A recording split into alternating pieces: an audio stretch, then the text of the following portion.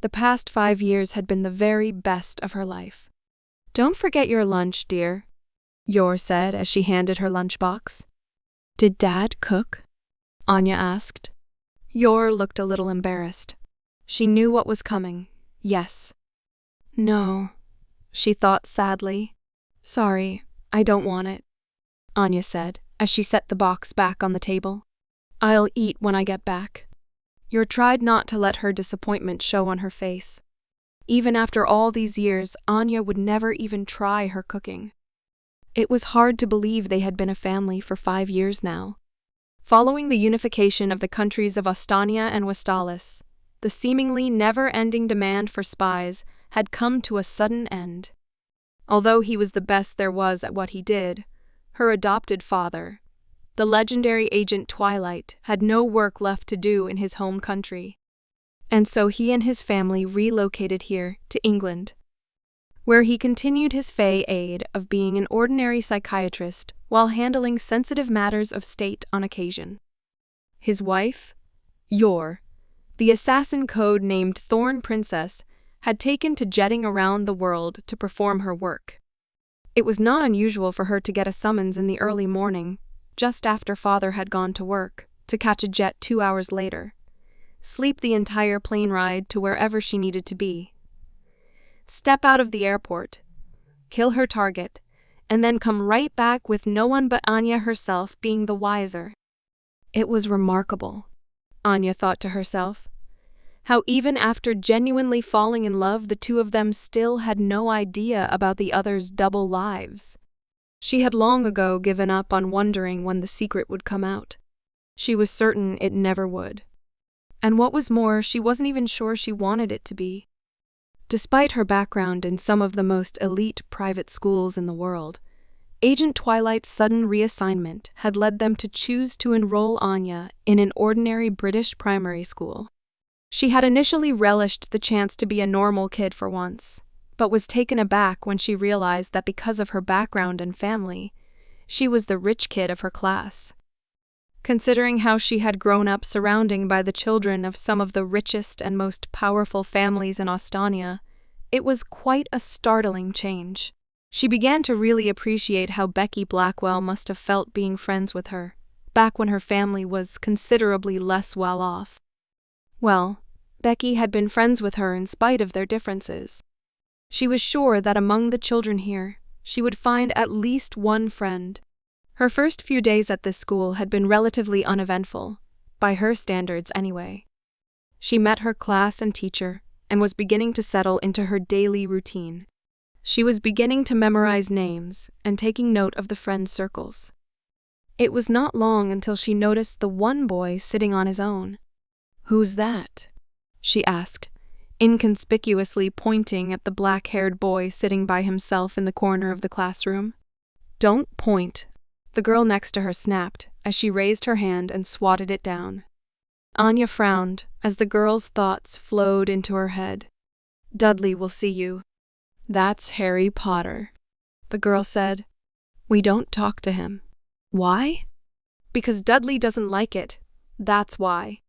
"He's a creep," the girl told her. "Stay away." Anya frowned and glanced back at the boy. "I wish someone would come and talk to me." "I'll be the judge of that," Anya decided.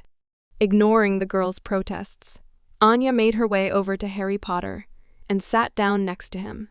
She had to stop herself from giggling when he let out a surprised jump. "Hello," Anya said politely. "I'm Anya Forger. I'm new here." She focused her mind-reading powers on the boy, trying to keep her expression blank and unreadable. She had found that often, not always, but often, she could judge someone's character based on their first impression of her. It was her dirty little secret. If Harry had nothing but crude thoughts about her, she would get up and leave him on the spot. She was surprised, though, that his first thoughts were out of concern for her. "I better get her to leave before Dudley sees." "Hello," Harry said, his voice dull. He was a very small and skinny boy, smaller even than Anya herself. His clothes were dirty and ragged, and his glasses looked as if they were duct-taped together. Anya's first impression was that he was an ill-cared-for child from a destitute family. "May I sit here with you?" Anya asked politely. "No, I can't let her get too close." She had to stop herself from laughing. He sounded just like her father back when she had first been adopted. "Don't be silly," Anya said. "You look like you could use a friend." He started at that and stared at her. She smiled at him winningly. She had long been told that it seemed like she could read minds, and she could tell that Harry felt the same way. "I'm sitting," Anya said, and she sat. "How old are you?" 10. "So am I," Anya said brightly. "Where do you live?" He hesitated. "With my aunt and uncle. Number 4, Privet Drive." "Privet Drive?" she repeated sharply. "Are you sure?" "Yes. I live down the street," she told him. "We just moved in." He looked very startled at that. He gave her a look and looked about as if he was about to say something, when a shout rang out from across the room. "Get away from him!" She turned up, startled, as a large blond boy, flanked by 3 goons, was making their way to them.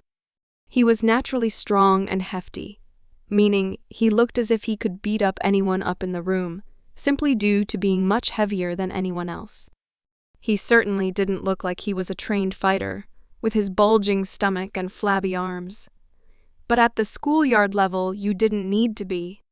She focused on his mind to get a read on the situation. Gotta teach the new girl a lesson. Anya stood up, stiffened her face, and stared out across at them defiantly. "Yes?" she asked. "What is it?" Dudley faltered.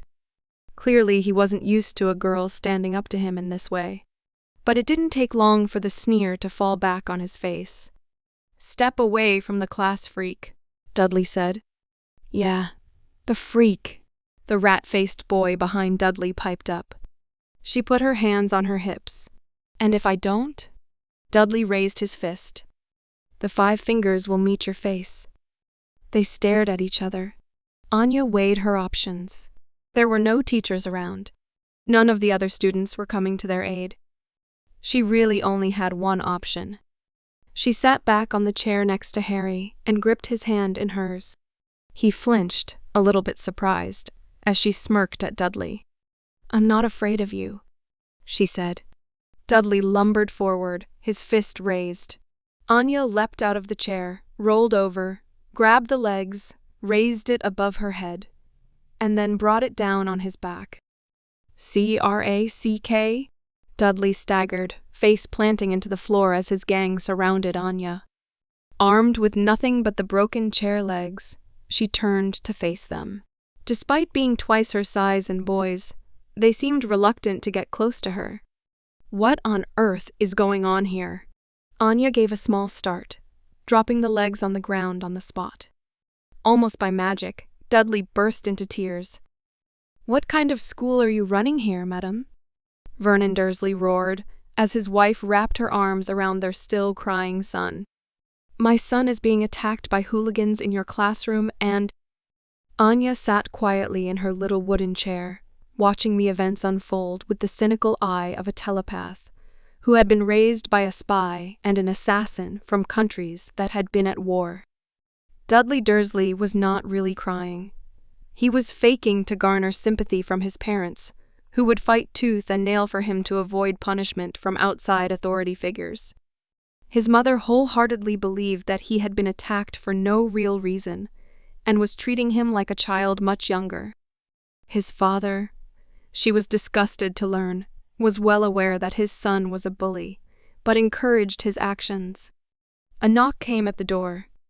She felt a twinge of nervousness as her father, Lloyd Forger, stepped into the room. Dressed in an immaculate suit and gloves, he looked rather intimidating, even in his civilian life. "Oh, you must be Mr. Forger," the teacher said, relieved as she hurried over to him. "Your daughter is a stark, raving lunatic," Vernon Dursley roared. He had refrained from attacking Anya directly, perhaps because she was so young, but he rounded on her father with full force. "She could have very well killed my son." Lloyd didn't even flinch as the red-faced Uncle Vernon's spit fell in his face. Not for the first time, Anya admired how cool he was under pressure. He turned to look at her. His gaze was cold and calculating. "Is this true, Anya?" She bent her head. "He was bullying another boy," she said. "So I thought—" "Apologize now," Lloyd told her. She felt herself shrivel up. "Sorry," she said, her voice quiet. "What will be her punishment?" Lloyd asked, turning back to the teacher. "Anything you think is appropriate should suffice." "Now listen here," Vernon Dursley began, butting into Lloyd's face. "Your daughter, a CKED, my son. I think anything less than an expulsion would be criminal.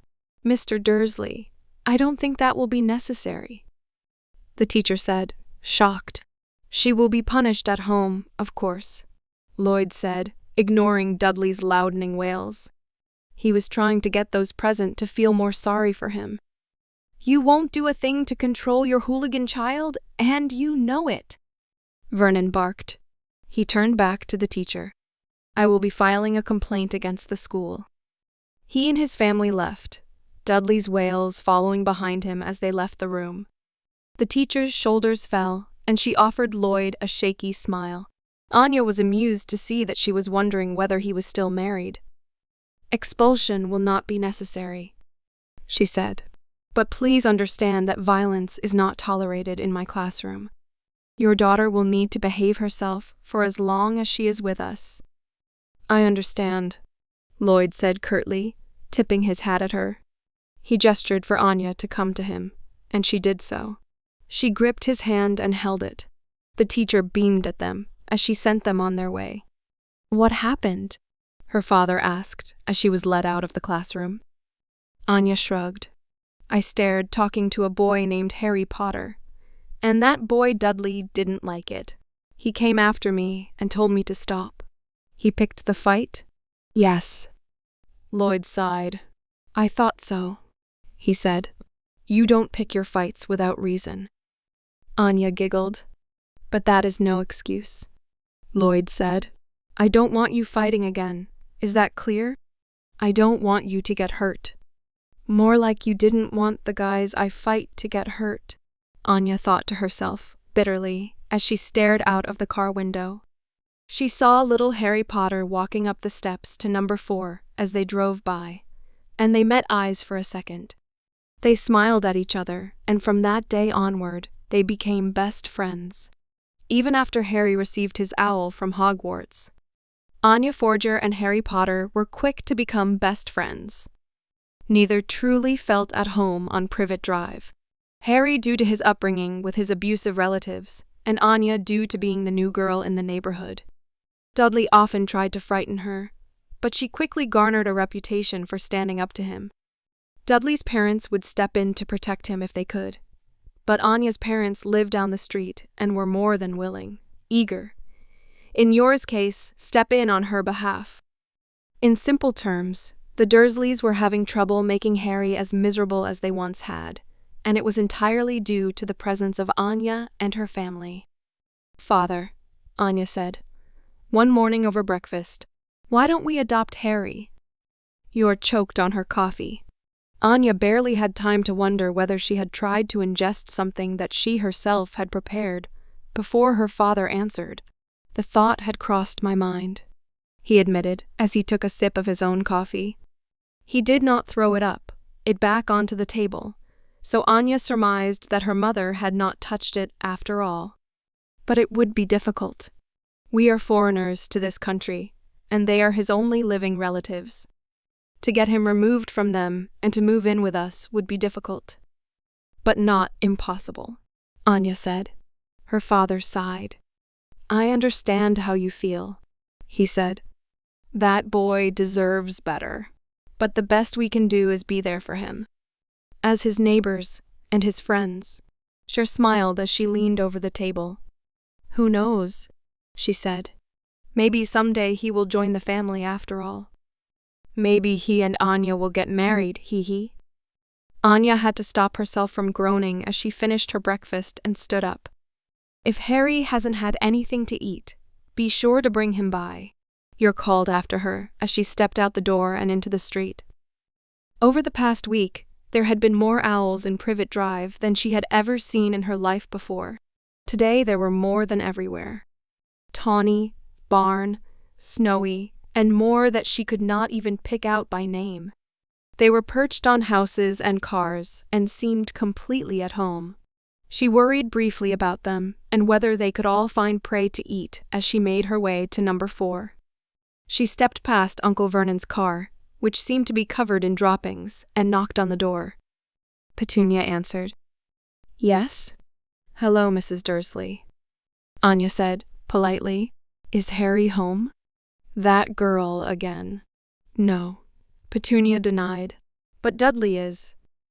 Perhaps she will take more of a liking to Dudley today. Again, Anya had to stop herself from rolling her eyes.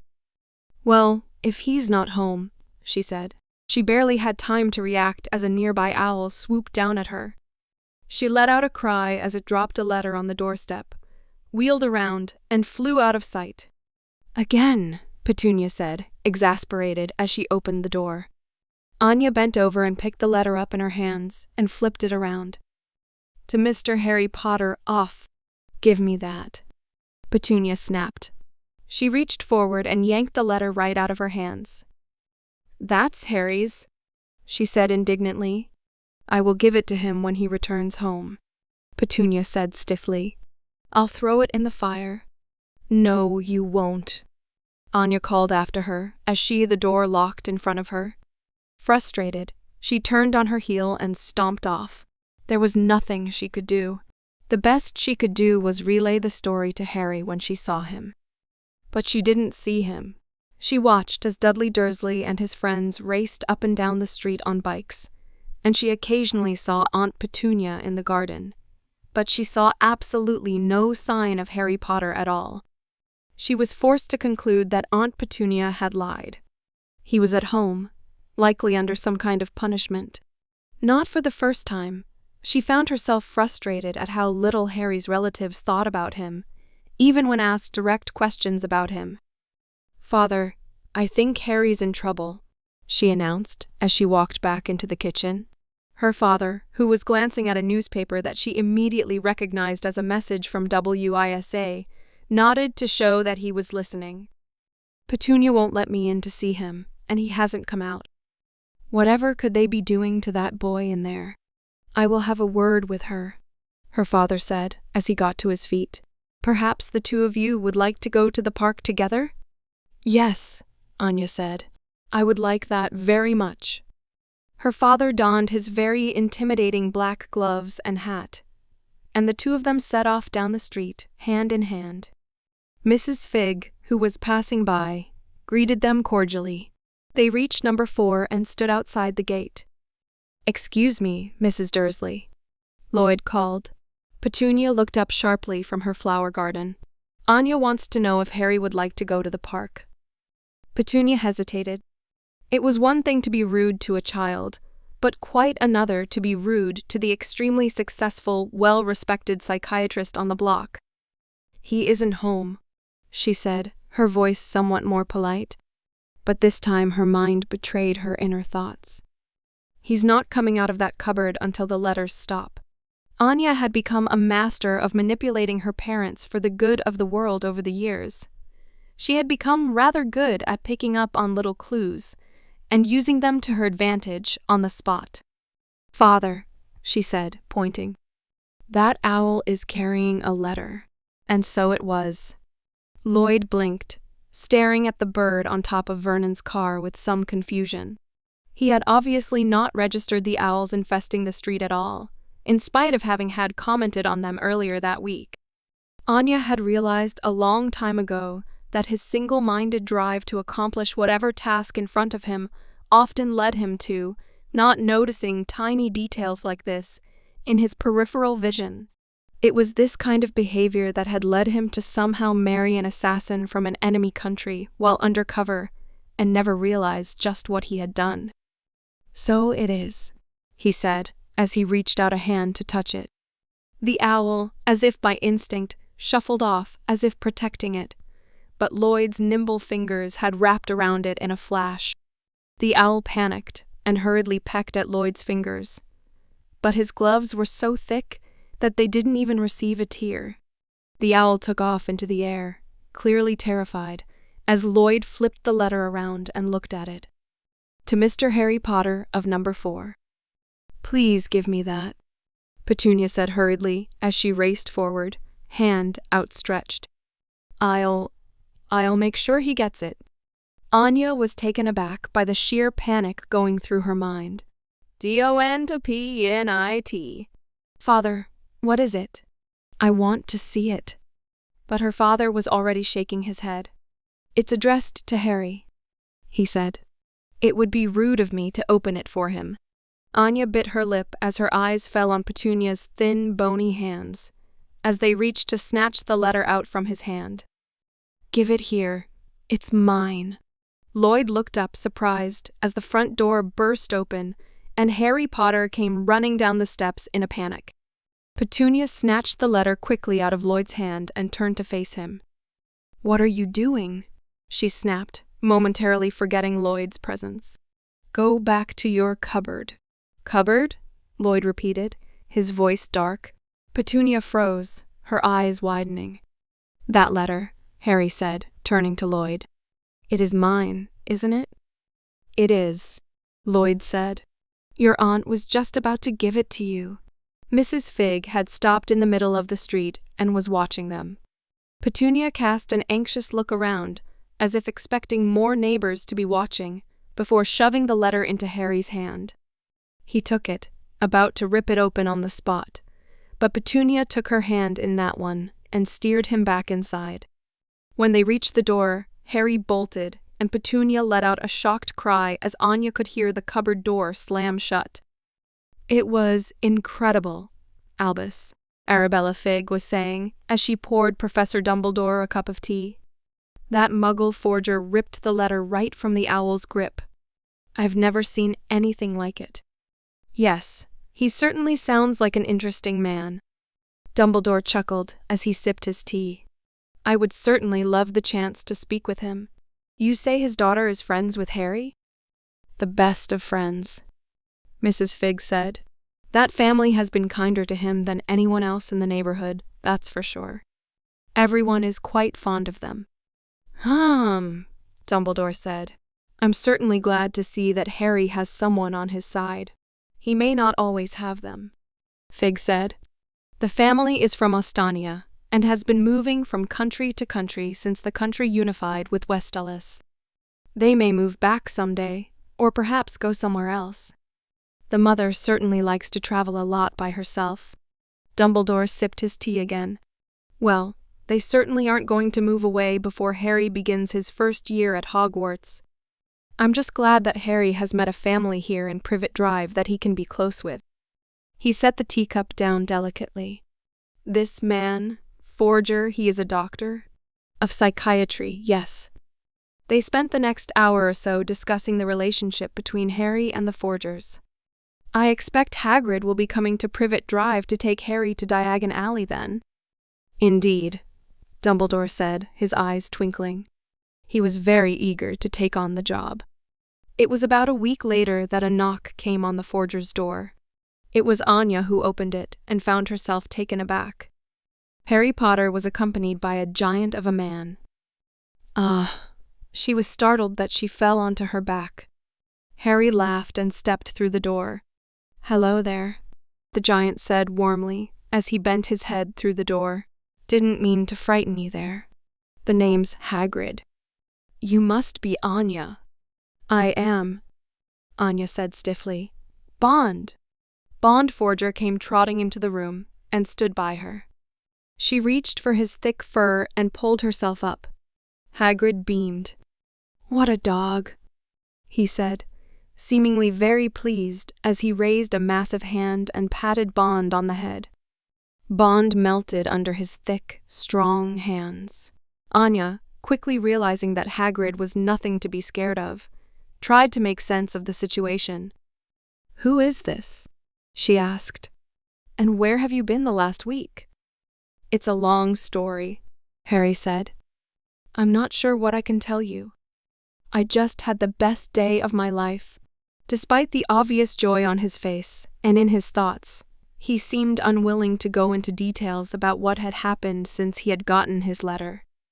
She tried to piece together the holes in the story he told her with her mind-reading powers. Hagrid knew his parents. His parents had gotten him admittance into an elite school. He was headed there in the fall. He had inherited a vast fortune. He was a wizard. He now had his own pet owl. Her head was spinning, and she found it difficult to keep up with everything that she was being told. So, she said, we're not going to school together anymore. Harry's face fell. He looked up at Hagrid. Sorry, Harry, the giant said apologetically. She's a muggle. Anya was sure that was some kind of slur. I'm a what? Never mind, Hagrid said quickly. Anya, are your parents home? I have instructions to speak with them. Dad is, Anya said. Let me get him. Just as quickly as Harry Potter had entered her life, he was gone. They had spent the remainder of the summer together, a little apprehensive about what Harry going to Hogwarts would mean for their friendship. Anya could tell that Harry was very happy to be away from the Dursleys 10 months out of the year, but a part of him dearly would miss Anya and her family. Do you know anything about this school of his, Anya? Mama asked her, over a breakfast that her father had prepared for them. Mr. Dursley is telling everyone that he's going to a school for criminal boys, St. Brutus's, I think it's called. No, that's not true, Anya said. It's an, exclusive private school that his parents signed him up for. Harry had not been allowed to tell Anya anything about Hogwarts. She only knew about it due to her telepathy. Harry had been unable to think of anything else for the entire summer, and as a result, she knew just as much about the school as he did. Hagrid had come by to tell her parents that the school had Harry's best interests at heart, and promised that they would take very good care of him. Lloyd did not seem entirely assured, pressuring Hagrid on several key points until he was forced to excuse himself. But Yor had bought the story wholesale. You will write him, won't you? Yor asked. If he writes me first. Anya said, I don't know the address. I'm sure you won't have to wait long, Lloyd said, as he set his glass down on the table. I'm sure he misses you. She received her first letter that very night. A beautiful, snow-white owl came gliding into her window like a ghost. Anya nervously pulled the letter tied to her leg, gave the bird a tentative pat, and asked that it stay while she drafted a response. The owl hooted and stood by as Anya read a note from Harry. How he had met a boy named Ron Weasley on the train, how he had been sorted into Gryffindor House, and how he was now living in a castle. She read the letter, wondering just how much of the letter was true. There was no mention of magic or wizards, which she knew must exist. Harry wasn't being entirely forthcoming about what was happening in his life. But since he wasn't here talking about it in person, she was not able to read his mind and get the full story. The thought kind of annoyed her. She hated things being kept from her. Growing up with telepathic powers had really given her a sense that she deserved to know about everything around her. If she couldn't read Harry's mind, she would need to be a little bit more creative when it came to getting her answers. Dear Harry, my new school doesn't sound nearly as interesting as yours. I wish I could go to school in a great big castle. Even Aiden Academy wasn't quite a castle, and that was the premier educational facility in Ostania. I'm doing well. I'm going back to private school now, and I must say how strict they are. If I got into a fight here, I would probably be kicked out. You need to tell me all about the castle, the houses, the students, all of it. She added a few more questions about the castle, said hello to Harry's new friend Ron, and told him that she thought the owl was beautiful. She sealed the letter and stood up, turning back to Hedwig. Thank you for waiting. The owl hooted and held out her leg. Anya tied the letter to her, gave her one last stroke, and then watched her fly off into the night. She felt a strange pang of jealousy. A part of her wished she could have had magical powers. But when she thought about her parents just downstairs, her dog, and everything she had in her life, she immediately discarded the idea. She wouldn't trade places with Harry Potter for the world. They continued to exchange letters throughout the year. Hedwig would come flying in and sit on a perch on the windowsill, as Anya quickly drafted out responses. Harry was very eager to tell her about his day-to-day school life, his friendship with Ron, his dislike of Gryffindor's rival house, Slytherin, and one Draco Malfoy in particular, and what some of his teachers were like.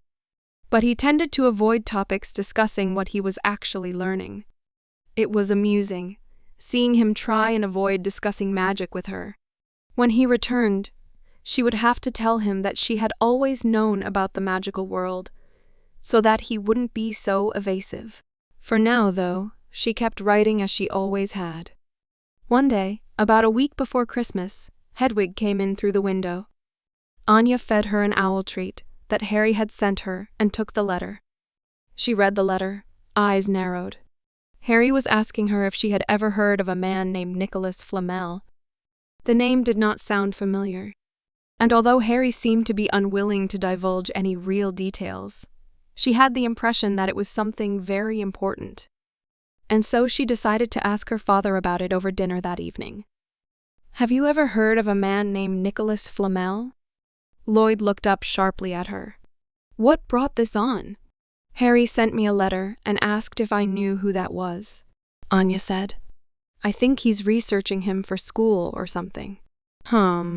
Lloyd said. The gears in his head were already turning, and as Anya had expected, he did know. There is an English legend about a man who conquered death by creating something called the Philosopher's Stone. It has some cultural significance, perhaps? "The only Nicholas Flamel I can think of is a myth," Lloyd answered. "Do you know if this a real person, or simply a story?" Harry wasn't sure, which is why he asked. Lloyd said. "Well, if he really wants to know." Within an hour, he had managed to procure a number of books regarding the subject of Nicholas Flamel, and handed them off to her. She went up back to her room, found Hedwig, and asked if she would be able to carry a book back. Hedwig looked offended that she even asked. She held out her leg, and Anya found herself struggling to figure out how to properly safely prepare the book for delivery, wrapping it in Christmas paper she had lying around. "Wish Harry a Merry Christmas for me," she whispered as she sent Hedwig off. The following week, she received a jubilant response from Harry, praising Anya's diligence. "My friend Hermione thinks your dad is a genius." "Well, she's not wrong about that," Anya said, chuckling as she stroked Hedwig's head. She couldn't wait for Harry to return that summer. When Harry finally did return, he seemed almost like a completely different person. He was taller, happier, and looked all around healthier than Anya had ever seen him. She was glad. The very first day he returned, they sat up all night in her room, talking. When she asked him about Nicholas Flamel, he went very red and started stuttering about how it was all a great secret. "Harry, I know you're a wizard," she said dryly. "You can tell me anything." Relief flooded across his face, and soon she found herself lost in his vivid descriptions of Hogwarts' School of Witchcraft and Wizardry. How he, Ron, and Hermione had realized that the Philosopher's Stone was being kept under the school. How they had felt that one of their teachers had stolen it, and the many twists and turns that they had undergone to try and protect it. She had never felt herself so taken aback in awe and surprise by a story in her life. When Harry began to tell her what was under Professor Quirrell's turban, an image of Lord Voldemort appeared in his mind, and she had to stop herself from throwing up. "That's incredible," she whispered. "So the stone is destroyed?" "According to Dumbledore, yeah. And Voldemort hasn't come back," Harry finished. They fell silent. The candles that Anya had lit flickered vibrantly in the dark, casting the room in a cozy, warm glow. "But he will try again, won't he?" Anya asked, her voice nervous. "And do you in?" She had seen her parents do other people in all the time and had traditionally thought nothing of it. But the thought of Harry being done in by someone else was an oddly terrifying thought. "Yeah," Harry said. "I think so." They fell silent again in the dark. "Harry," Anya said, "we're here for you. The whole family. You can rely on us for anything." She took his hand and squeezed it. "And I'm sure Ron and Hermione feel the same way," she said. "You're not alone. You will never be alone." Harry spent a lot of that summer locked in his room. Anya found herself often dropping by, requesting to see him. Petunia Dursley got into the habit of turning her away at the door before she started bringing her own mother as support. Who could be very forceful when she wanted to be, was very successful at getting Harry out of number 4, and as a result, Harry and Anya spent a lot of that summer playing out in the street and going on trips with Anya's parents. One day, however, Petunia surprised them both by asking that Harry spend the evening over at their house. "We're having an important dinner party and would like him to spend the evening with you," she asked stiffly, as if it was a very uncomfortable thing for her to ask. A thrilled Harry Potter found himself having his own private dinner party at the Forgers as the Dursley entertained their guests, Mr. and Mrs. Mason. Harry and Anya were taking a walk through the garden, gossiping idly about the chances of Uncle Vernon getting his deal, when Anya suddenly picked up an unusual train of thought. "I must speak to Harry Potter alone." She stopped in her tracks as she looked around, puzzled. Harry stopped as well, frowning. "What is it?" "I must warn him about the Chamber of Secrets. He must not go back to Hogwarts this year." The wheels in her head were already turning. Someone, or something, wanted to speak to Harry alone. "I forgot something," she told Harry idly. "I'll be back in ammo." She turned and dashed back into the house. Rather than head on up to her room, however, she closed the door and pressed herself against it. She couldn't hear from this distance, and with a barrier in the way, but her telepathy had a greater range than her ears. Dobby mustn't tell Harry Potter about Master Malfoy's plot. He will be punished. Malfoy? She thought to herself. Harry's school bully? Was this creature a servant of his? Puzzled, she strained her powers as she tried to make out the conversation between them. Harry Potter must not go back to Hogwarts. She could tell that Harry was getting increasingly annoyed with the creature, and thinking it was time to step in, she opened the door and walked back out. There was a loud crack, and Harry was suddenly alone. "Hiya, Harry," she said brightly. "Who were you talking to?" He whirled on her, seemingly at a complete loss for words. "There was a thing here just now," he said. "But now it's gone." "Yeah, I saw it," Anya said, thinking it best to reassure him that he wasn't insane. "What did it want?" "It wanted me not to go back to school this year." "Why?" "It didn't say." Anya bit her tongue, wondering how best to tell Harry about what she had picked up from the creature about Malfoy. She would either have to blurt it out now, as an out-of-nowhere suggestion, or sit on the knowledge until she better understood the situation. "Are you going to?" "No," Harry said. "Of course not. Hogwarts is one of the only places I can call home." She smiled at him. "Well, that settles it," she said. "You're going back no matter what." The very next night, Anya found herself woken in the middle of the night by a tap on her window. Was that?" she asked, rubbing her eyes.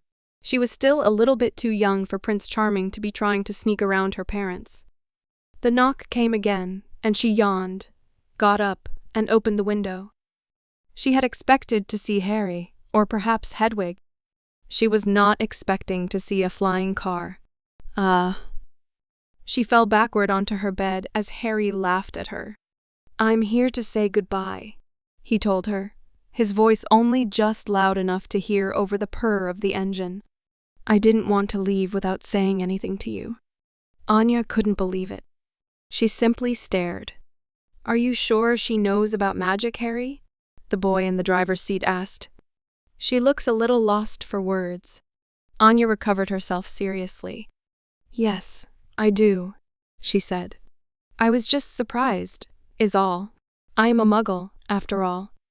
She slid forward and leaned out the window. Who are you?" "Fred Weasley," Fred said promptly. "My brother George." "How do you do?" his twin said politely.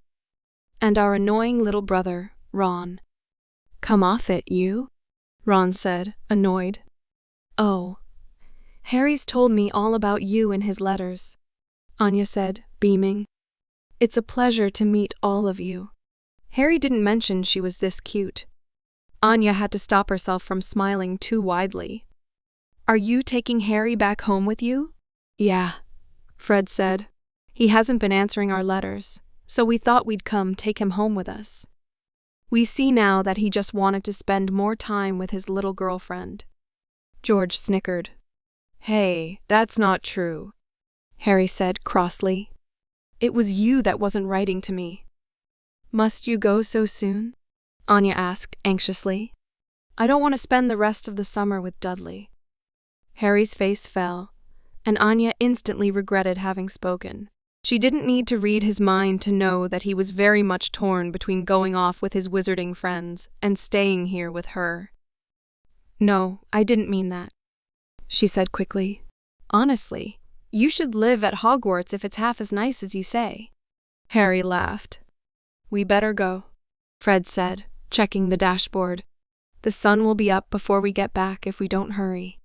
"Be sure to write, Harry," Anya whispered as she shut the window panel. She wasn't sure how to feel about Harry being gone sooner than expected.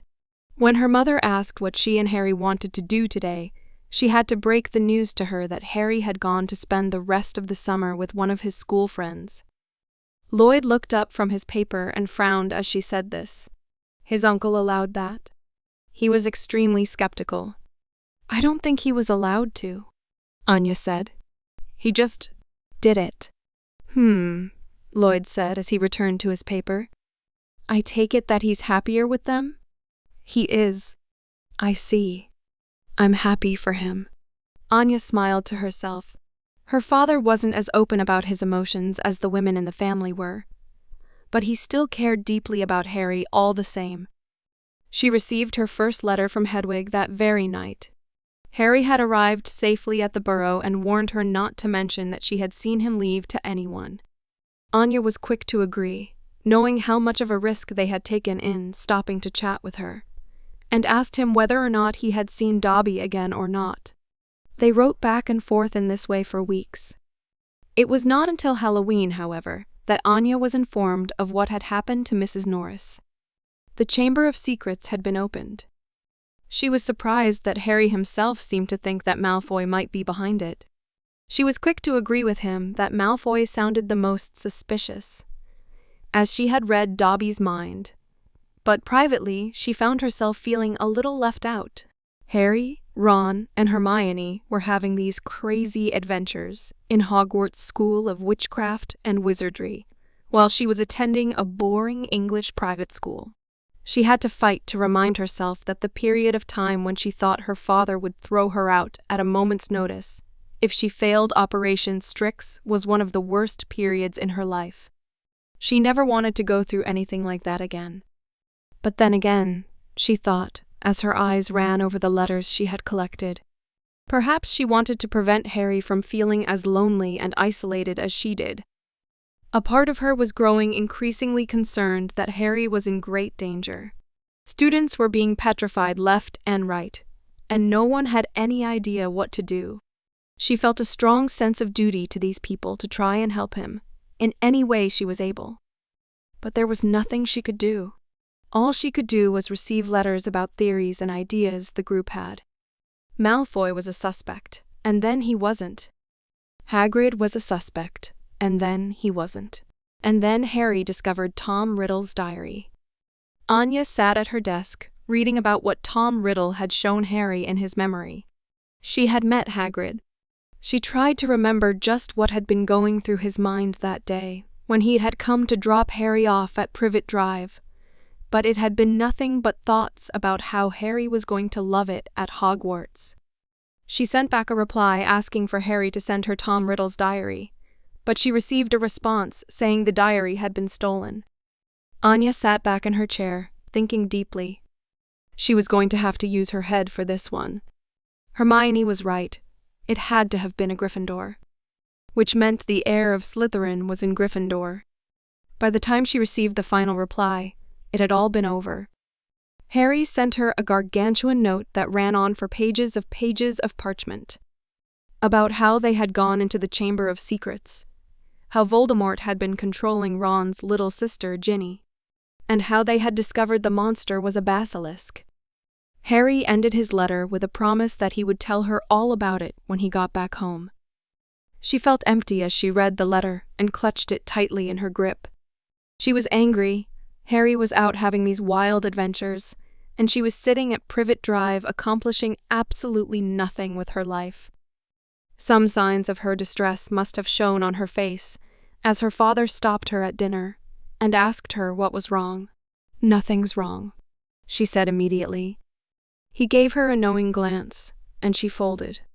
"Harry's having so much fun at his school," she said. "I wish I was there." He folded his newspaper and sighed. "Anya," he said, "you shouldn't envy him. You need to live your own life. Being depressed over what he has and what you don't, it's not healthy." He was right, she knew. But when Harry returned that summer, a part of her couldn't let go of that feeling. That she had been missing out, and had been for a long time.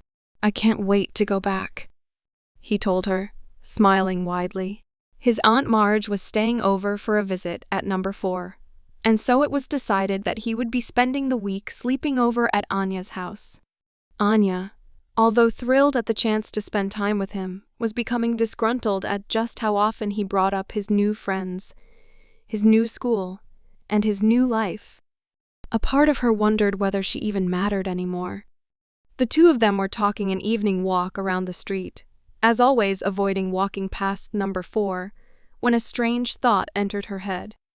He looks just like his father.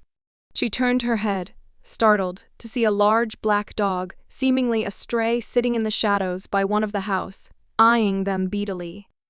If it were an ordinary dog, she very well might have been frightened. But it wasn't. It was, she could tell, a wizard. A wizard that knew Harry by sight, but did not want to make his presence known. "Can wizards turn into animals?" she asked, without thinking. Ayanna Flash, the dog, had gotten to its feet, turned, and bounded away. Harry turned to look at her quizzically. "Yes," he said, surprised. "My transfiguration professor can turn into a cat." Anya nodded absent-mindedly as she tried to scan the surrounding area for the dog's thoughts. They weren't hard to find. The thoughts of the dog were rapid and panicked. She had called him out, seemingly despite being a muggle. Just who is this girl? He didn't seem to wish her harm. If anything, he was more concerned for his own safety. Anya found herself wondering just what his deal was. "Have you learned anything new about your parents?" The question was casual, aimed directly at Harry. But his was not the answer she was seeking. The dog was listening to their idle conversation as well, and she hoped that this line of questioning would bring certain thoughts forward that would answer her questions. "Not really," Harry said, his voice gloomy. "I mean, Hagrid gave me a photo collection that he managed to put together, but I don't know, I will never know them." He seemed to be rather upset. Concerned, she took his hand and squeezed it comfortingly. Inwardly, however, her mind was sharp. "I miss James every day, Harry," the dog was thinking. "I swear to you I will find the one responsible for this." Was this dog after Voldemort then? But wasn't he already defeated? The questions ran wild through her mind. "If only," Anya said, her voice loud and clear. There was someone you could talk to who knew them. Really knew them. Like a close friend. If only I could go to him now, the dog lamented. I could tell him everything. Then why don't you? Anya thought to herself, frustrated. What was keeping you? She had no choice. Oh no, I dropped something, she told Harry with a start as she looked down at her dress. Go on ahead. We can look together. No, you'll just get in my way, Anya told him. Go back without me, all right? Harry shot her a quizzical look, but she pushed him away and hurried down the street.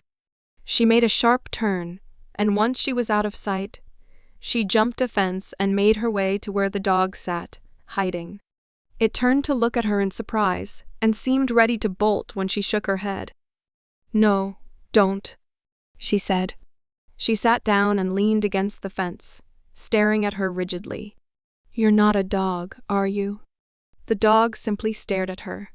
I've known Harry for a long time, Anya said, and I've tried being there for him as much as I possibly could. But I'm not family to him, she swallowed. You are, aren't you? The dog stared at her. Who is this girl? My name is Anya Forger, Anya said. I'm Harry Potter's best. She hesitated. Well, I used to be his best friend, she said. What's your name? He was so taken aback by her actions that his name didn't even come to mind. I don't know what your reasons are for staying and hiding, Anya said, but Harry needs you. He needs you more than he needs revenge for his parents' murder. The dog stared at her, and in a fluid movement it turned into a man. She had to stop herself from screaming. Standing there was the man they had seen on the TV earlier that day, Sirius Black. She swallowed, feeling a strong sense of apprehension. Perhaps she had misread the situation and had put herself in a very poor situation. Can you get me to Hogwarts? Sirius Black rasped. When I go there, I will solve everything. His mind was running so wild with the possibilities that Anya had problems keeping up. You can stay with me, Anya said. We already own a dog. It shouldn't be too much trouble. And you can figure out a way to get to Hogwarts and find whatever it is you're looking for. Anya knew immediately what the best way to bring Sirius would be. Hey Mom, I found this dog outside. Can we keep him? Why, I don't see why not, Yor said, as she bent down and looked at Sirius. What a cutie. Sirius' tail was wagging. I could say the same to you. Anya tapped him on the head, a little bit too hard. What are you going to call him? Sirius. After the criminal on TV? Yor cast a look at the television, which just so happened to be giving a report on the escaped convict, Sirius Black, at that very moment. I have orders to kill him. I hope I don't kill the dog by mistake. Anya had to stop herself from rolling her eyes. I'm going to show him the house and train him a bit. Have fun, Yor said, as she turned back to her cooking. She was humming to herself as a spray of liquid bounced off the frying pan and burned a hole through the counter. Anya led Sirius up to her room, closed the door behind her, and locked it. You probably shouldn't become a man again while you're here, Anya said casually as she flopped onto her bed. Father wouldn't like that at all. Of course he wouldn't. Don't think he wouldn't hurt you, Anya went on. I don't care how many people you've killed, Father. I have killed no one, Sirius said. Anya shot him a look. Aren't you wanted for murder? I did not do it. I'm innocent. It was Peter Pettigrew. Anya fingered her temples. Okay, you need to back up. I don't even know what Azkaban is. You're going to need to start from the beginning. Anya sat there half the night, listening to the most fascinating story she had ever heard. How Sirius had been framed as a traitor by his friend, Peter Pettigrew, and how he had spent the last 12 years in Azkaban prison kept away from his godson, Harry Potter. You're his godfather? Anya asked, surprised. You could have taken him in then? That's right.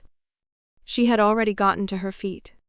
I don't know if you've noticed, but he hates the family he lives with, she said. The sooner we clear your name, the sooner he can get out of there and go live with you. She paused. Error, assuming why you want to take him, of course. His tail was wagging again. That. I like the sound of that. Anya smiled at him affectionately and rustled his head. Why don't you meet our real dog? Once she introduced Sirius to Forger, Bond Forger, and arranged some bedding for him, they had dinner. We don't need another dog, Lloyd said immediately upon seeing Sirius. Anya, he's probably a stray. He needs to go to the pound. I'm sure his owner is nearby, Anya stressed. Harry and I will look for them tomorrow. Promise. She handed Sirius a piece of chicken under the table, who gobbled it greedily. They spent the entire night talking, Anya whispering into the night, and Sirius's thoughts falling into her head. So if we're going to clear your name, we're going to need Peter Pettigrew, Anya concluded with a groan. He's with the Weasley family, who are Harry's friends, Anya said. They're in Egypt right now. I'm not exactly sure where. I'll have to find them at Hogwarts. No, you won't, Anya said. Ron takes the rat with him everywhere. He should be at Diagon Alley when Ron goes. And since Harry always goes with them, I can't go into Diagon Alley when the entire wizarding world is looking for me. If you're with me, no one will suspect anything, Anya said firmly. Just guide me along and I'll camouflage you. Sirius was silent. It's a crime to involve muggles into wizarding affairs. They shouldn't be able to spot me as a muggle, she said. If anyone asks about my clothes, I'll just tell them I'm from a muggle family. Sirius let out a soft, bark-like laugh. You know, I'm starting to really like you. You're trouble. Anya smiled faintly. Operation Ratcatcher was a go. Harry's Aunt Marge was gone by the time that Anya came up to number 4's doorstep, a fact that greatly pleased her. Marge, every time she had seen her that week, had loudly proclaimed that her nephew Dudley would be far better company for her than skinny, delinquent Harry Potter. Anya had told her the last time she had done that. She preferred bad boys, which rather threw her for a loop. Harry and Anya walked around the block, conversing in hushed tones. When are you going to Diagon Alley? Anya asked him casually. Tomorrow, Harry told her promptly. Ron's family is going with me. Knew it. Can I come? Anya asked innocently. Harry shot her a dark look. You're a muggle. He didn't mean it in a mean way. He was simply stating a fact. But Anya took it to mean that an essential aspect of Operation Ratcatcher was that Harry couldn't see her there. She told Sirius that night, and the two of them made plans. The very next day, in the early hours of the morning, Anya and Sirius Black found themselves taking the Muggle transit to London. Anya had fed her parents some story about wanting to go with Harry during his school shopping trip, and they had readily agreed. Sirius had been very pleasantly surprised. Your parents have a lot of faith in you. What? Are you saying you wouldn't? Anya asked, ignoring the stares from the other muggles on the train. My parents never let me do much. They didn't like that all of my girlfriends were muggles. Is that a bad thing? Anya asked. A wizard being with a muggle girl? Of course not, Sirius said. I completely approve of relations between wizards and muggle girls. Muggles like my mother, you mean? Anya said dryly. Tell me you're not related to the Blackbells, are you? I had a friend in school who felt the same way about my father. They stepped off the platform, and with leash in hand, Anya followed Sirius down the streets of London. Many people seemed rather taken aback that such a small girl was out with such a big dog. But Sirius was so well behaved they found themselves at their destination in no time. This is the Leaky Cauldron, Sirius said as they came to a stop outside 2 buildings. Muggles shouldn't be able to see it. You're right, I can't, Anya agreed. How do I get in? I'll have to let you in, If anyone asks, you're a witch." Sirius led her to a crack in between the two buildings and raised a bar. Suddenly, out of nowhere, an entire building seemed to sprout from the ground. Wedged in between the two buildings on either side of it, Anya had to hold in her surprise. Sirius grinned at her, winked, and then led her into the bar. Her first taste of wizard culture took her aback. Harry had always spoken about the community with an odd sort of reverence in his voice, like he had found somewhere that he really belonged. Her first impression of the leaky cauldron was a bunch of weirdos sitting around in robes, smoking pipes, and chatting amongst themselves amicably. They did not pay her any notice as she and Sirius made their way to the counter. Tom, the barkeep, looked up at her. "Not a lot of people coming in the Muggle way," he said. "How can I help you?"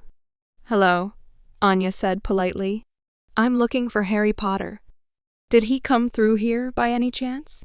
Heads turned to stare at her, but she paid no mind to them. She stared up at Tom hopefully.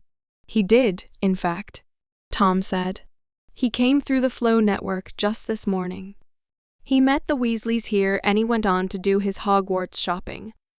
"Excellent," Anya said. "Thank you very much." She smiled at him radiantly, and Sirius led her down to the entrance to Diagon Alley. Sirius raised his paw and struck the stone wall, and it leapt aside, revealing the shopping district of Diagon Alley. "So he's here," Sirius breathed. "What does a Hogwarts student usually need?" Anya asked as she was led down the street. Sirius was sniffing the air, trying to get a feel for the situation. Dogs, Anya had been told, were not common household pets among wizards, and many people in the crowd gave them a wide berth. "Books, potion ingredients, gold," Sirius said. "Flourish and blots might be a good start." Anya said. "Harry mentioned that Ron broke his wand last year. He was meant to get a new one." "Ah, then we can single him out at Ollivander's," Sirius exclaimed, sounding pleased. "Let's go there.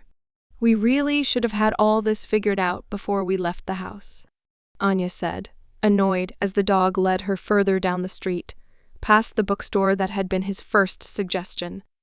"Relax. All's well that ends well, right? You're assuming that nothing is going to go wrong," Anya told him as they came to a stop outside Ollivander's. She peered through the windows, trying to catch a glimpse of red hair, but saw no one. "Should we go in and ask?" "No. Ollivander will realize that you're a Muggle, since he's never sold you a wand," Sirius said immediately. "We should wait outside. Your brilliant ideas sure are getting us places," Anya said sarcastically, as she awkwardly stood outside the shop, watching passerby. More than a few people cast her curious looks as they walked by, and Anya had to stop herself from reading too many minds. The sheer size of the crowd could easily give her a headache. And then Sirius was growling. Anya patted his head to calm him down. "What is it?" "One of my cousins," he said, "Narcissa." She looked up to see a woman with long, silvery hair leading a boy about her own age down the street. Anya had never seen him, but she recognized him immediately by Harry's descriptions in his letters. This was Draco Malfoy, the child that he had thought might be the heir of Slytherin. Her first impression was that he rather resembled her old classmate Damien Desmond. He walked like an aristocrat, head held high, seemingly thinking himself superior by all those around him. They passed by, and Malfoy glanced her way and sneered. Anya found herself twisting her face into what she privately thought of her assie's face, and smirked back. As she knew he would, Malfoy looked offended and stopped. "Is there something on my face?" he asked rudely. His mother stopped in place and glanced down at her, and her lip curled. "Draco, we do not consort with such trash," she said. Her eyes flashed down to Sirius. "Or beasts," Sirius growled. "Down, boy," Anya said, as she pat Sirius' head affectionately. "Draco, I wanted to ask, have you seen Harry Potter anywhere? I need to speak with him." Anya spoke so casually and called him by his first name that both Draco and his mother looked taken aback. What does she want with Potter? Who is this girl? I saw Potter at the apothecary, but… Anya's smirk widened. She had the information. It was really cool how he killed the monster of Slytherin just like that, wasn't it? Anya said happily. 1,000 years of pure blood supremacy all gone up in smoke. She faked a blush and hid her face. She needed to end this conversation quickly. I really like him, Draco. And then she ran off, towards the apothecary, Sirius hot on her heels. Behind him, Draco's mother was grimly giving her son a dark look. Harry's really lucky to have such a clever little girlfriend like you, Sirius said. And brave, too. I'm not brave, Anya said, as she leaned over the railing to the apothecary and stared the stairwell at it. I'm just my father's daughter, that's all. She could see Harry Potter standing at the bottom of the stairs, chatting with a girl with wild bushy hair and Ron Weasley. Sirius bared his teeth. We should go down there right now and rip him out of his robes. You'll scare Ron, Anya pointed out. And in the street like this? You'll attract attention. Sirius bared his teeth and growled. This requires a woman's touch, Anya said, as she flipped her hair back in a rather flamboyantly feminine gesture. Sirius was so taken aback, he cast a look up at her. She leaned over the side of the railing and looked down at Ron again. She regretted not coming here in disguise. If she had been wearing one, she would be able to go right up to them with no fear of Harry becoming angry with her for being here. As she focused in on Ron, his thoughts began to flow into her head. Don't die on me, Scabbers. We'll get your medicine soon enough. The rat's name was Scabbers, she recalled. She felt a strong sense of pity for him. He seemed to deeply care about that rat. He had no idea what the creature in his robes was really thinking. I can't sleep. I can't eat. Sirius, I can't let him find me. Too late for that, Anya thought grimly as the trio began to make their way up the stairs. She pulled back and led Sirius back into the crowd as the three of them reached the top of the stairs. She hid herself behind a sign on the side of the street and pretended to be fastening Sirius's collar as the three had a brief conversation. I need to go get Scabbers his tonic, Ron was saying. I have some birthday money left over. The girl who Anya was sure what Hermione Granger was saying as she checked her purse. I could buy a gift for myself. How about a nice book? Anya giggled. Sirius raised his paw and pressed against her face. No, I'd like an animal, Hermione said earnestly. I was thinking about getting an owl. Harry has Hedwig and you have Errol. And he has that filthy rat in his robe pocket. Sirius growled.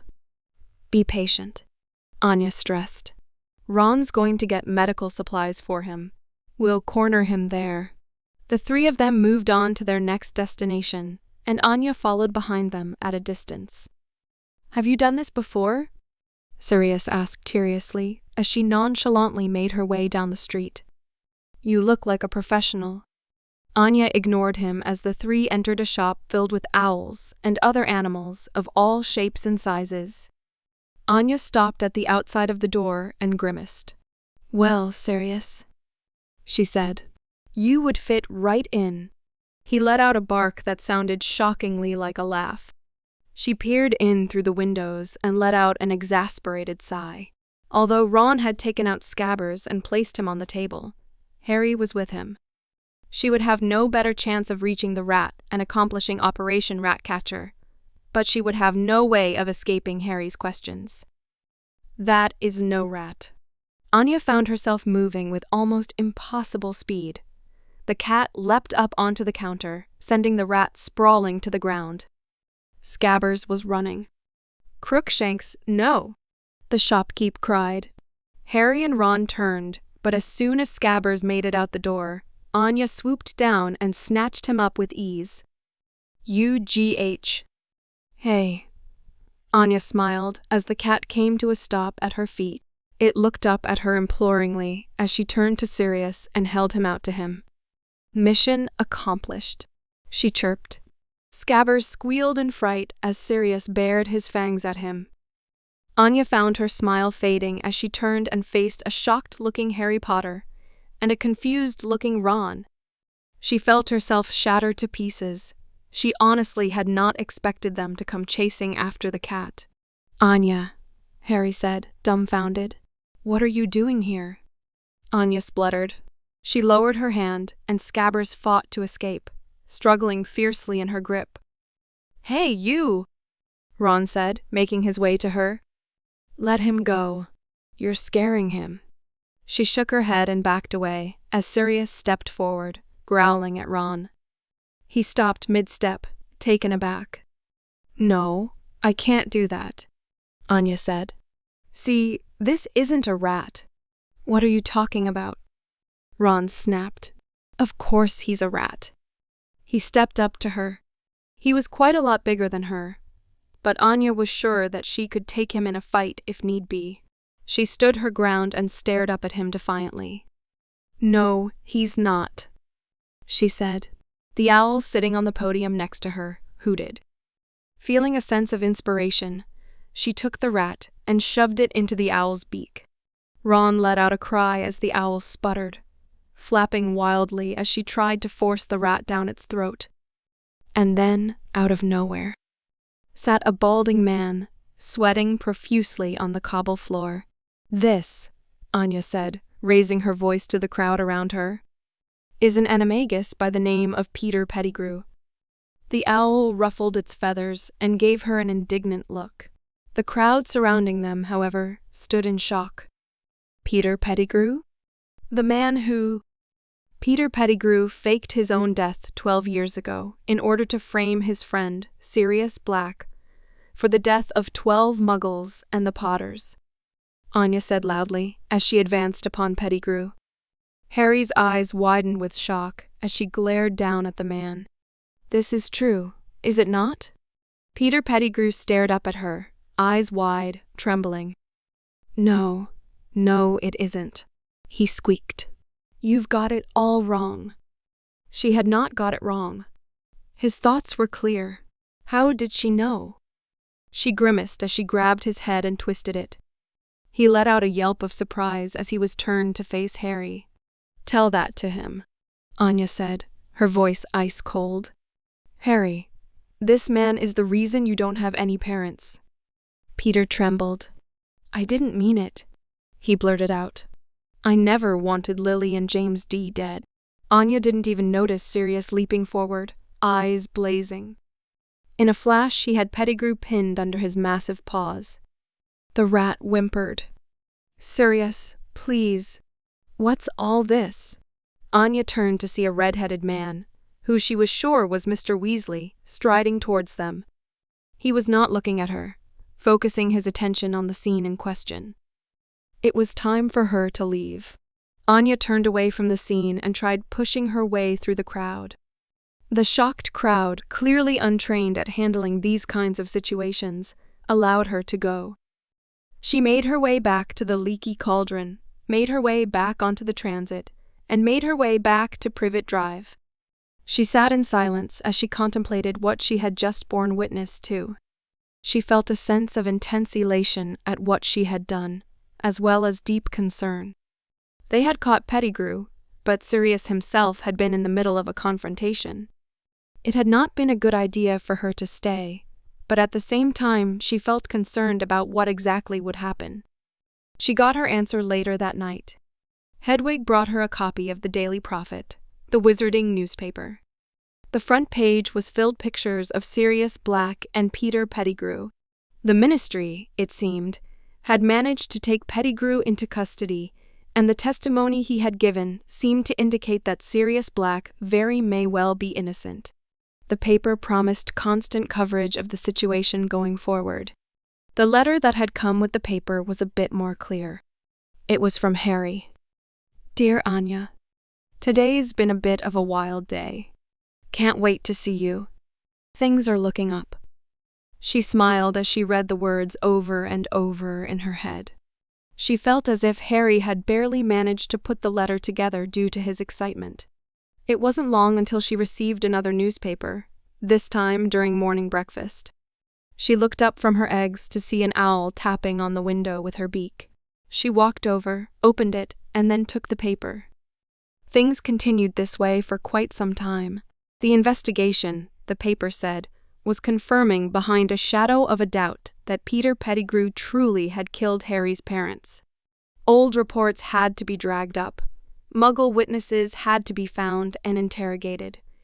And Sirius himself had to explain his side of the story to the government, to Dumbledore, and to Harry himself. It was about a week until she was due to head back to school when Harry Potter arrived at her doorstep. Hey. Hey. They stared at each other for a while. It took Anya a while to see that he was waiting to be invited inside. When they were kids, he would come in as if he were part of the family. She thought to herself as she pulled herself away from the door and led him to the sitting room. They sat down across from one another and sat in silence. Where are your parents? Out, Anya said evasively. Yor was out killing someone, and Lloyd was doing some kind of intelligence work. Oh. He seemed to be struggling to find the words. Anya patiently sat and waited, hands folded in his lap. It looks like I'll be able to leave Privet Drive, he said. I've heard, she said. Congratulations. Her voice was kind of stiff. She almost mentally slapped herself for it. Harry, however, did not seem to mind. We have a little legal work to get through, he said. And I'm heading off to Hogwarts soon anyway.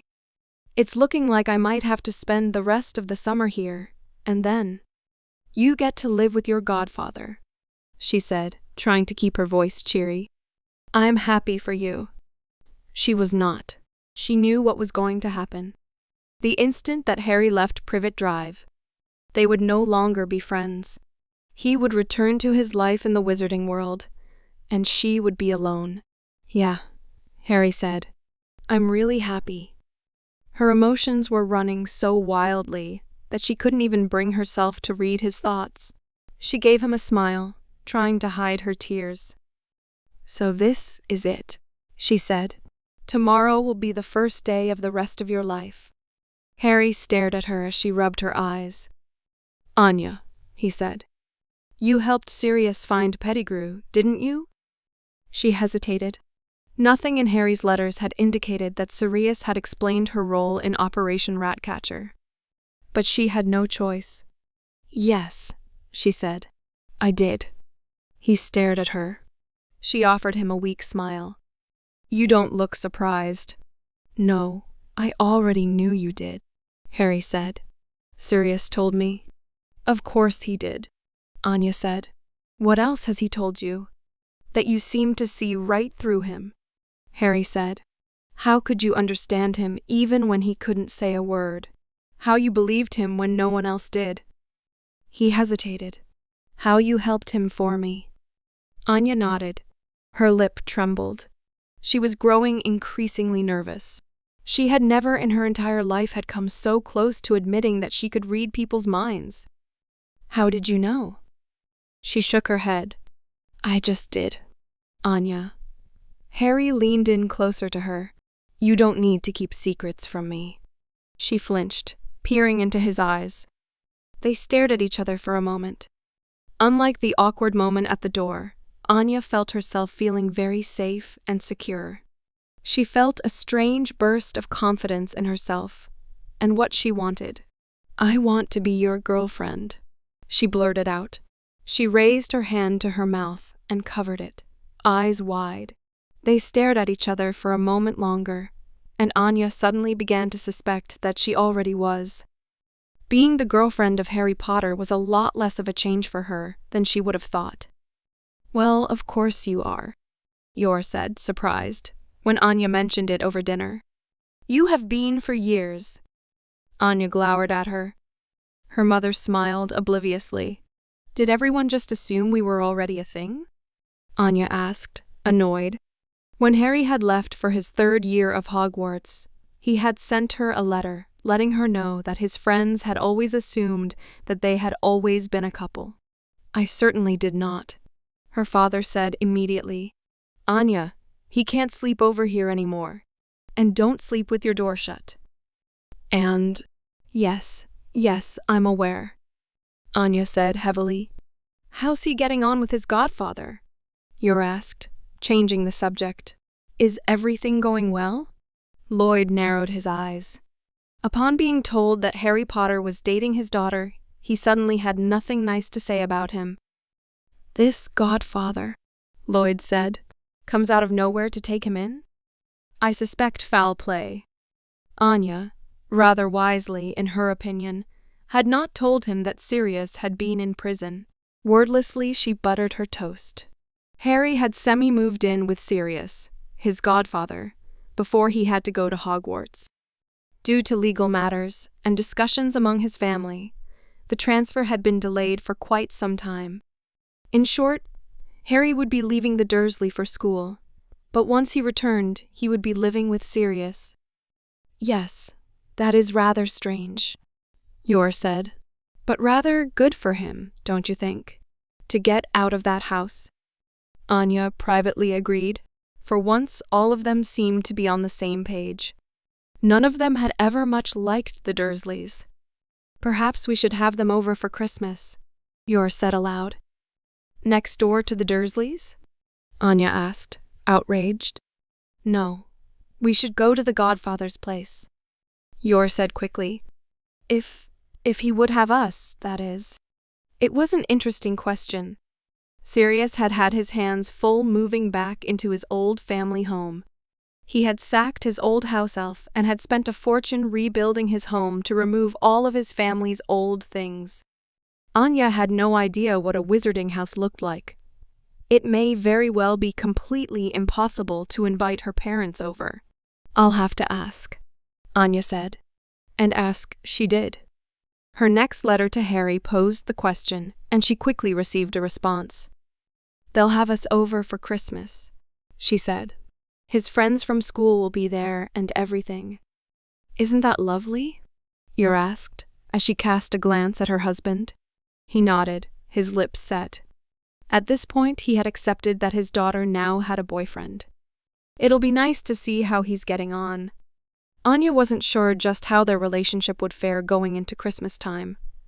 It was only just a short while ago that she had felt that they might no longer be friends. But by the time that Christmas had rolled around, she found herself spending hours and hours with her mother trying to pick out the perfect dress before heading off to number 12. Grimmauld Place. She had been warned that the house had a number of muggle-repelling charms placed on it, and that they would have to meet Harry out front to be invited inside. Lloyd had driven around the block a couple of times, trying to find it, before Harry waved them down. Lloyd frowned as he looked at the house. "I could have sworn there was nothing here when I drove by," he said. Anya grimaced, trying her hardest to come up with some kind of excuse. Her father was, by his nature, extremely observant. Nothing other than the fact that his wife was an assassin ever seemed to escape his notice. Harry led them into the house and to the dining room, where Sirius was waiting. He smiled and got to his feet and greeted her parents. She was surprised at how normal he looked. Ron and Hermione were sitting awkwardly at the table. "Oh, I hope she's nice. She's cuter than I remember." "Hello," Anya said politely as she held out her hand to Hermione. "I'm Anya Forger, you must be Hermione. I've heard a lot about you." She flashed a grin at Ron. "And we have met. Briefly." He smiled back, but Hermione seemed a little apprehensive of her. It seemed as if that was in her nature. Harry and Ron, her best friends, had found her standoffish and rude when they had first met, and Anya could tell most other people her age felt the same way, which probably made her feel very protective of her inner circle. Anya tried her best to be nice to her and ask her questions about herself, and she seemed to relax rather quickly, and began happily discussing her feelings regarding her life at Hogwarts, with her as Sirius and her parents shared a bottle of fire whiskey.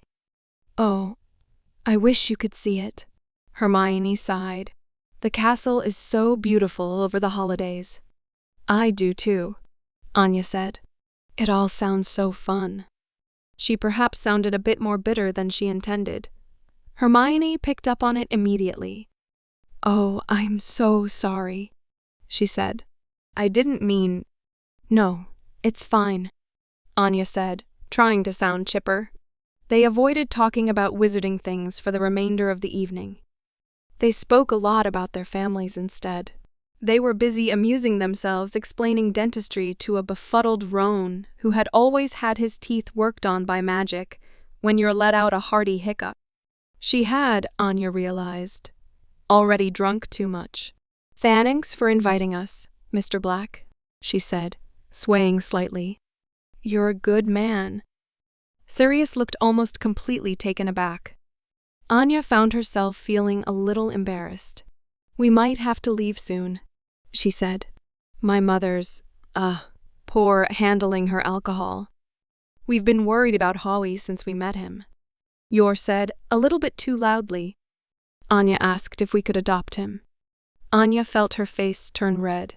She couldn't look Harry in the eyes. She had the strong impression that Ron was laughing at her. We never met his parents. What were they like? Anya froze.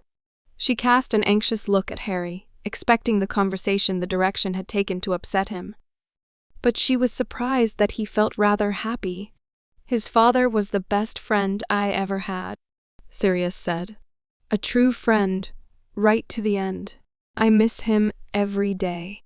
The conversation among the kids dwindled as they sat and listened to Sirius regale them all with stories of James Potter and his wife.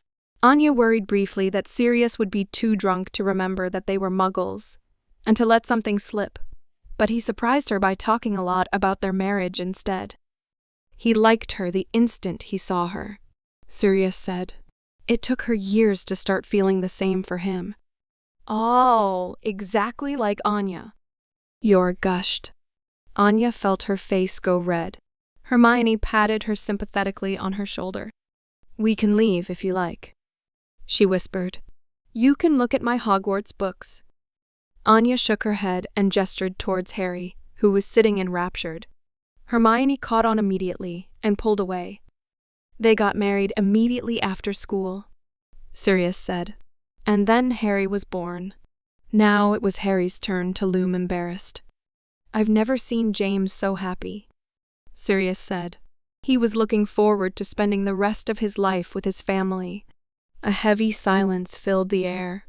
And then he was murdered by Voldemort.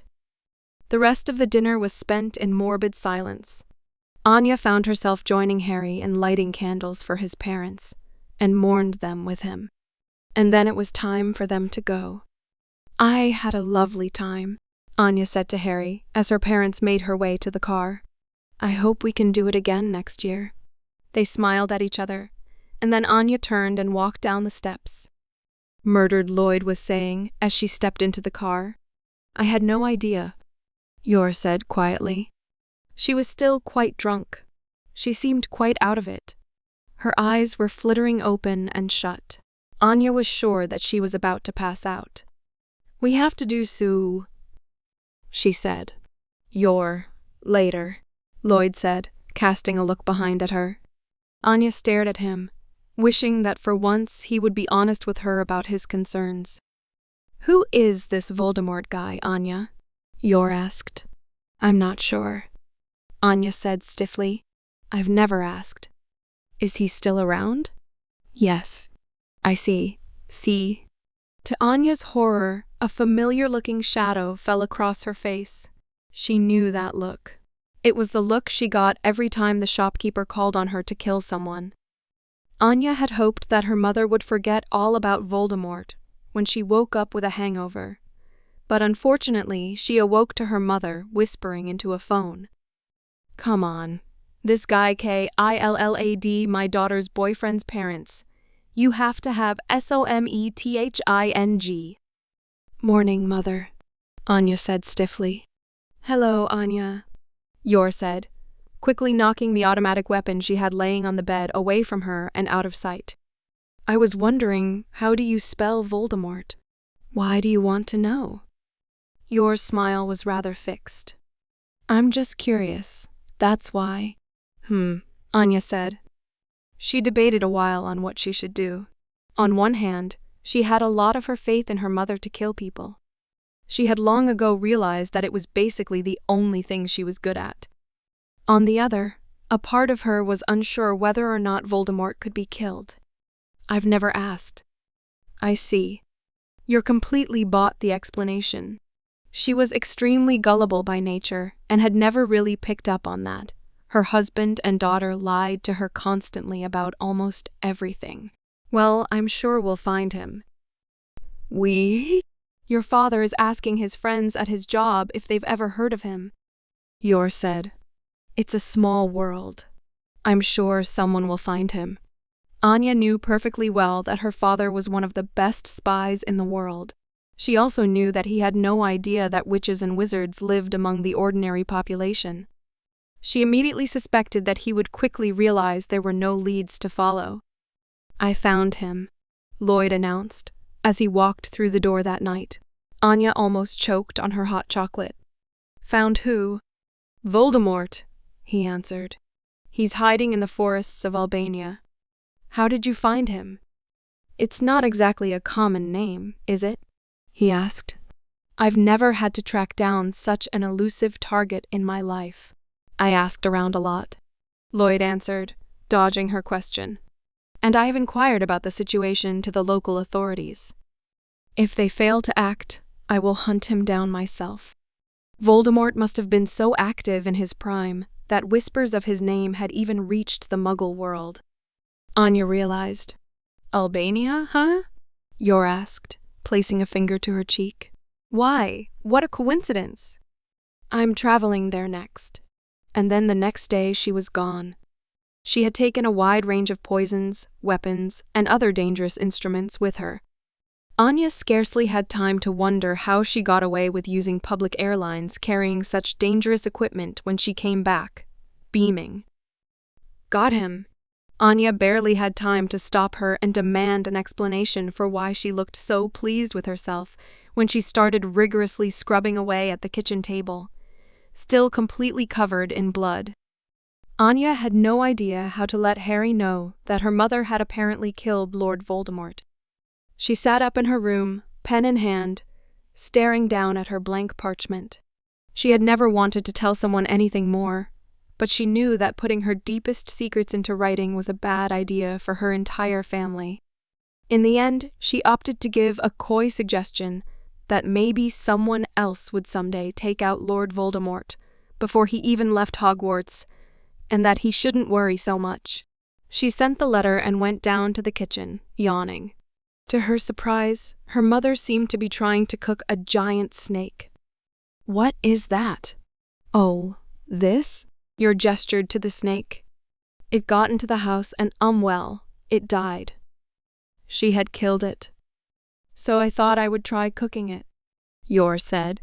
I've seen people do it on TV. Anya stared at the snake doubtfully. She was fairly certain that it was one of the most venomous snakes in the world. I'm not eating that, Anya said. Yor's face fell. When it came dinner time, she and her father cooked while Yor sulked, trying to scrape the remains of the snake off of the pan she had burned onto the metal. While they were eating, however, Lloyd noticed another snake skirting outside their window, watching them. With practiced ease, he whipped out a handgun, fired, and blasted the snake's head clean off. The snake's body fell onto the floor, and they ended up throwing it out with the others. I've never seen so many snakes, Yor said. Where did you get that gun, Lloyd? It's snake season. He lied. You have to kill them to get rid of them. Oh, Yor said. She looked pleased. I suppose I'll keep an eye out for them then. Over the next week, the bodies of dead snakes that had gotten into their house and were now lying in their rubbish bin numbered in the dozens. Yor had taken Lloyd's claim that it was snake season to heart, and took great pleasure in whipping out her own gun whenever one reared its ugly head.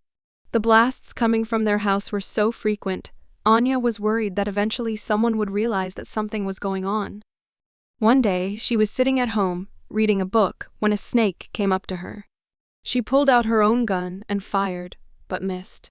The snake adjusted its head, hissing, and jolted at her. Anya ended up grabbing it and strangled it to death. It hung limply in her hands, and she stared at it. She had been reading up on snakes to better understand just why so many of them seemed to be getting inside their home, and in the meantime had learned several safe and effective ways of killing them. She had also learned, however, that it wasn't typical for snakes to be so aggressive.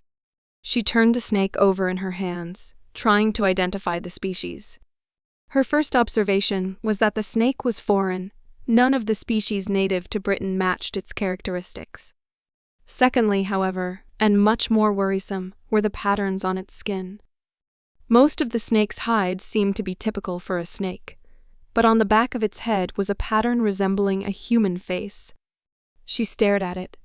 It resembled an evil-looking man with glowing red eyes and, curiously enough, no nose.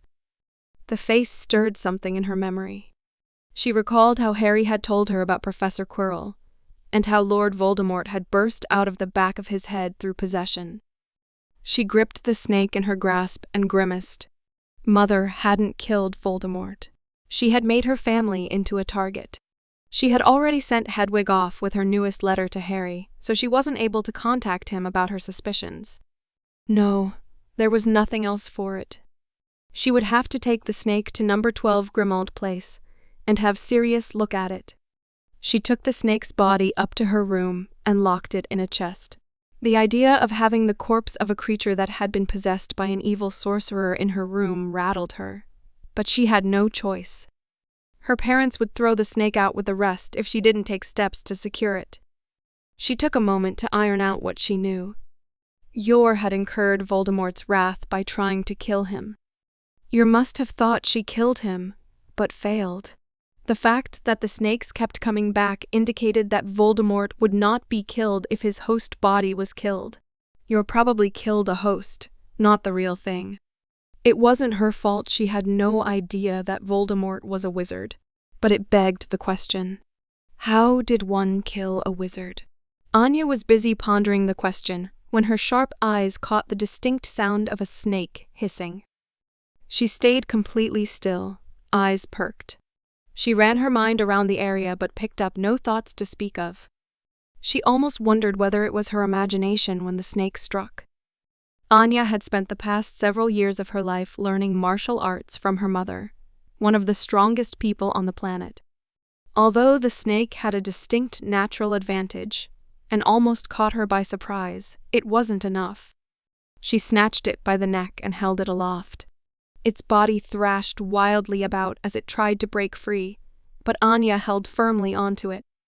Lord Voldemort, you are wasting your time, Anya told it. The snake stopped moving. It glared at her hatefully. Who are you? She tried to hide her surprise at the sound of the snake speaking human words. I'm just a girl, Anya said. A girl that has bested you. The snake hissed. If I had a fraction of my powers, girl, I would have destroyed your entire family weeks ago.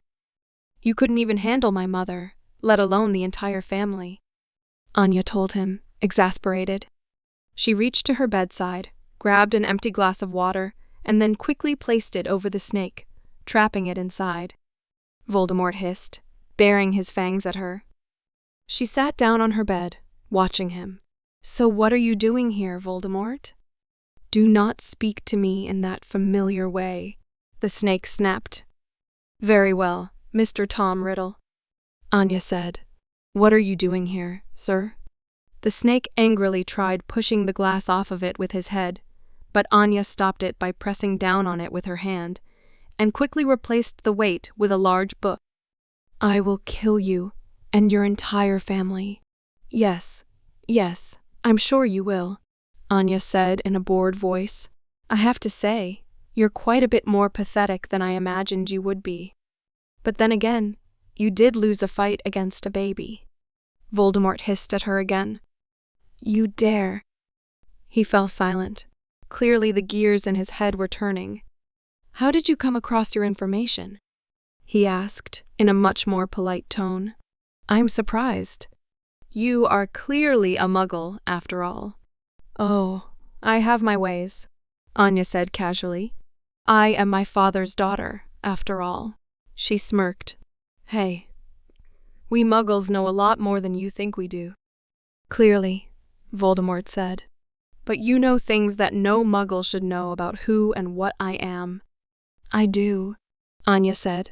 You are Tom Marvolo Riddle Jr., born to a muggle father and a witch mother.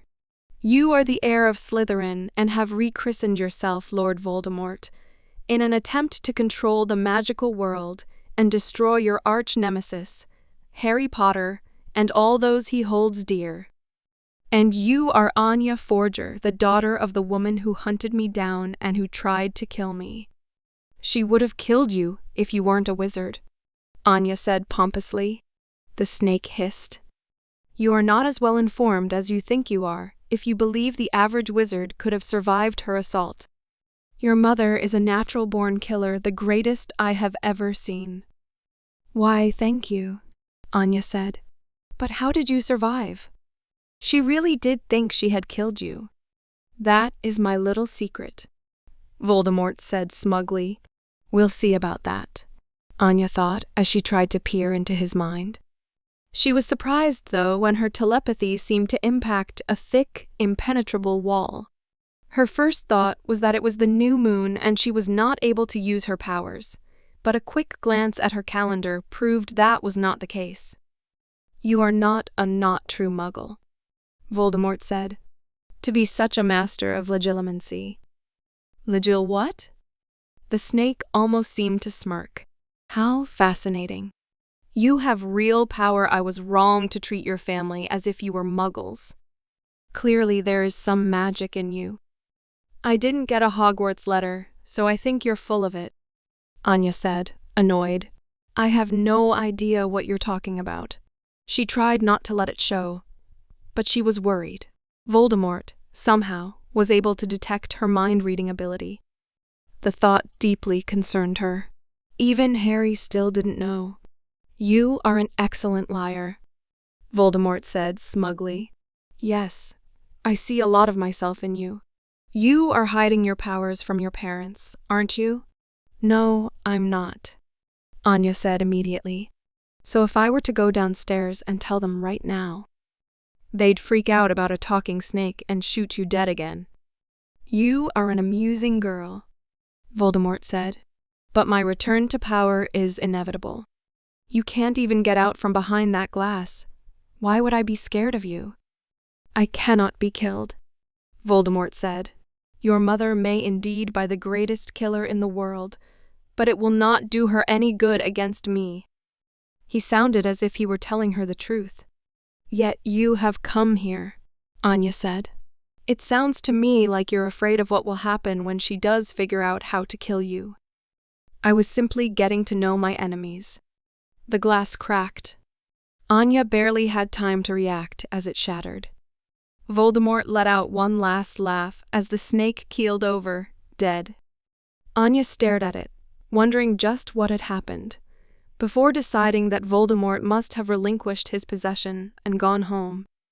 Well, that was underwhelming, she thought to herself as she took the snake's body and threw it with the rest. She hoped that he wouldn't come back. She had certainly not been expecting to confront him so soon. Indeed, over the next couple of weeks, it became apparent that the unexpected snake attacks had completely stopped. Yor couldn't understand it and was honestly a little disappointed. She really enjoyed household chores that involved her killing things. Lloyd was even more perplexed, and like Anya seemed to be consulting experts. But unlike her, he had not realized that it was Lord Voldemort behind it all the entire time. Now that she had met Voldemort, it was difficult for Anya to take him seriously. He was a cold-blooded killer, to be sure, but so was her mom. It seemed as if he had very few powers left to him other than possessing other creatures, and other creatures could be killed. The fact that he had come after her family angered her. It did not frighten her. It was time for her to take matters into her own hands. If she had to, she would destroy Voldemort herself. He may not have realized it, but he had just made an enemy for life. And Anya's enemies never had their way. It was difficult for her to believe that she and Harry Potter had been together for a year already. "We haven't seen him here in a long time," Yor said, when the subject came up over breakfast. "You're not sneaking up to London to see him, are you?" "I'm not sneaking anywhere," Anya said, annoyed. "I tell you every time I go." "But you have gone by yourself," Lloyd pointed out. Anya groaned and looked down at her oatmeal. She was now 14 and really starting to feel as if her father was becoming a tad bit overbearing. This summer she had seen less of Harry than she had since she had met him. He had, as he had planned, not returned to Privet Drive, instead returning to number 12, Grimmauld Place, which was in London. It wasn't terribly far, but they had grown up together on Privet Drive, and since Harry had very good reason to want to stay away from Privet Drive, Anya found herself traveling up to Grimmauld Place on her own every weekend. Her father had given her very strict instructions to never stay overnight, and had told Sirius that he wouldn't allow Anya to come if she did, so she had to take the trip there and back every day she wanted to go down there. It was wearing her out. Sirius was very kind to her, and extremely appreciative of what she had done to bring Peter Pettigrew to justice. Yet she felt a strange sense of isolation whenever she joined he and Harry for dinner. They were becoming a family that she was not really a part of. She found herself thinking about that a lot as she traveled back and forth from Privet Drive to Grimmauld Place. Harry and Sirius had no secrets between each other. They talked about everything, and already were growing rather close.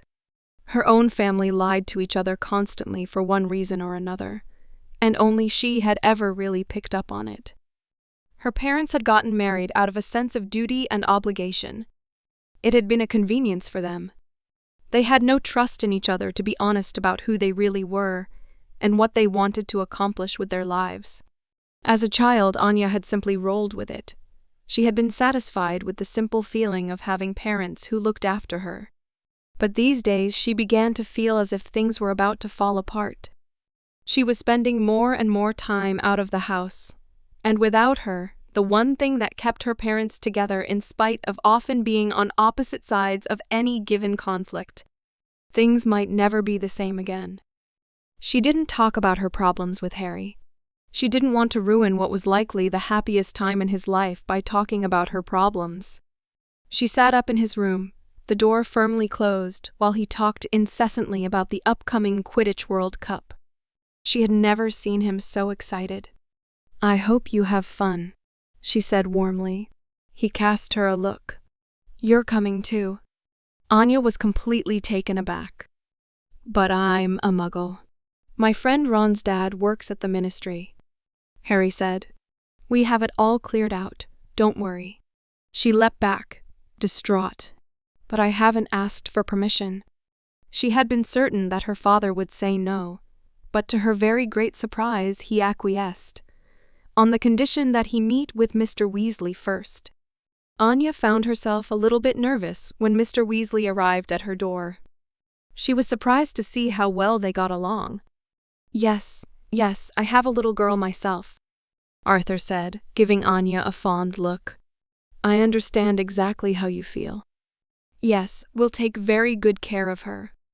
It seemed that Lloyd felt more comfortable at the idea that Anya would be spending time with Hermione Granger and Ginny Weasley during her stay, rather than Harry Potter.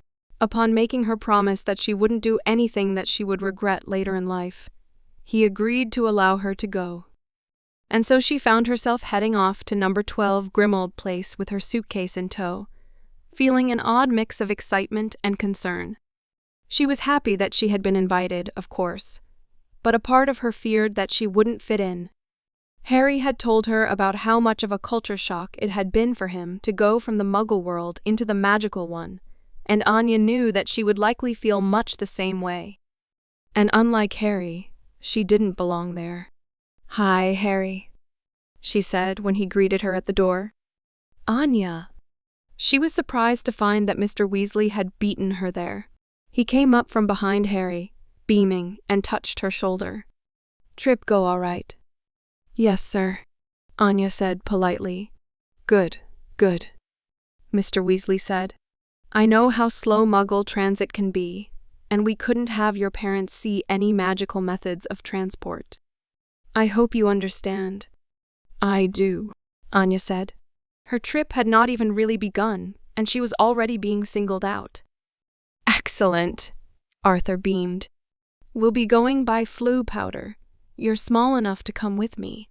Harry took her bags and she followed Mr. Weasley to the fireplace. Sirius was sitting in an armchair, reading a Muggle Motorcycles magazine. He looked up as they approached.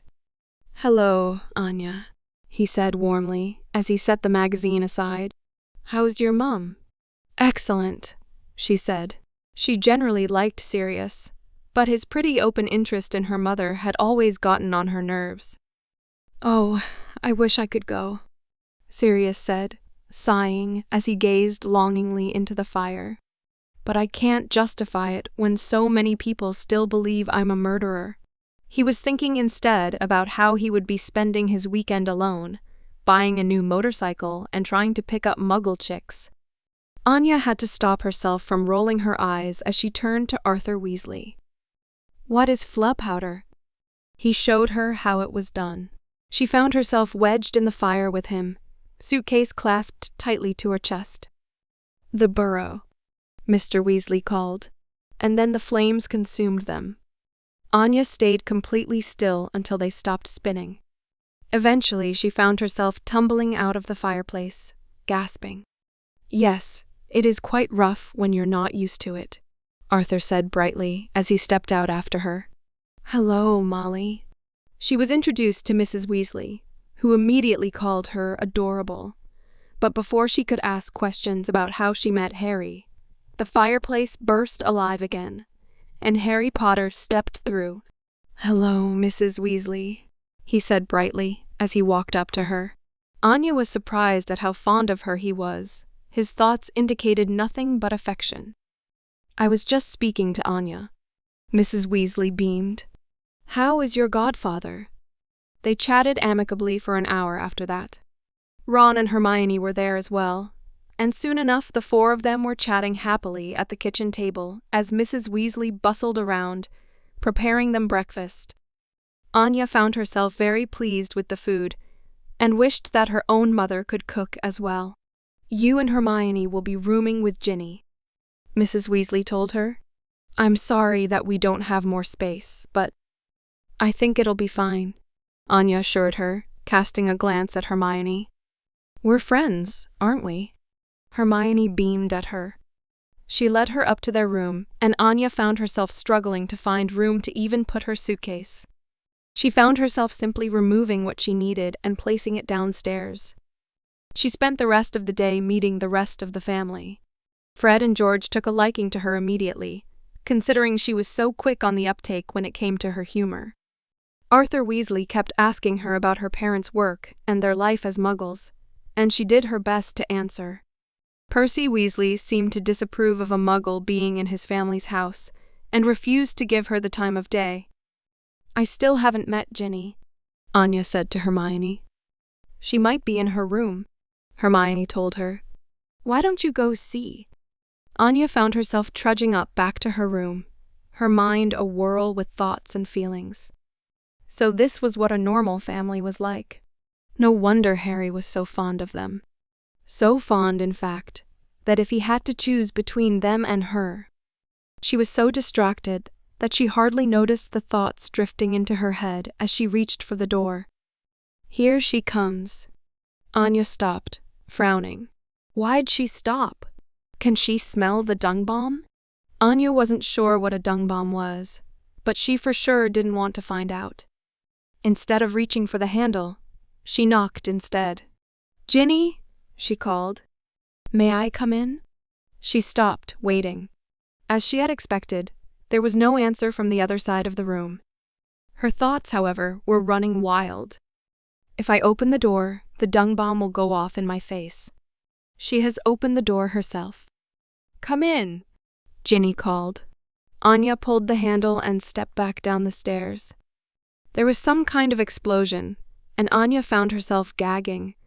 The rancid scent was quite terrible, even from this distance. "Oh no, I'm sorry," Ginny's voice said from the top of the stairs. There was a dung bomb and… She stopped. She seemed to have noticed that Anya wasn't where she was supposed to be. "I'm okay," Anya called up to her. "I saw it fall." "Oh," Ginny said. "That's good." Her mind was still whirling. How could she have possibly had time? Ginny stepped out of the room, holding her nose as she stepped down the stairs towards her. "So, you're Anya," Ginny said. Her eyes ran over her briefly, and although her tone was polite, she did not smile. And what was more, Anya could tell what she was really thinking. "So, this is her, huh? And you're Ginny," Anya said brightly, smiling radiantly. She had seen her father at work long enough to know that it wasn't a good idea for the enemy to know what you knew. "A pleasure to meet you." "Same. What does he see in her?" Anya had always suspected that Hermione Granger might have harbored feelings for Harry, but those suspicions had been quickly dashed once she had actually met her. What she had not realized, however, was that the girl that Harry Potter had rescued from the Chamber of Secrets had become madly in love with him. She really should have seen this coming, but Harry's letters rarely mentioned Ginny, and usually simply as Ron's sister. He barely seemed to even register that she existed, even after saving her life. Anya made a mental note to herself that Harry was terrible at piecing together how girls worked. "Do you need help getting the smell out?" Anya asked, concerned. "I'll have Mum do it before bed," Ginny said. She seemed to realize what she had just said made her look bad, so she quickly amended her statement. "I can't use magic outside of school. It'll be easier if Mum does it." "It must be nice to be a witch," Anya offered. She had meant it as a peace offering, but Ginny seemed to sense weakness. "It is," she said brightly. "I can't imagine what it's like to be a muggle." "You can't do anything that we can." Anya tried to bury her annoyance behind a fey aid of amity, but she couldn't help but feel that Harry had done her a disservice. Nowhere in his letters had he ever described Ginny Weasley as being a complete bitch. Anya elected not to mention Ginny's aggressive behavior towards her to Harry. It was hard not to, as she kept glaring daggers at her from across the table. But she tried to distract herself by following along with the conversation. There were so many people around, all wizards, that she found it difficult to follow along. The culture shock was so great even her telepathy didn't help. There were so many people here, that she was beginning to feel a little bit lightheaded. More than once, Harry had to ask her if she needed to lie down. She had learned over the years that diligent mediation helped her block out the voices of other people's in her head, and she tried doing that now. However, it was rather difficult juggling that, while maintaining a healthy conversation with her boyfriend and his friends. She worried that she might come off as odd. Ginny certainly seemed to think so. She had been glaring at her all night, and Anya was really struggling to decide on how best to deal with her. On one hand, once the World Cup was over, they would probably never see each other again. Anya would go home to her parents, and Ginny would return to the burrow. But on the other, they were going to spend a night camping at the World Cup. She needed an ally. She hated getting Hermione involved, but as Mrs. Weasley was not going, she had no one else to turn to. Thankfully, Hermione seemed to have noticed Ginny's glares, and had pulled her aside to have a brief, hushed discussion with her out of earshot from Harry. "What happened?" Hermione whispered. Anya decided it was best to be honest. "I think she likes Harry." Hermione sighed. "She does," she said, her voice gloomy. "Not without good reason. Mind you, he saved her life." "I know," Anya said, "but he doesn't owe her his love." "I agree," Hermione said, shaking her head. "Do you think you'll have problems?" "Yes," Anya said bluntly, and Hermione winced. "But I won't be the cause of it." I'll talk with her, Hermione said anxiously. Please, don't do anything reckless. She clearly had the impression that Anya was a wild, uncontrollable animal. Anya found herself wondering what Harry told his friends at school about her. When she tried to peer into her mind to find out, however, she found that Hermione's mind was already running wild on how best to make peace between them. Harry himself had no idea that anything was wrong. He was so happy here, among the people he cared about most, that it never even crossed his mind that something might be wrong. It struck her then how very much like he was like her father in that regard. She rejoined the conversation and listened to the debate about who would win the Quidditch World Cup. Despite being English, the clear favorite seemed to be for Ireland to win. I'm from Ostania, she said to Harry. That's closer to Bulgaria. I think I'd prefer to root for them. He smiled at her. Her heart melted. Ron had overheard her. Oh, you'll be supporting Victor Crumb then, he said enthusiastically. He's a great seeker. If anyone could pull off a win for Bulgaria, it's him. It was shocking how nice these people were to her. Arthur and Bill Weasley quickly got her up to speed about what the Ostanian wizarding community was like, and her head was spinning wildly. I imagine most Ostanians are supporting Bulgaria, Bill said, but Westalis would support Ireland. Ooh, but they're one country now, Anya said, surprised. That's right, Bill said. I had forgotten. How has the unification been going, by the way? Oh, well enough, Anya said airily. My uncle Yuri says there are some issues with contradictory laws and culture, but he says most people are glad that the war is over. Your uncle Yuri is a muggle as well, Anya? This seemed a pointless question to ask, but she had to keep in mind her company. Yes. How fascinating, Arthur beamed. Muggles have learned to live among each other in peace. I wish we could have done the same. He looked rather melancholy for a moment, before brightening up and asking Anya what Uncle Yuri did in Ostania. Anya, with practiced rigor, described her uncle's completely fake, boring office job in Berlin, rather than his highly trained role in the secret police. The conversation turned to her parents, and Arthur found himself reminiscing about his conversation with her father. I liked him a lot, Mr. Weasley commented. I'd like to get the chance to meet him again. You can, Anya said, surprised. I'm sure he'd like that. He smiled at her, and Anya began to understand just why these people were so important to her boyfriend. Before she went to bed in Ginny's room, she made sure to check her clothes and sleeping things for any object or smells that didn't belong. When Ginny tried creeping up on her in the middle of the night and shoving a stink pellet down her throat, Anya rolled over onto her stomach and lay there for hours, waiting for the sun to rise. And it was time. She found herself up and ready to go more than the others. Despite getting considerably less sleep than the others, she was up and dressed before any of them, beaming at a surprised Mrs. Weasley.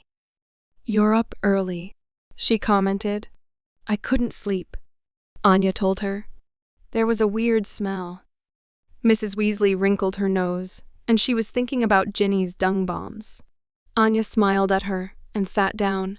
They sat up chatting about Harry and their families some more before Harry and the others came down the stairs, bleary-eyed. Good morning, Anya said brightly. Morning. Harry yawned. The group made their way over the hill, met up with the Diggories, and soon found themselves at the campsite. Anya found herself completely taken aback by the wizarding community.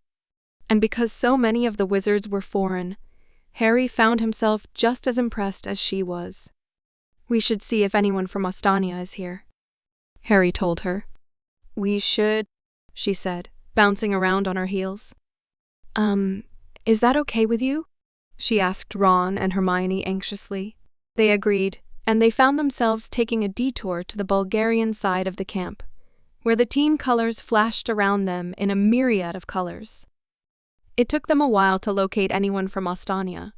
As they had thought, Most of the tents covered in Ostania's flags were supporting Bulgaria.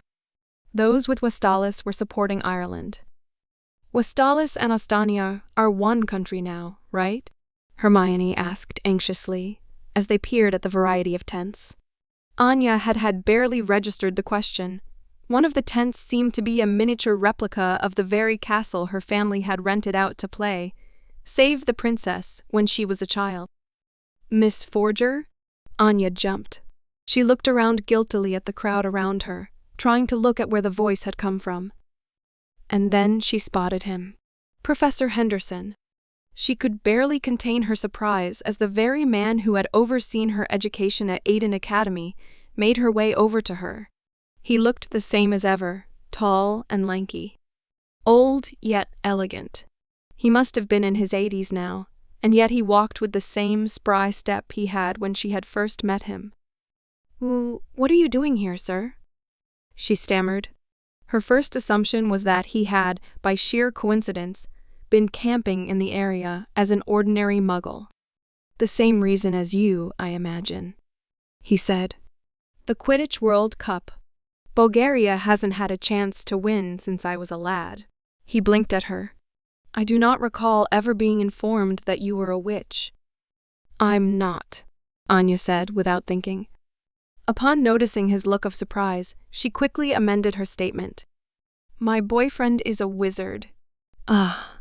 The old man's eyes flickered over to Harry, who stepped forward. "Your name?" the old man asked politely. "Harry Potter." "Potter?"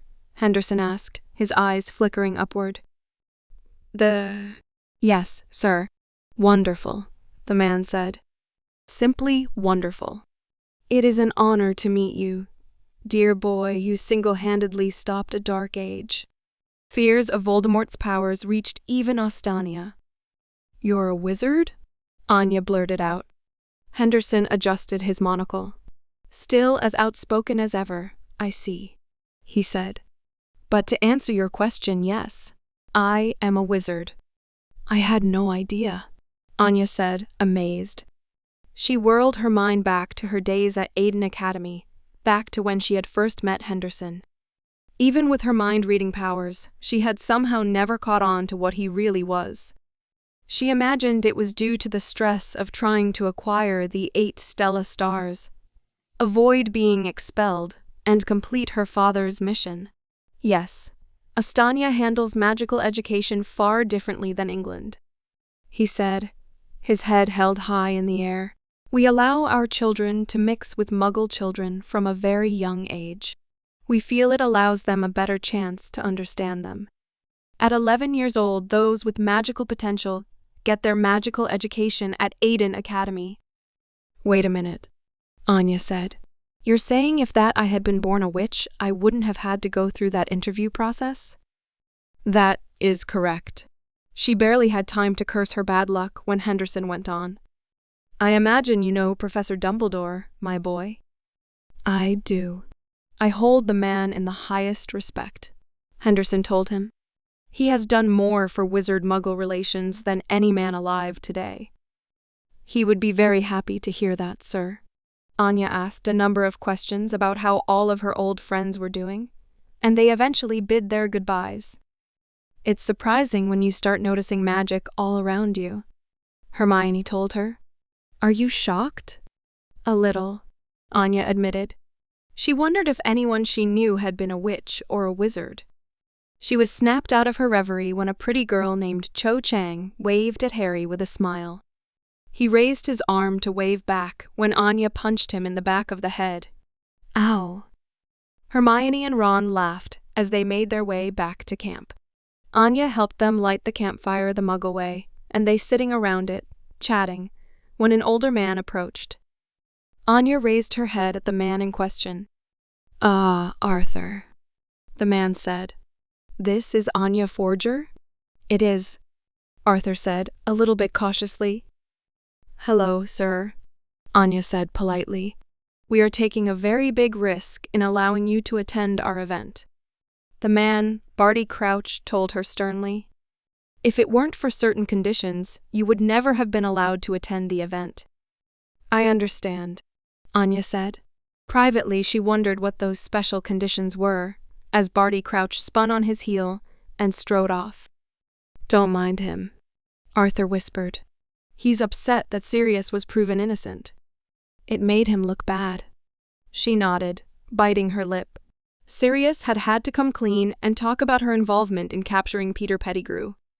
Since she was an old friend of Harry's and had kept her mouth shut, they had chosen not to obliviate her. But there had been an overwhelming feeling that this was only happening because she was dating Harry Potter. She doubted that many people at the ministry were happy with the decision. It's time, Arthur whispered as they got to their feet. Ready for your first Quidditch match, Anya? Anya nodded, eyes shining with excitement, as the group made their way through the crowd and into the Quidditch stadium. Anya felt her trepidation about being surrounded by wizards melt away as she entered the Quidditch stadium. She had to shut her mind off from the reading too many minds at once. But once she did, she found the sheer excitement and energy of the stadium to be intoxicating. So there are 3 kinds of balls, 7 players, 2 teams. She chattered happily to Harry as they made their way into the top box. When the Minister of Magic stopped to chat with them, she tried her best to make a good first impression. So you are Miss Anya Forger, Fudge said, giving her an intrigued look. A muggle, are you? Yes, sir, she said politely. I won't be able to vote for you. He looked taken aback for a second, and then laughed. You're a funny one, he said. Harry, my boy, I hope you treat her well. I will, sir, he said. Anya's gaze drifted over the top box. Living with her parents for so long had given her a tendency to size up a room whenever she stepped inside. She knew from experience that the rich and powerful often left their deepest secrets out in the open for any curious mind reader to seize a hold of. She stumbled across one almost immediately. Sitting down, facing away from them, were 2 people, a house elf and a person. The person was completely invisible. Anya only realized he was there because the elf was anxiously thinking about how unfortunate it would be if he was discovered. Harry turned to see where she was looking and let out a gasp of surprise. Dobby! The elf turned. It wasn't Dobby, but a female elf. They spoke for a bit, but then the subject of the empty seat next to her came up. Winky is saving Master a seat, Winky said, her voice nervous. Anya caught on immediately. Barty Crouch was not coming, but his son, who was supposed to be dead, would be. She didn't know all of the details, but she understood enough. In one fluid motion, she raised her hand, grabbed the invisibility cloak, and ripped it off.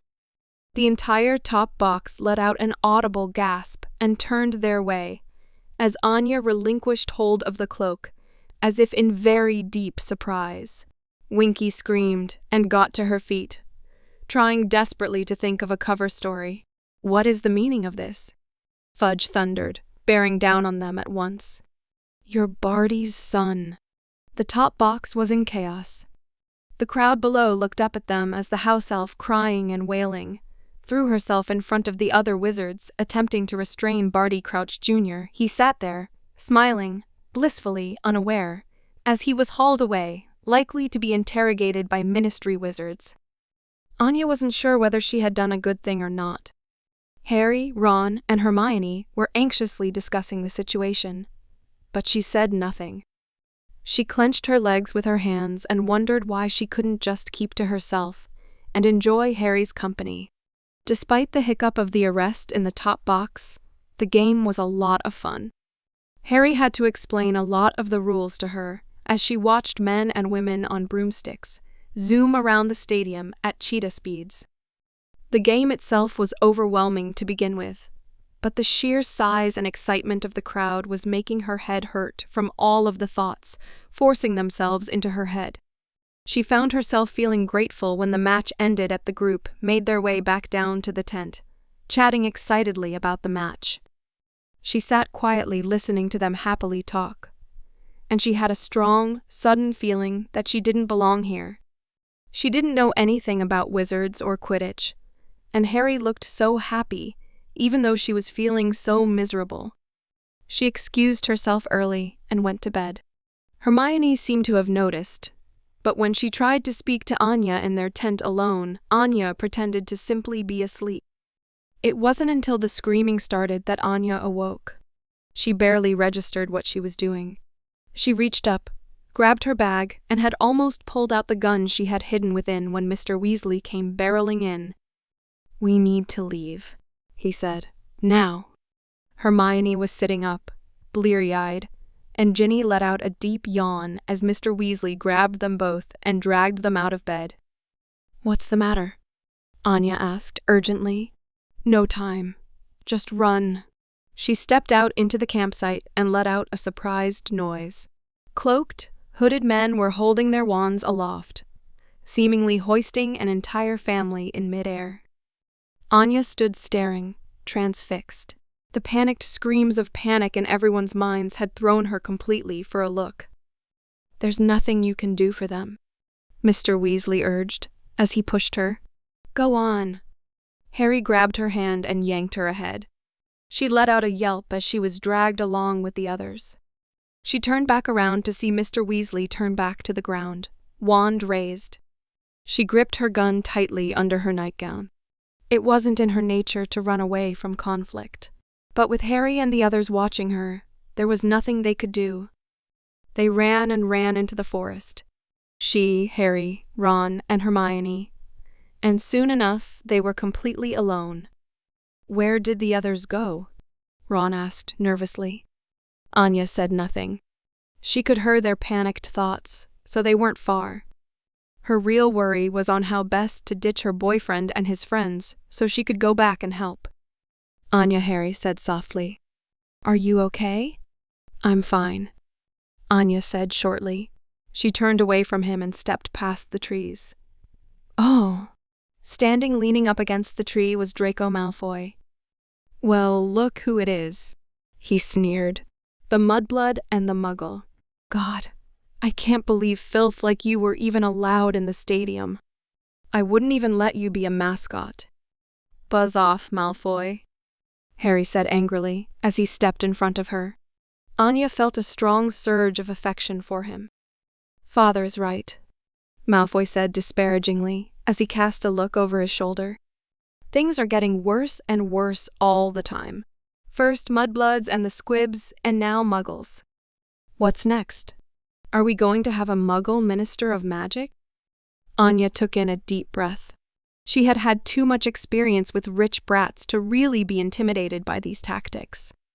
"The weaker dog barks more," she said, her voice icy cold. Draco's eyes flashed towards her. "I would watch what you say, Muggle," he said. "I'm the son of Lucius Malfoy, patriarch of the Malfoy family," Anya said, her voice bored. "Your father was part of Voldemort's inner circle until his downfall at the hands of a baby. Ever since then, he's been using his wealth to pass discriminatory laws against Muggles in order to preserve his family dynasty and to fuel his own sense of superiority. Despite that, however, the worst he can get away with is gathering a few of his Death Eater buddies, Nott, Crabbe, Goyle, and a handful of others, and levitating a Muggle family like 50 feet off the ground during a sporting event." She stared at his shocked expression, and then added, almost as an afterthought, "Oh, and you're jealous that Harry Potter has such a cute girlfriend." Malfoy was at a complete loss for words as the group walked off, Harry and Ron chortling good-naturedly. But Hermione was frowning deeply. "Anya," she said, "how did you KNOW any of that?" When she turned to look for her, however, she was gone. Malfoy had walked off into the trees, alone, sulking, and Anya had seen her chance. She split off from the group, cornered him, beat him up, stripped him bare, stole his wand, and then used her father's face mask technique to rip a perfect likeness of his face onto her own. By the time she was done, a perfect, albeit a little short, doppelganger of Draco Malfoy stood over his unconscious body. She checked her gun one last time and then made her way back to the campsite. She had managed to procure the Malfoy tent's location from his mind when she beat him up, and slipped inside while the energy and chaos around them began to die down. She was taken aback by the sheer size of the tent. It was more like a castle, but she slipped inside, made her way up to where she knew Malfoy's room was, and began to paw through his things. She found some homework that was due over the summer that she immediately set fire to and destroyed. She found a diary that seemed to detail the inner workings of the Malfoys' family finances and the shady dealings they had, which she pocketed with the full intent of leaking to the press. She was beginning to rustle through his clothes, wondering whether or not she should destroy those as well when the door opened. Anya's mind-reading ability was very useful in order to adapt to new, unexpected situations on the fly. She stood up, completely straight, and smiled widely. "That was impressive, Father," she said, hoping she was able to perfectly imitate Malfoy's voice. "Those muggles looked terrified." "Oh, they were," Lucius Malfoy said smugly as he stepped into the room. "But why did you come back here? I thought I told you to wait out in the forest." "Harry Potter," she answered. "He and his ugly muggle girlfriend accosted me."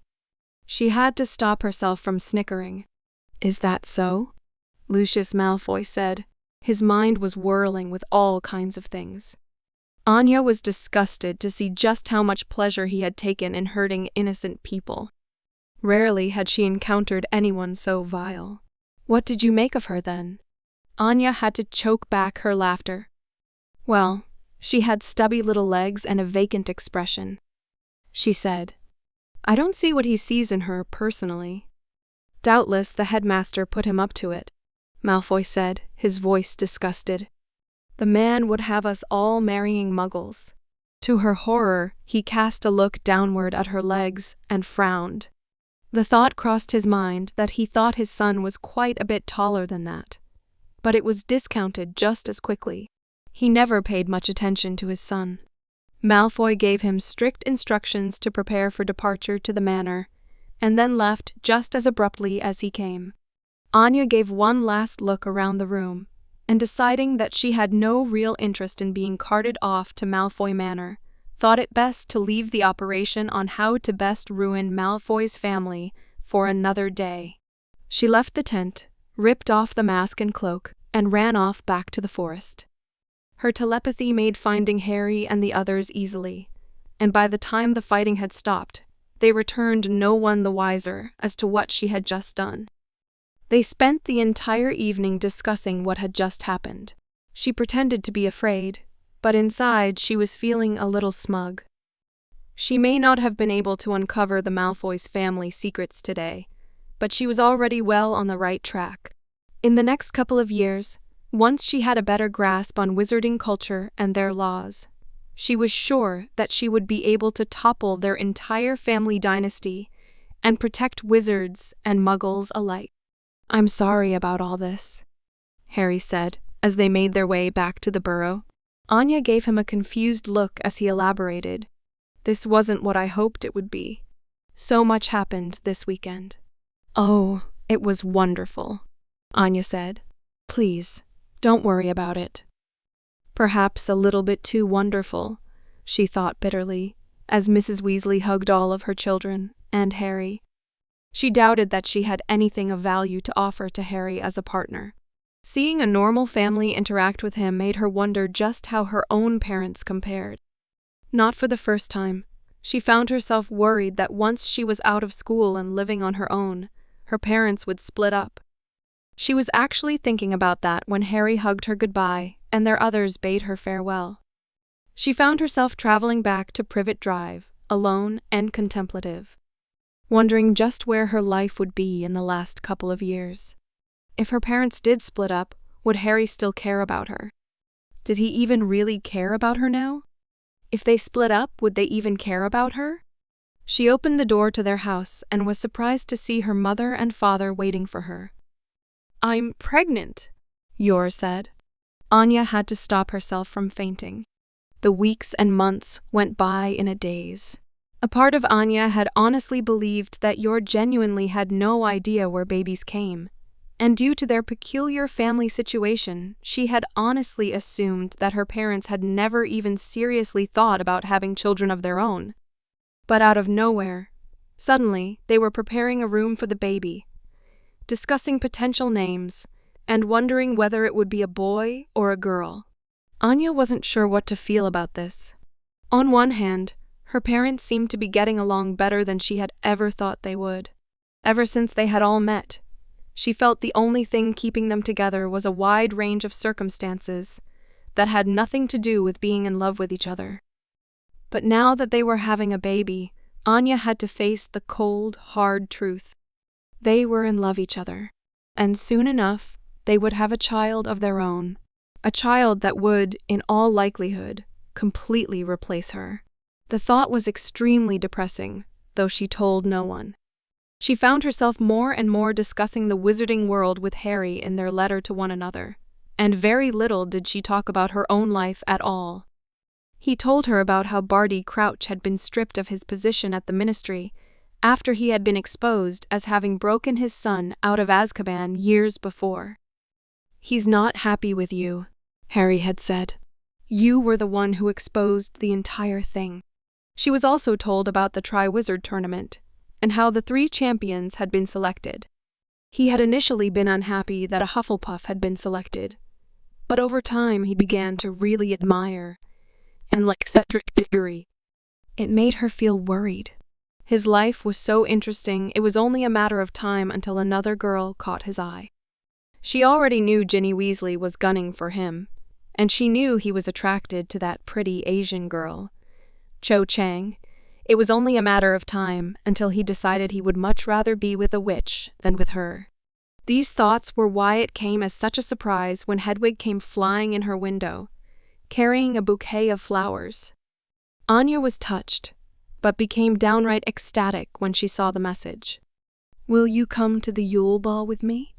She accepted immediately, and then sent Hedwig away with a box of chocolates. She quickly ran downstairs to inform her parents that she would be going to see Harry for Christmas. "A ball?" Yor said. "Oh, how romantic. How will you get there?" Lloyd asked her, staring deeply at her. "Harry said he would send for me if I accepted," Anya said, pleased with herself. "They'll be escorting me onto the premises." "I see." He was already making plans on following her. She rolled her eyes as played with Bond. Despite his advanced age, they were as close as ever. It wasn't long before she received another letter, this time from the headmaster, Albus Dumbledore. She was a little surprised at this. She had not expected to be contacted directly. Dumbledore wanted her to come with him to Hogwarts, so that he could better educate her on what to expect at the school.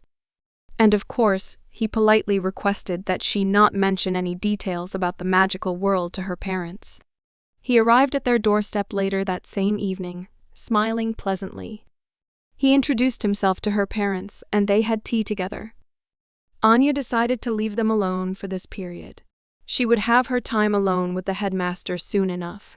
Doubtless, he was trying to convince her father that she would be in good hands at Hogwarts. A couple of hours later, however, she was called into the room and sat down. "It is decided," Dumbledore said, smiling down at her pleasantly. "You will be spending the holidays at Hogwarts." "The entire break?" Anya said, hardly daring to believe it. "Alone with my boyfriend?" Dumbledore chuckled. "Well, we'll be keeping an eye on you, certainly. I will not allow you into his dormitory, but you will be given a room to stay in." "And this is okay?" Anya asked, casting a look at her father. She half expected him to say no, but he shook his head. "You've always wanted to see this school," he said. "It would be a shame to pass up on this opportunity. Just promise me you'll behave yourself." "Yes, of course," Anya said immediately. "I will." She spent the next month preparing. She packed her things and went out to get a dress for the Yule Ball. She loved it so much that she wished she could wear it during the journey, but wisely decided to save it for the dance. A week before the dance at the Yule Ball, Dumbledore once again came for her. She was surprised to see that he had come in a horse-drawn carriage. "I thought you would appreciate it," Dumbledore said as she let out a girlish squeak. He helped her pack her things into the back and opened the door for her. She stepped inside gracefully and sat down. Dumbledore sat down across from her, and the carriage began to move. There was no driver. The horses simply seemed to know where they were headed. "My apologies," Dumbledore said. "Normally, I would have taken you straight to my office, but because your parents are unaware of the magical world, I had to improvise. This is much more fun than simply going there," Anya said enthusiastically. Dumbledore smiled at her. "The journey is half the fun, as they say," he said. "I dare say Harry has told you all about Hogwarts." "As much as he was allowed to," Anya said, quickly catching on to the fact that it was very likely that Dumbledore assumed that Harry had told her. "I didn't figure it out until last year." Yes. Sirius has told me all about that," Dumbledore said, his voice pleasant. Anya narrowed her eyes. She strained her mind, trying to get a read on his thoughts, but was completely taken aback when she hit an impenetrable wall. "That won't work," Dumbledore said gently, causing her to give a small start. "What won't work?" Anya asked stupidly. "Your strange power," Dumbledore said. "I am a master of occlumency, a skill that prevents my mind from thoughts being observed by others." Anya tried to keep the shock off her face. The best she could manage was a kind of twisted, neutral expression. "I have no idea what you're talking about. You are no ordinary muggle," Dumbledore said. "Your father is the notorious international agent Twilight, who is currently involved in dissolving world terrorist rings. Your mother is the legendary assassin, Thorn Princess, and you are the glue that holds the entire family together." Anya clutched her leg with her hand, trying to stop her trembling. "Do not be afraid," Dumbledore said. "I do not want there to be any secrets between us. I thought it would be best to be open with you about what I know." Anya's first instinct was to trust him. He seemed so kind, so pleasant, and had charmed her parents. He had Harry's absolute trust, and no one she had ever met had ever spoken badly about Albus Dumbledore.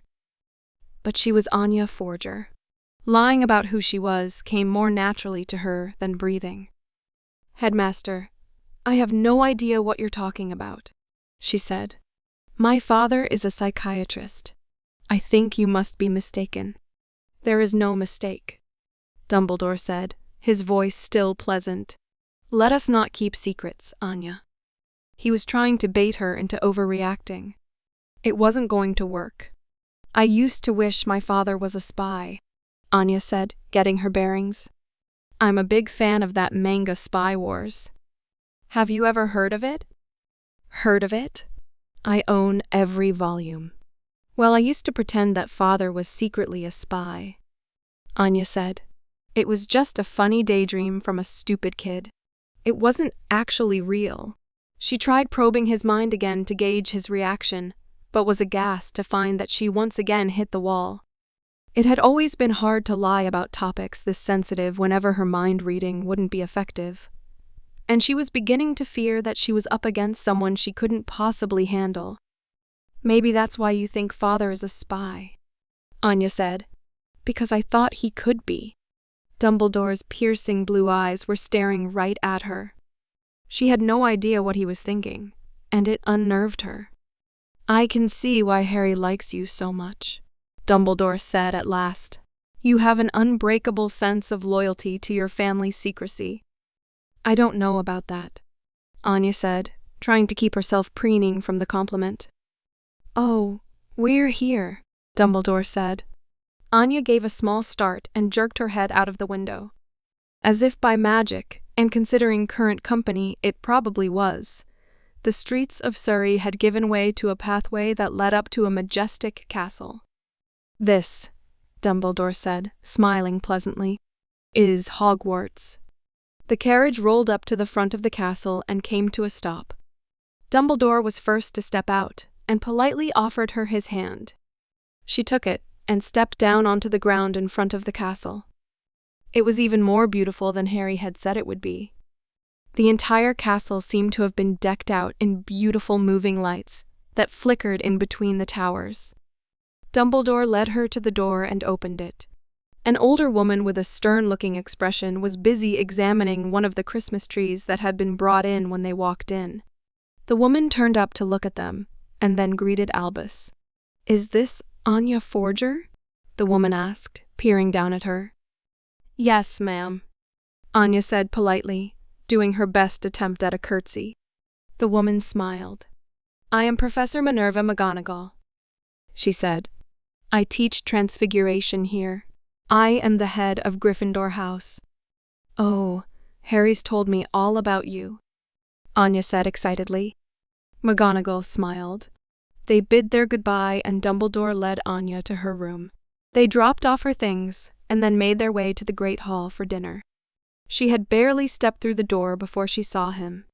"Harry." She left Dumbledore and threw her arms around him. He let out a gag as knocked his plate of food to the floor, and the entire table laughed uproariously at them. It wasn't long before she was sitting amongst the Gryffindors, laughing uproariously about some story or other, and eagerly discussing plans for the Yule Ball. Despite her demeanor, however, her thoughts never really strayed very far from her conversation with Dumbledore. He had revealed that he knew her deepest secrets. Why? What had he been trying to accomplish? Had he been trying to intimidate her? Or was he true to his word and simply wanted there to be no secrets between them? She was almost certain that there was more to the headmaster than met the eye, and was determined to get the bottom of this during her stay here.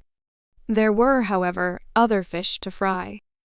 Draco Malfoy, who she had beaten up and left unconscious in the woods just a few months prior, was glaring at her from the Slytherin table. Barty Crouch, Sir, who had been removed from his position at the Ministry, following her actions at the Quidditch World Cup, was staring darkly at her as well. His role as Triwizard Judge had not been compromised following the scandal, although Anya had been told that many people were not happy about it.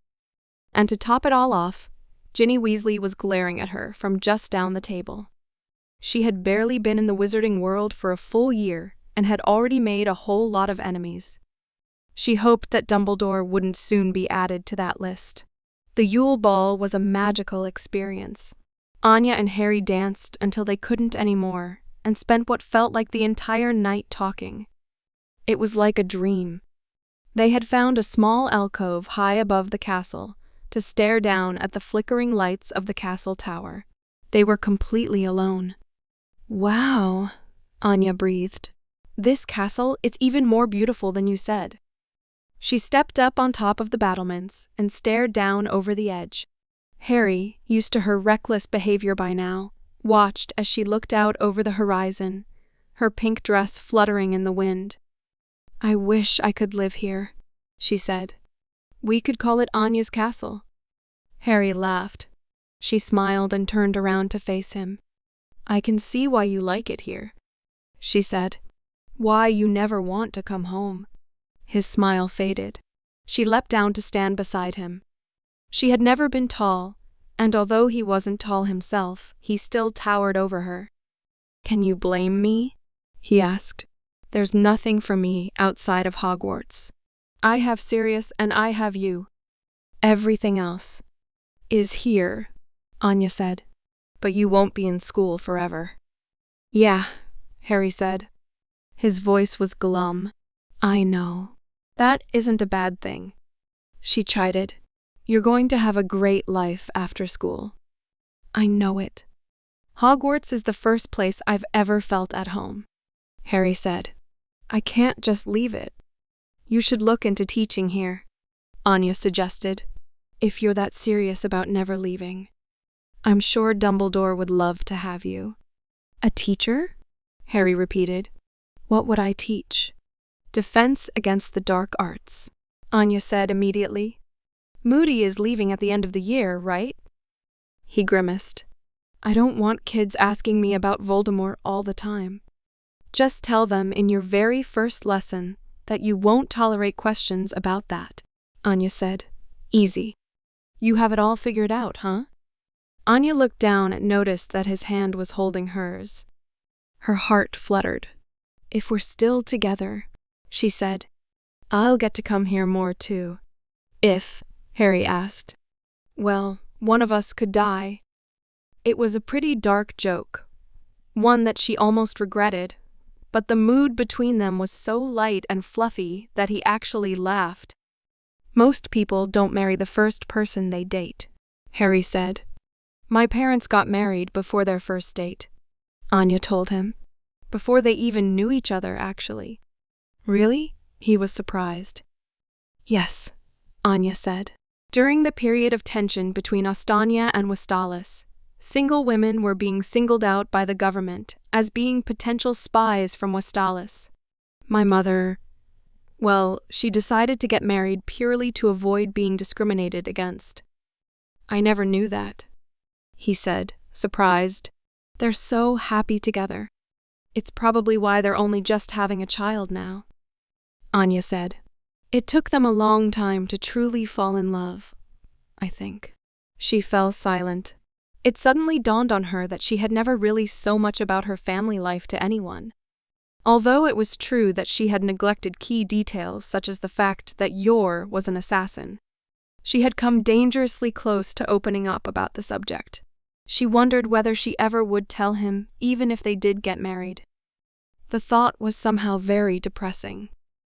Growing up a child by two parents who couldn't stop lying to each other had exhausted her, and she didn't like the idea of continuing the trend to her children.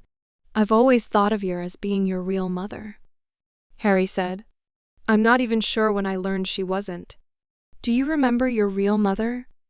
Yor is my real mother, she said immediately, even if, well, that's not actually true.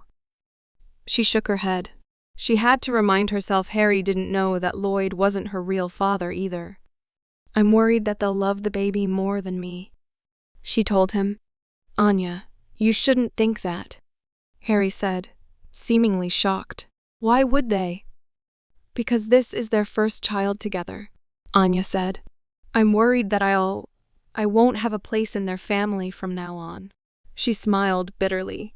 I've been replaced. Harry's grip around her hand tightened. Anya, he said, having a family is a good thing. You're not going to lose the love of your parents. You're going to earn the love of your brother or sister. You're going to be there for them when your parents can't be, and you'll be everything to them. Anya stared at him, completely taken aback. And then she smiled. You're right, of course, she said. I need to stop being so selfish. He didn't understand, not completely. He didn't know that Lloyd wasn't her father either, and that this would be the first time that either of her parents had looked after their own child. But she was still part of their family, and she owed it to them to look after her new sibling, no matter what. The months passed by in a flash. Ginny Weasley had taken to sending her dung bombs via owl post that she had to throw into the Dursleys' lawn to get rid of. Her old friend Becky Blackbell, to her very great surprise, sent her mother a congratulatory bouquet for the baby. And perhaps most shockingly of all, Uncle Yuri took time off from his position to come visit, for the first time ever. Her father's friend Frankie, who she always liked to think of as her uncle from her father's side of the family, came by as well, and the days leading up to the birth of Yor's child were full of good cheer and celebration. As she had the year before, Anya spent a lot of her time in Grimmauld Place with Harry and Sirius. This year, however, Ron and Hermione came to stay with them as well. They spent a lot of their time exploring London, showcasing Muggle culture to a baffled Ron, and occasionally made their way into Diagon Alley, where it was Anya's turn to be bamboozled. It was after one of these outings when she returned home late at night to find no one at home. She turned to the door, frowning slightly, and took note of the note in the kitchen. B-A-B-Y-I-C-O-M-I-N-G. In a panic, she was back out into the street again, making her way to the hospital where the baby would be delivered. It took a while for her to find it. It was very late already, and she had a lot of trouble making her way there. But in the end, she made it. Her father sat, looking more nervous than she had ever seen him, and Uncle Yuri looking almost as nervous. Anya blocked her mind and tried to meditate through it all. Reading the thoughts of those around her who were sick and dying was almost unbearable for her. Someday, I'll be dead too. She had to remind herself. She couldn't let herself feel guilty about the suffering of others. Today was a happy day. Today, a new life would be born, and that life would be tied to hers forever. It was hours and hours. The longest night she had ever experienced in her life. It was so long, in fact, that she ended up falling asleep in her chair, only to be roused by a cry. "It's a boy." Her eyes fluttered, and she stood up, bleary-eyed.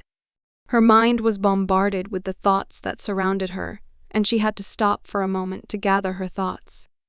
She stepped into the room to see the crowd gathered around the bed. "He looks like you," Yuri said.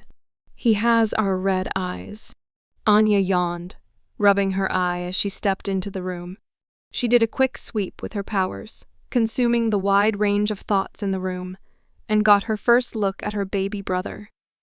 Red, snake-like eyes stared up at her from the inside of the cloth. She took in a deep breath as an intense feeling of malevolence arose from her.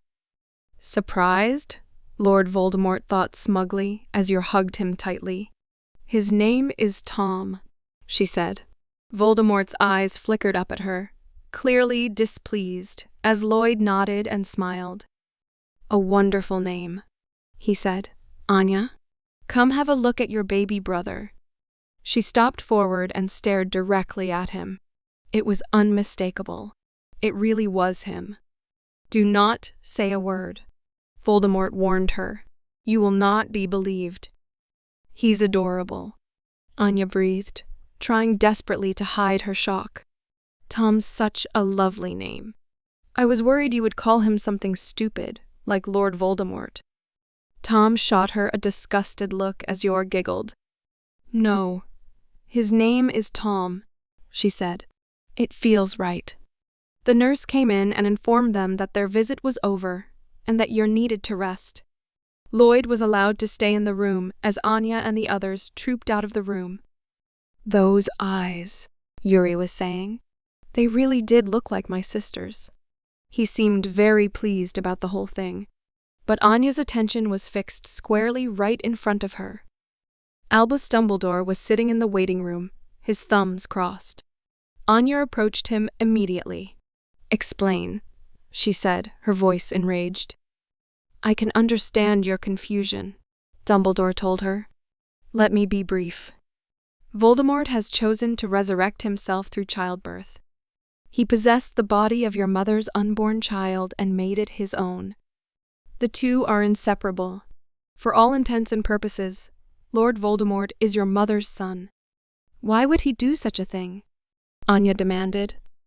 "His belief," Dumbledore said, "was that by utilizing your relationship with Harry Potter as your sibling would give him leverage when it comes to overpowering the magical defenses Harry's mother gave him when she died protecting him from Voldemort. Your love for Harry would give him an opening, you see, from the love his mother imparted on him." Her head was spinning. "As your sister," Dumbledore said, "he should be able to overcome those barriers and deal Harry serious harm." He paused. He should have been. If he hadn't made one critical error. He stood up. "I hope that you will excuse me," Dumbledore said. "I would like some time alone with Tom." He made his way past her deeper into the hospital. Anya stood there staring at the seat he had just vacated, her mind whirling with shock and rage. Her little brother was a monster. But somehow, the realization didn't bother her nearly as much as she thought it should have. The Order of the Phoenix was revived about an hour after Voldemort returned. Sirius Black, Remus Lupin, Alastor Moody, and Minerva McGonagall all gathered at the table. The mood was dark and foreboding. No one spoke. No one dared to believe that it was true. Albus Dumbledore swept into the room, followed by an angry-looking Severus Snape. Sirius was first to speak. "What is he doing here?" he snapped, breaking the silence. Dumbledore glared at him. "Severus will be essential for what must be done," Dumbledore said. "But he's one of them. This discussion is over," Dumbledore said coldly as he swept into the room. The residents of the room stared. None had ever seen Dumbledore in such a malevolent mood. He sat down at the end of the table and turned. "I have just spoken with Lord Voldemort," he said. "He has chosen to rebirth himself as Tom Forger, the second child of the Forger family." "No," Minerva said, her face going pale. "Not Anya Forger's family?" "The very same," Dumbledore said. "Although still just a newborn, his powers and intelligence remain completely intact. So much so that it is very much possible he could reorganize the Death Eaters once he gains the ability to talk. Considering his powers, I expect that to be within the next year or even earlier." Sirius leaned in. "The Forgers we have to warn them?" "We cannot," Dumbledore said, his voice heavy. "Her father, Lloyd Forger, has connections with the government of Westalis. He deals with international espionage in the Muggle world. If we were to tell him, all of Westalis, and by extension, Ostania, would be made aware of the wizarding community. Informing him would destroy our culture and way of life." "Anya Forger knows," McGonagall argued. "Anya is a very capable young girl," Sirius agreed. "Dumbledore, Anya already knows about the wizarding community. She's trustworthy and really cares about Harry." His eyes narrowed. "Does she know?" "She does," Dumbledore said. "The shock has been quite a lot for her." Sirius clenched his fists. "Damn! What will we do, Albus?" "The child for all intents and purposes is Lord Voldemort," Dumbledore said, his voice heavy. "It is not unlikely that the child's soul still survives, but Voldemort seems to have suppressed it. It would be irresponsible of us to allow that family to suffer attempting to raise him like an ordinary child." "What are you saying?" McGonagall asked, her voice timid. "My view," Dumbledore said, "is that we need to kill Lord Voldemort." Your Forger was exhausted. Little Tom Forger had been quite a handful. He seemed oddly quiet for a baby, but would often refuse to eat anything, and would put up a fight when it was time to change his diapers. She had had more than once to force him to stay still, and was beginning to worry that she would hurt him. "I need a nap," she thought to herself, and so she decided it was time to call for help. "Hello, Mrs. Fig?" "Yes. The baby is doing well. I was wondering if you could come by and watch him for an hour or so? I could really use a nap, thank you so much." She hung up the phone with a smile, casting one last longing look at the bed before heading downstairs. Tom had broken his toys again, and she was busy trying to put them back together when Mrs. Fig came up to the door. "Oh, thank you so much for coming by," Yor said cheerfully as she let Mrs. Fig into the house, shutting the door behind her. "Can I get you anything?" No, thank you," Mrs. Fig said, a little bit too quickly. "Is the baby doing well?" "Yes, he's been fed," Yor assured her as she led her into the nursery. Tom had already destroyed his toys again. She yawned. "So tired. Go get some rest," Mrs. Fig encouraged. "Take as much time as you need." Tom looked up, his eyes narrowed, as Yor thanked the woman and made her way up to her bedroom, yawning uproariously. Mrs. Fig watched her go, and once she was sure that she was out of earshot, made her way over to Tom. "Hello, Tom?" Mrs. Fig said pleasantly, as the baby stared up at her, completely expressionless. "Are you afraid to die?" She reached into her dress and pulled out a large tummy gun. She raised it, pointing it straight at Tom's forehead. He stared at her, his eyes narrowed. Behind her, the click of the hammer of a handgun filled the room. "Are you?" Anya Forger asked coldly, her gun pointed squarely at Mrs. Fig's back.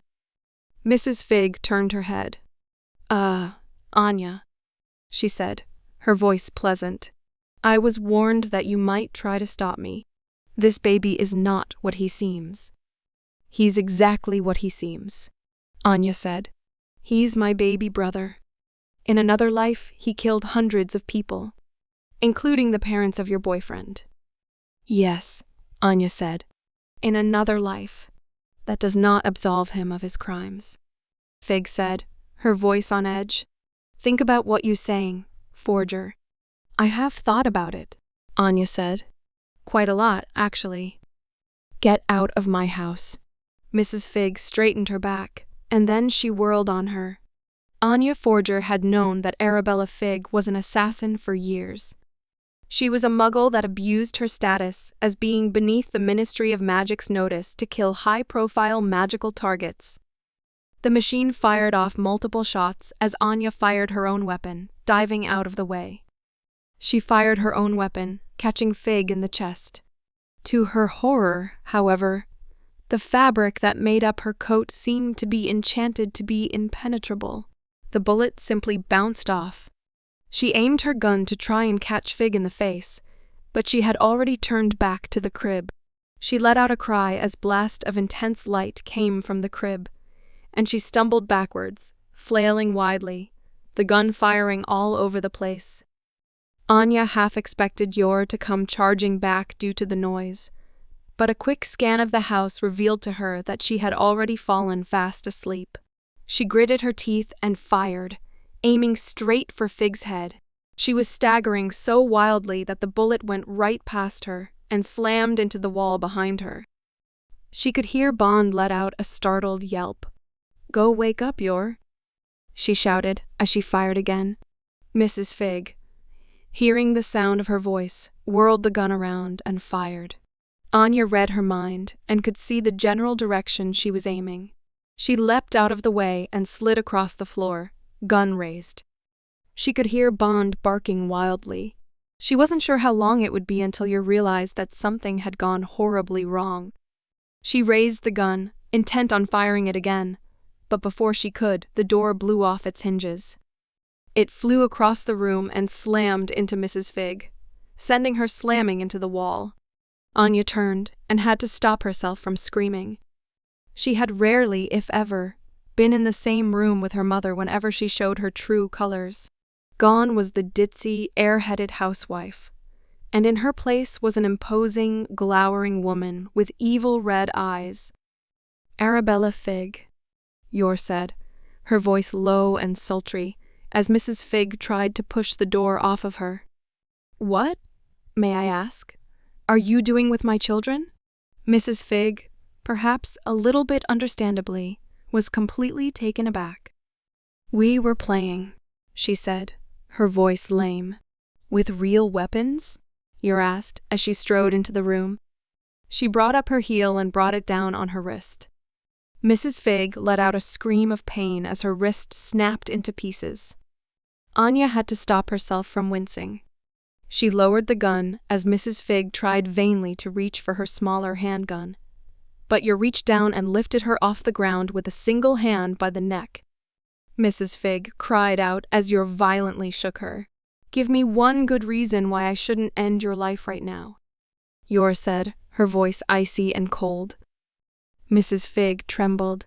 She raised one hand to point a finger at Tom. That child, she gasped, is evil. Yor's grip on her neck tightened. You must let me kill him, Arabella Fig said, her voice desperate. If you do not, he will grow into a monster. Yor narrowed her eyes. Monster or not, she said, he will always be my son. Anya thought it was best to intervene before Yor killed her. That's ridiculous, she said, looking at Mrs. Fig with awestruck eyes. My brother isn't evil. Mrs. Fig cast a surprised look down at her. Yor, however, seemed to have not completely registered that Anya was in the room. Oh, she said. The dark shadow over her face began to disappear as she began to assume her everyday persona. Anya, what happened? She attacked me, Anya said, her eyes wide and innocent. We should call the police. She noticed that Mrs. Fig's first thoughts were rather smug. As a squib, she had access to wizards who could help her escape from Muggle custody with little effort. No, the police wouldn't be able to get to the bottom of this situation.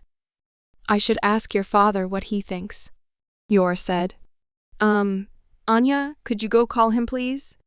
She had not relinquished her iron grip on Mrs. Fig's neck. Anya went to the other room, made the phone call, and within 15 minutes, Lloyd had returned home. He was completely taken aback by what had happened, and once he had gotten the general idea of the story from Yor and Anya, he rounded on Mrs. Fig. Why? He asked, his voice cold.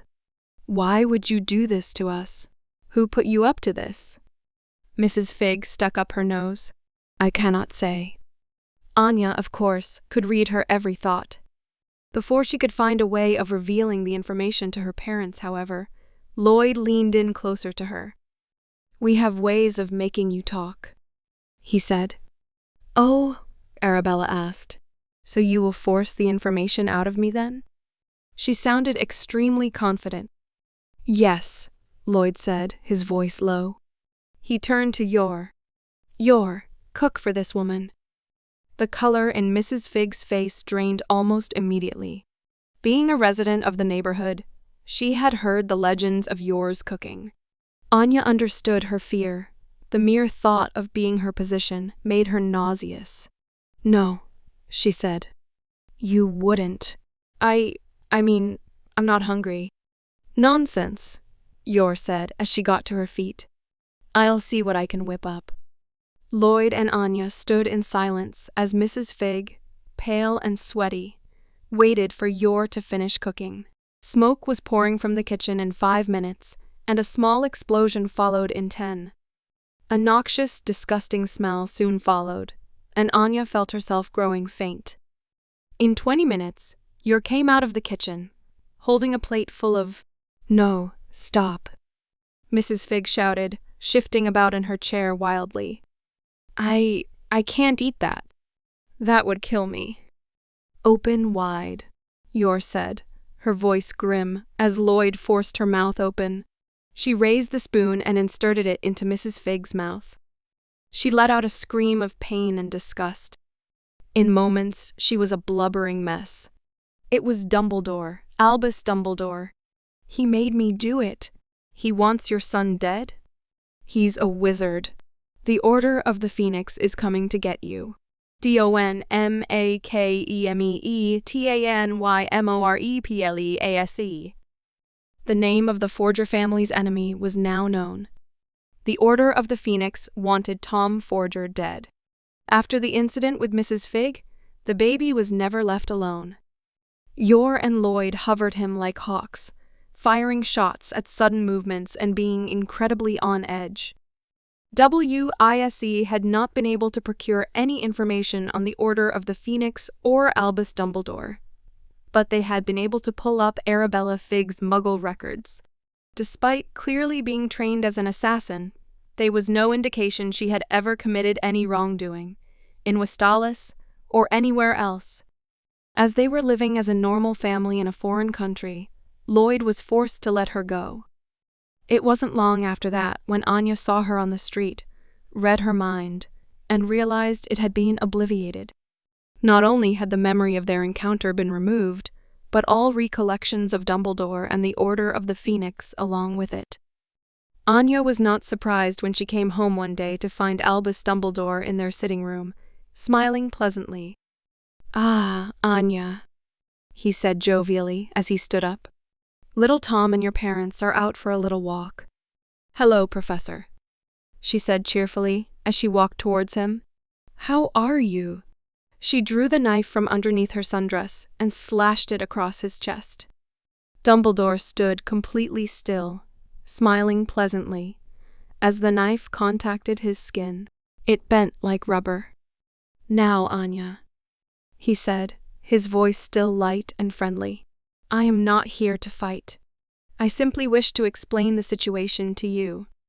Doubtless you have already noticed certain things. I wish to clear the air. Anya stepped away. She had her gun on her as well, but at the moment she felt that it was best to keep talking. "You want to kill my baby brother," she said, her lips dry. "There's nothing to clear the air about. Your brother is, sadly, already dead," Dumbledore said. "Lord Voldemort has seen to that." They stared at each other for a moment. Neither side was backing down, Dumbledore said. He spoke with a tone of finality. "For the greater good?" Anya repeated. "How does killing a baby help to achieve that?" "Do not be a fool," Dumbledore said. "You know very well just who that child is. You have always known, yet have chosen not to tell the people closest to you. Not even Harry himself." Anya smiled grimly. "Neither have you." They stared at each other again. "Harry does not need to know everything," Dumbledore said, his voice heavy. "Because that would make him more difficult for you to control, wouldn't it, Chessmaster?" Anya asked, her voice sickeningly sweet. Dumbledore raised his hands and folded his fingers. He stared at her. The gaze of his blue eyes were piercing. She knew that look very well. He now saw her as a threat. "Your powers," he said, "have let you communicate with Voldemort, I see." "He's told me some lies," Anya said, her voice still pleasant. "But among them he let slip some nuggets of information I found very interesting. He's told me some very interesting things about wizarding culture that don't make a lot of sense to me, especially about you." "Did he now?" "For a child in the wizarding world," Anya said, "you look very accomplished. You run Hogwarts. You're an important figure in culture and politics. And you spent your youth battling dark wizards, such as Grindelwald and Voldemort. The image of you among the public is that of the ideal citizen." Her eyes narrowed. "But that isn't true, is it?" Dumbledore smiled. "No one is an ideal person, Anya," he said kindly. "We all have our flaws." He stood up. He was incredibly tall and towered over her. Anya had to stop herself from reaching for her weapon. "He's just an old man," she told herself. "Tom seems to think you have more than a few," Anya observed. "And you believe him?" Dumbledore asked. "The man who killed Lily and James Potter?" "People aren't killed for no reason," Anya said. "I know that better than most people." Dumbledore turned his head. His glasses glinted. "You are an interesting girl," he said. "I thought at first that it was your powers that made you so unusually obstinate, or perhaps the influence of your parents. But I see now that you have indeed been awakened to the realities of the world." He turned his back to her. Anya reached for her handgun. "I can see that you are aware of what I am," Dumbledore said. "I suppose being in so close proximity to Lord Voldemort, it was inevitable, I'm sure. I had hoped that being so close to Harry and Sirius would have done more to convince you of my good intentions. But it seems that I underestimated your drive and your intelligence." He folded his hands behind his back. "Please, enlighten me. What do you know?" Anya had encountered men like this before. Men who had spent their entire lives scheming and plotting to gain as much power as possible. When there was no more control to be gained, no more power to be had, the next logical step was to change the world. "I'm not a witch," Anya said, "so I can't say for sure just exactly what your role in your society is. But I can say that I first began to suspect your intentions when you chose to hide the Philosopher's Stone in Hogwarts. You were very open about its general location, and in front of your students, all of whom have parents in the outside world, and some of whom, I am sure, would try and seize the stone if given half an opportunity." Dumbledore was standing completely still. "At first," Anya said, "I assumed that you weren't as great as Harry and his friends thought you were, that you had simply made a simple mistake. But the more I thought about it, the more I realized just how absurd it was that Lord Voldemort could have snuck into the school on the back of someone's head without you noticing. I began to suspect your intentions." "You felt this way that early on?" Dumbledore inquired. without ever meeting me or discussing your feelings with Harry? It made no sense to me that Nicholas Flamel would have the stone destroyed after someone stole it from you, Anya said. Or, quite honestly, that he would entrust something so valuable to you to begin with. You are quite wrong about that, Dumbledore said quietly. Nicholas trusted me very much. I know now that the real reason he died was due to you never giving the stone back, Anya said casually. He was dead for years before Harry was even born. That private, reclusive life he lived was a front that you set up so that the public wouldn't be aware of what you had done. Ah, the Daily Prophet debunked that story, Dumbledore said. Anya ignored him. Tom also knew that you were aware that he opened the Chamber of Secrets, and that he was the heir of Slytherin, Anya said. But you chose not to speak up about it.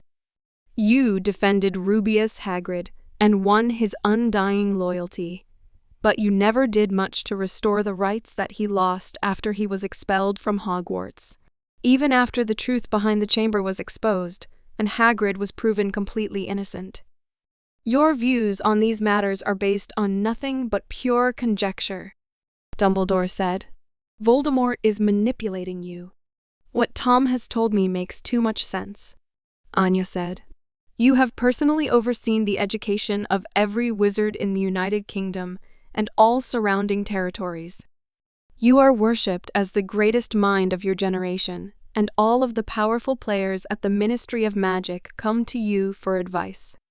The Minister of Magic himself asks you for approval when it comes to certain laws. Although it is true that you don't directly control these people, your very shadow is a very powerful influence. She gritted her teeth. It was your decision to leave Harry Potter with his family at number 4, Privet Drive. Dumbledore turned to face her. He was smiling. Certainly nothing you have said is wrong, he said, but that is quite different than being right. Surely you realize that it was I who the public turned to fight Voldemort? It was widely believed before his fall that it would be I who defeated him. I did my best to stop Voldemort at the height of his powers. I formed the Order of the Phoenix and helped write laws that would protect the public from him. Everything I have done is for the greater good. You are not fooling me, Anya said. And what's worse, you know that I'm not going to be fooled. Dumbledore's face fell. You are quite right, he said. My apologies. I regret treating you like a child. I truly have underestimated you, Anya Forger, although it is very much true that you do not understand everything. I feel as if I understand enough, Anya said. Enlighten me then. What do I not understand? You understand very well the nature of my influence, Dumbledore said. You understand that I have used my position as headmaster to cultivate generations of witches and wizards. But you do not understand why. I have worked tirelessly to end ancient prejudices and bring forth a new age of culture and progress to our world. Under my leadership, Hogwarts has employed half-giants, squibs, and werewolves, which would never have been possible under any other headmaster. I have utilized my political influence to protect Muggles and the underprivileged of the magical world. She cocked her head, considering his words. She knew better than to take his words at face value, but the way he expressed himself seemed perfectly reasonable, even noble. But she knew that this sort of person was the most dangerous. She decided that she needed to challenge him. All extremist leaders believe they are taking action for the greater good, she said. You are not special. Again, you are not wrong, Dumbledore said. It is true that there is nothing special about me. When you get right down to it, I was nothing more than an above-average student. He waved his hand around carelessly. I thought, he mused, of ways to bring about a better world. Extreme ways, I admit. Ways that I am not proud of. But I dared to dream them up, consider them, discard them, and repeated the process. For the last century I have thought. And as I get older, I begin to realize more and more how few people are concerned about these things. He blinked down at her. Surely you have noticed? He asked. With your powers? How little that everyday people think about those around them. The vast majority of people are unhappy with their situation in life, but choose to do nothing to change it. They think themselves superior to those of lesser status than themselves, but resent the elite for looking down their noses at them. People, you see, do not think. They simply do not care to. Anya stared at him. Her hand was trembling. She was seriously thinking about shooting him. People like you and I, Dumbledore said, are different. We are aware of the suffering of others and do the best we possibly can to alleviate it. Those suffering are thankful for our assistance. They worship and even love us, but they would never even consider becoming more like us. He sighed.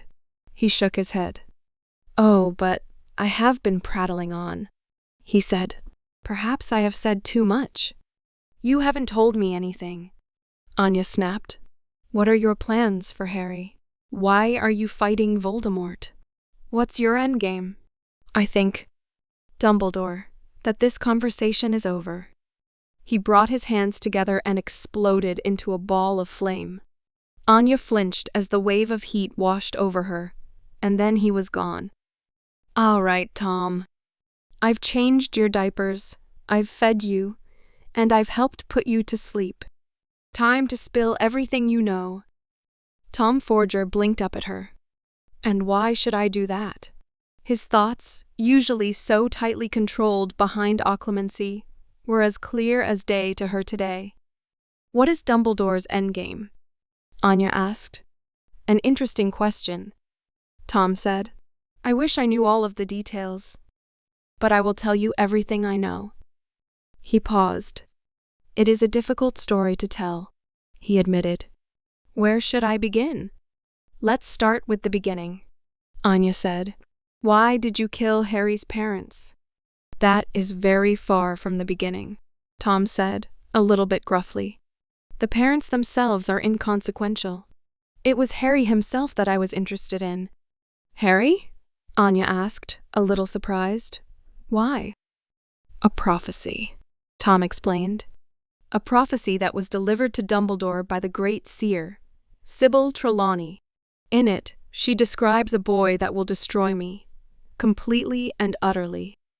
Anya's eyes fell on Bond and wondered whether or not this Sybil Trelawney was as great of an oracle as her dog. But that was neither here nor there. So you went to their home to kill a baby? Anya said. And you think you're the good guy in this situation?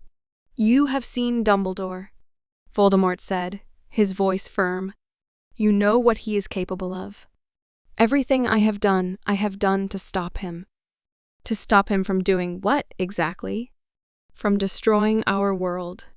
Anya gave a small start and stared down at him. I thought you said you didn't know what his plans were. I do not, Voldemort said. Nothing specific, but that is indeed his dream. To destroy the barriers between the Muggle and magical worlds. Anya pursed her lips. That's a good thing, isn't it? He would have you think so, Tom answered. When Muggles were aware that magic existed, they actively hunted us and sought to destroy us. Any hint of magical talent led to our kind being hunted down and destroyed. It is why we developed our parallel society. But those like Dumbledore believe that that should be all left in the past. We should expose ourselves and our secrets to the world, and use our talents for the good of all. Again, Anya had to grudgingly admit there was nothing that sounded wrong about any of that. The problem, Tom went on, is that this idealistic naivete, nothing has changed. If we're ever exposed to the Muggle public, we would be destroyed.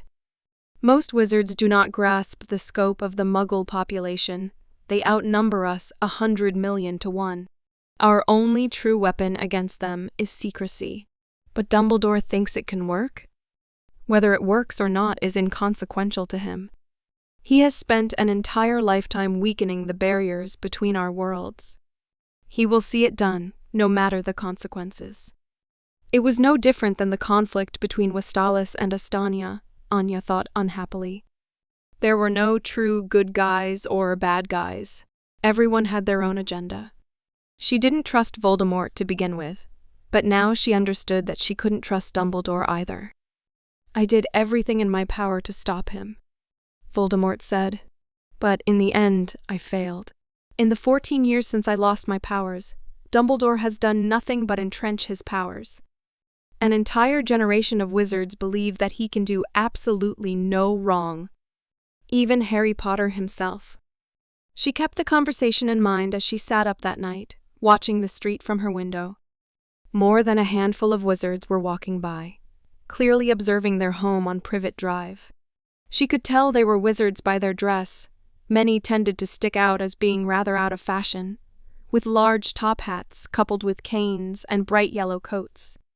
Her father, although he said nothing to her about it, seemed to agree. He had been memorizing faces and patterns, trying to pinpoint a target to single out and catch. One of the women who, due to her lack of skill with occlumency, Anya, was able to read perfectly well, was a young woman named Nymphadora Tonks. She seemed to have the ability to alter her appearance at will and took on a variety of different personas in order to spy on the forgers.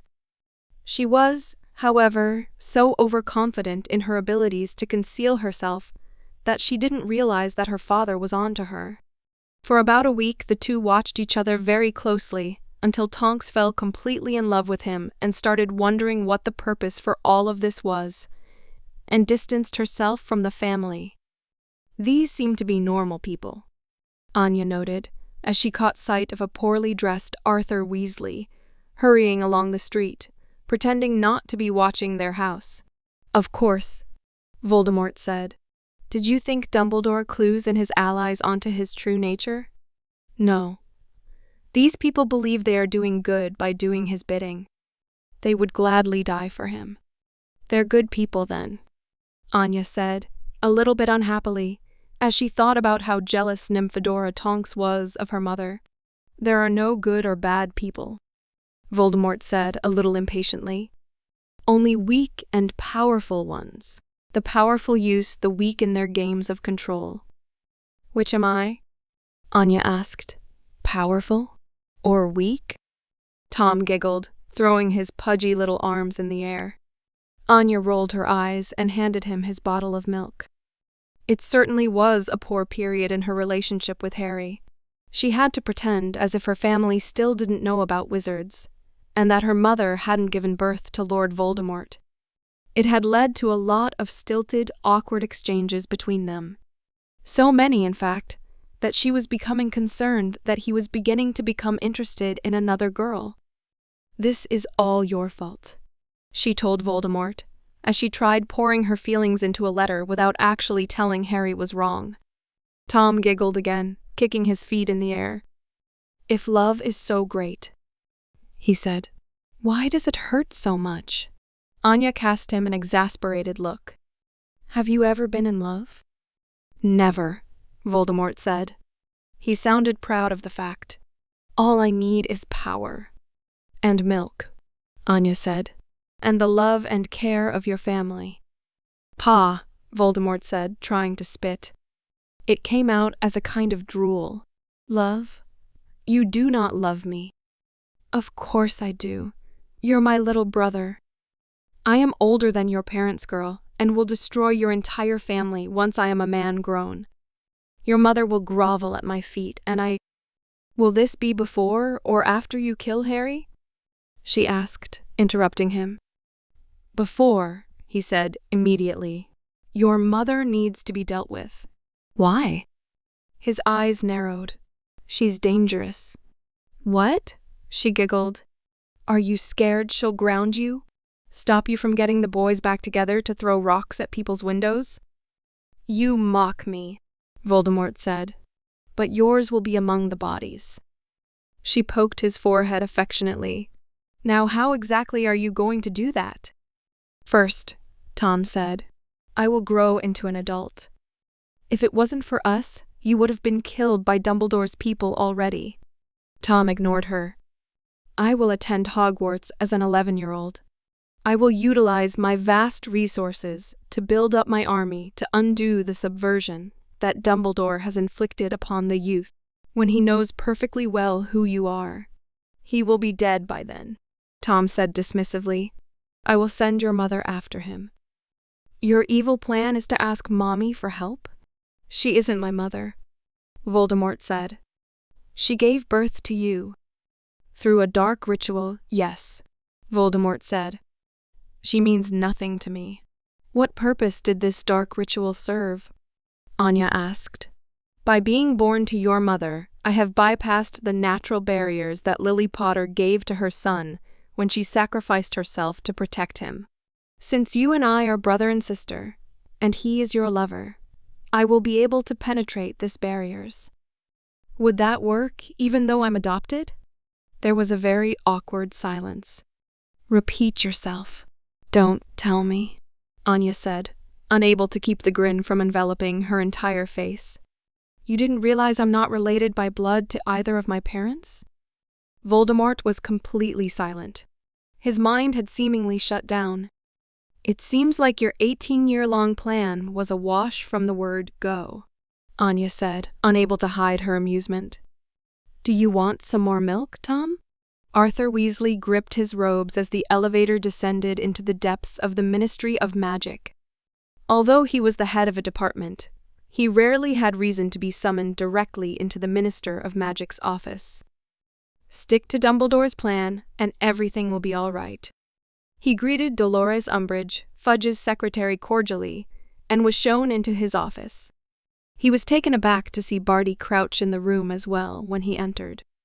Considering the subject matter, I thought his input would be invaluable, Fudge told him as Arthur sat down. More like you wanted an excuse to help rebuild Crouch's reputation with the public. Arthur thought to himself grimly. Be upfront with me, Arthur, Fudge said. He was standing, pacing back and forth behind his rather large desk. Is it true? Arthur let out a breath of air. It is, Arthur said. Harry Potter broke off his relationship with Anya Forger in order to pursue a relationship with my daughter Ginny. In retaliation, Anya Forger informed her parents that Harry Potter is a wizard. Her father is involved in Muggle intelligence. If his reports to the government are believed, it may be impossible for us to continue to hide that we exist to the Muggle world. We should never allow that brat into our world.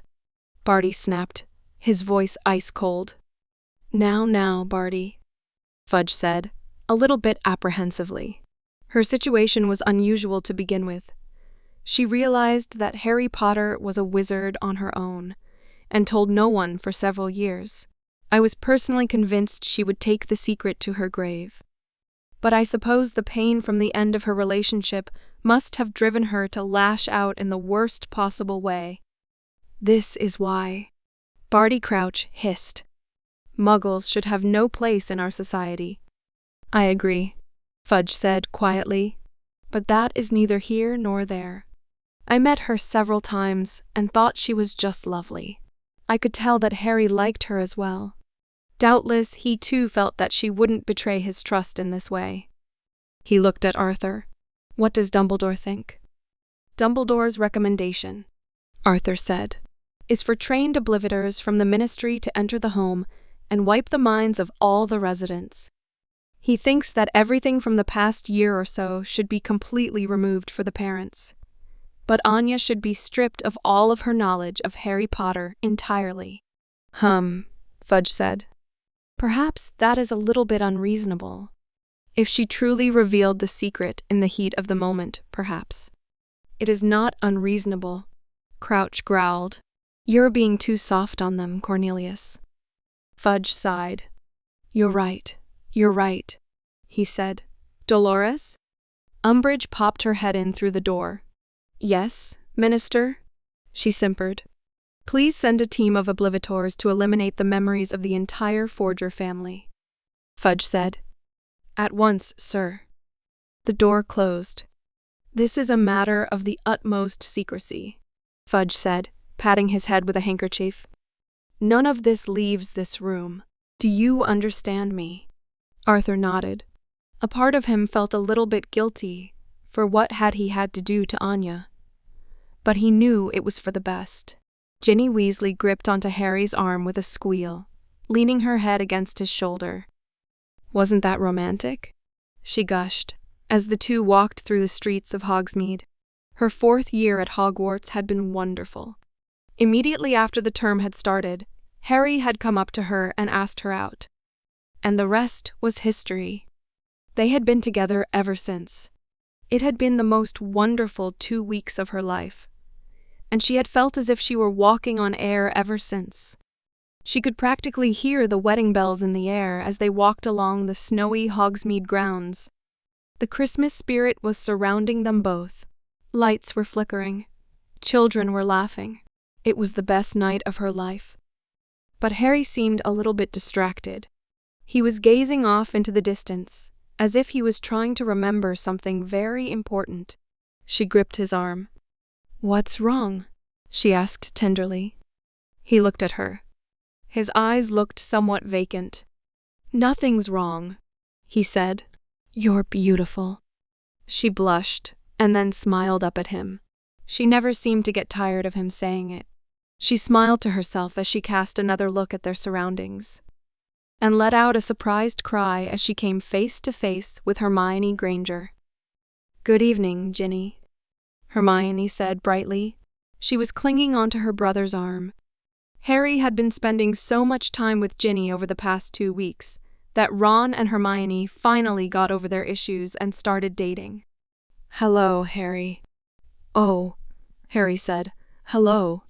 Ginny cast them a dirty look. "I don't need to be babysat by my brother." "It's not you we're worried about," Ron said, his voice dark. "And what exactly do you mean by that?" Hermione stepped forward and rapped Harry on the forehead with her finger. He barely reacted. He was staring vacantly at Ginny. "Obsessive fixation on a single person," she said. "Vacant staring. Unable to focus. These are all symptoms of love potion, Ginny." Ron nodded. His expression was tight. Ginny shook her head. "Don't be ridiculous," she said. "Harry isn't your property," Hermione said, her voice fierce. "You need to stop this. Now." Ginny stared at her. She gripped Harry's arm one last time, and then went for her wand. It was a disaster. It was 2-on-1, and although Ginny was confident she could take her brother alone in a duel, Hermione was something else entirely. She was disarmed and thrown into the snow. She was hurt to see that Harry was watching her with interest, with no sign of worry or concern for her. "Love," Hermione said, her voice cold, "cannot be replicated through magical means. You are enslaving him." She sounded furious. "I thought better of you, Ginny." She scrambled for her wand again, but Ron stepped on it. She hissed at him. "You don't understand." "I do understand," Hermione said. "I saw how you acted at the Quidditch World Cup.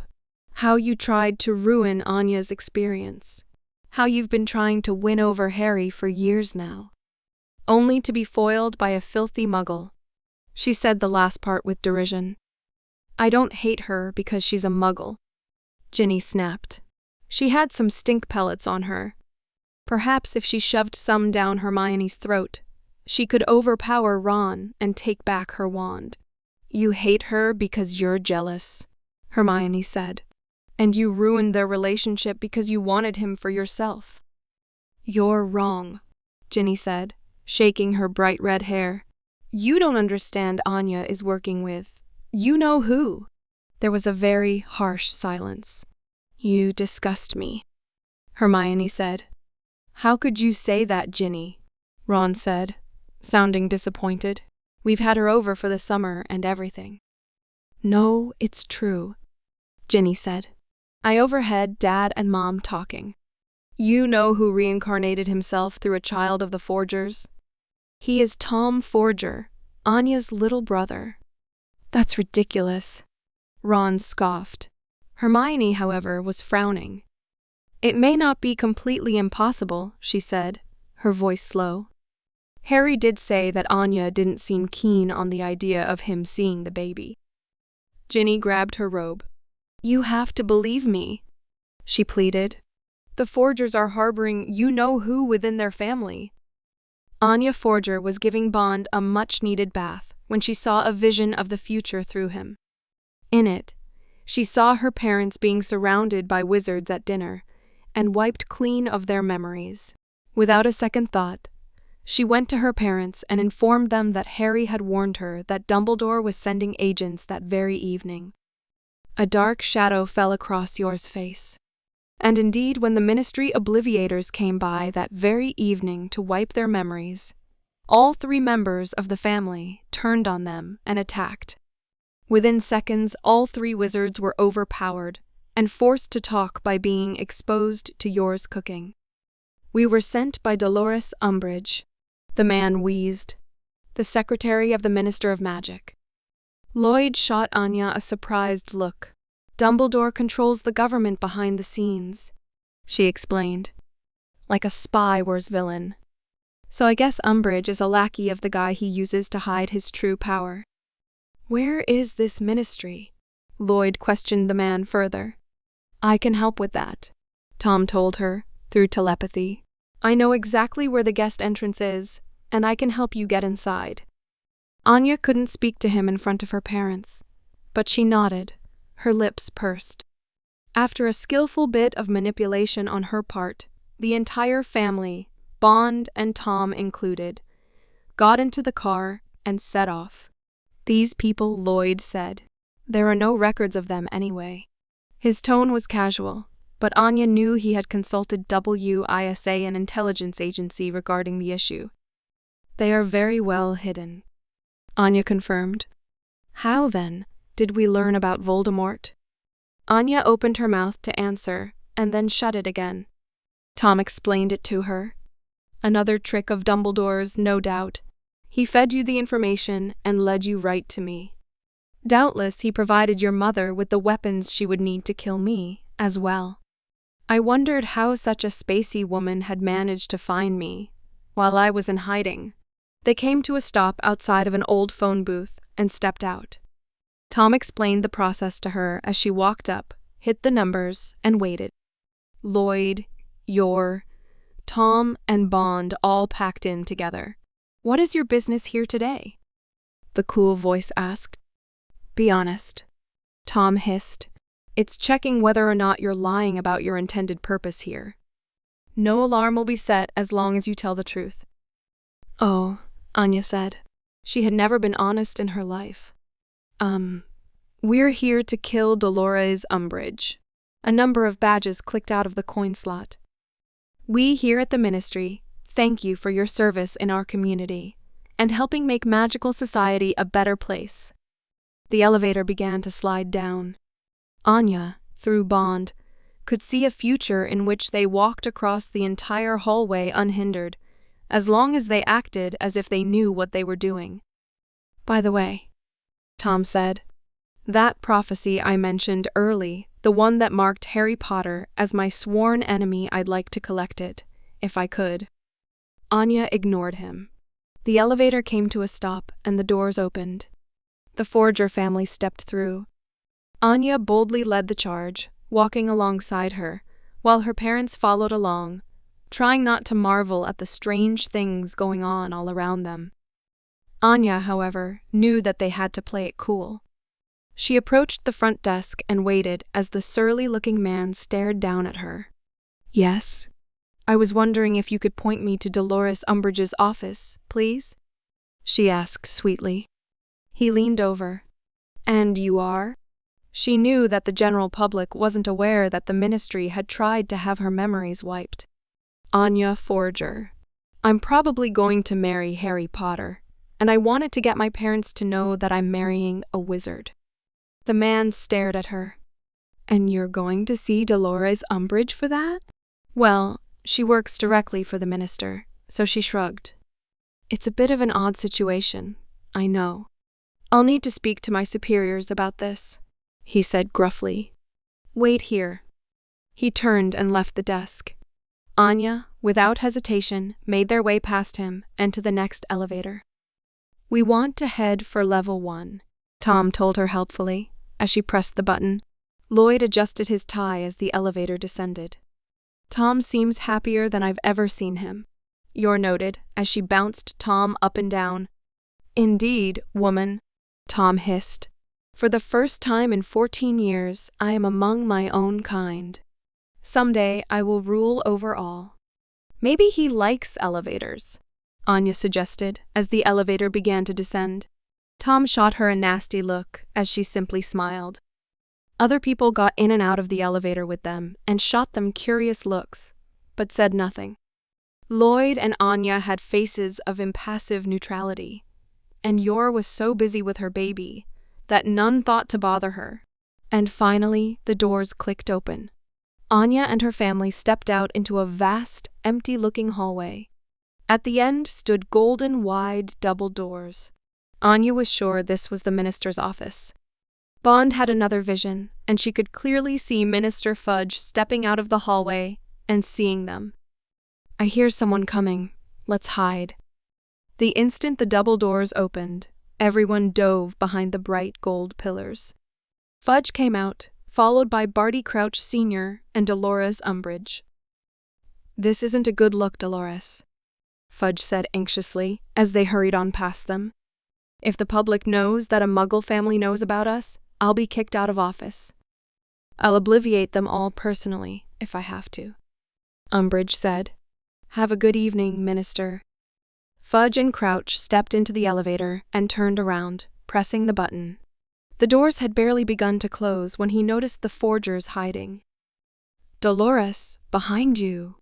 The doors shut. Umbridge whirled, wand raised as your forger pushed her again the doors. They bent wildly out of shape by the sheer force of the blow, and Umbridge spit up blood.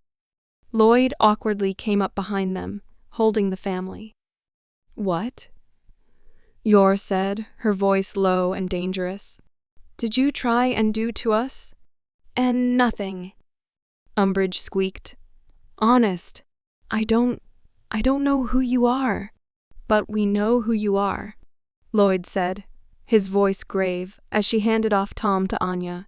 Tom bit her finger, causing her to scowl at him, as Lloyd stepped across the hall to meet Umbridge. "You are Dolores Umbridge, Senior Undersecretary to the Minister of Magic, and the woman who tried to have our memories eliminated." Yor shook her violently. "Umbridge." "My question," Lloyd said, his voice quiet, "is why you decided to target us?" "If you have an inquiry about ministry policy," Umbridge said, her voice desperate, "you can simply send an owl to our—" Yor tightened her grip, lifting her further off the ground. "We have been given no reason to believe that your government has our best interests at heart," Lloyd said, his voice smooth. He tapped his ear. "Which is why we've decided that we needed to talk to you personally." Umbridge was very white now. I don't know what you want." "What I want," Lloyd said, his voice cold, "is for Albus Dumbledore to leave us alone." "D. Dumbledore?" Umbridge whimpered. "What does he have to do with—" The elevator door opened.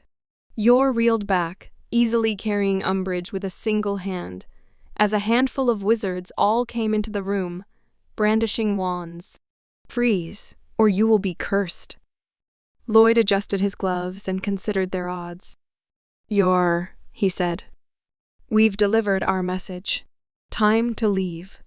"Oh, yes." She brought her arm down and threw Umbridge with all of her might. Being a rather heavy-set woman, the sheer speed and force of the throw sent her tearing through the crowd and slamming them back inside. Yor leapt forward, hands raised, and in seconds every man was down for the count.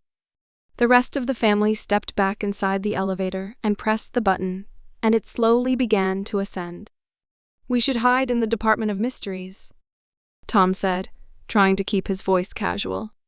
"No one will ever find us in there." Anya rolled her eyes. They stepped out to find the atrium in complete chaos. Wizards were running amok everywhere, seemingly unaware of what the problem actually was. The forgers found it extremely easy to simply walk across the atrium, force themselves back into the phone booth, and back onto Muggle London. That was fun, Yor said brightly. But I didn't get to kill that woman. She paused, and then flushed. Not that I could ever kill anyone, or anything.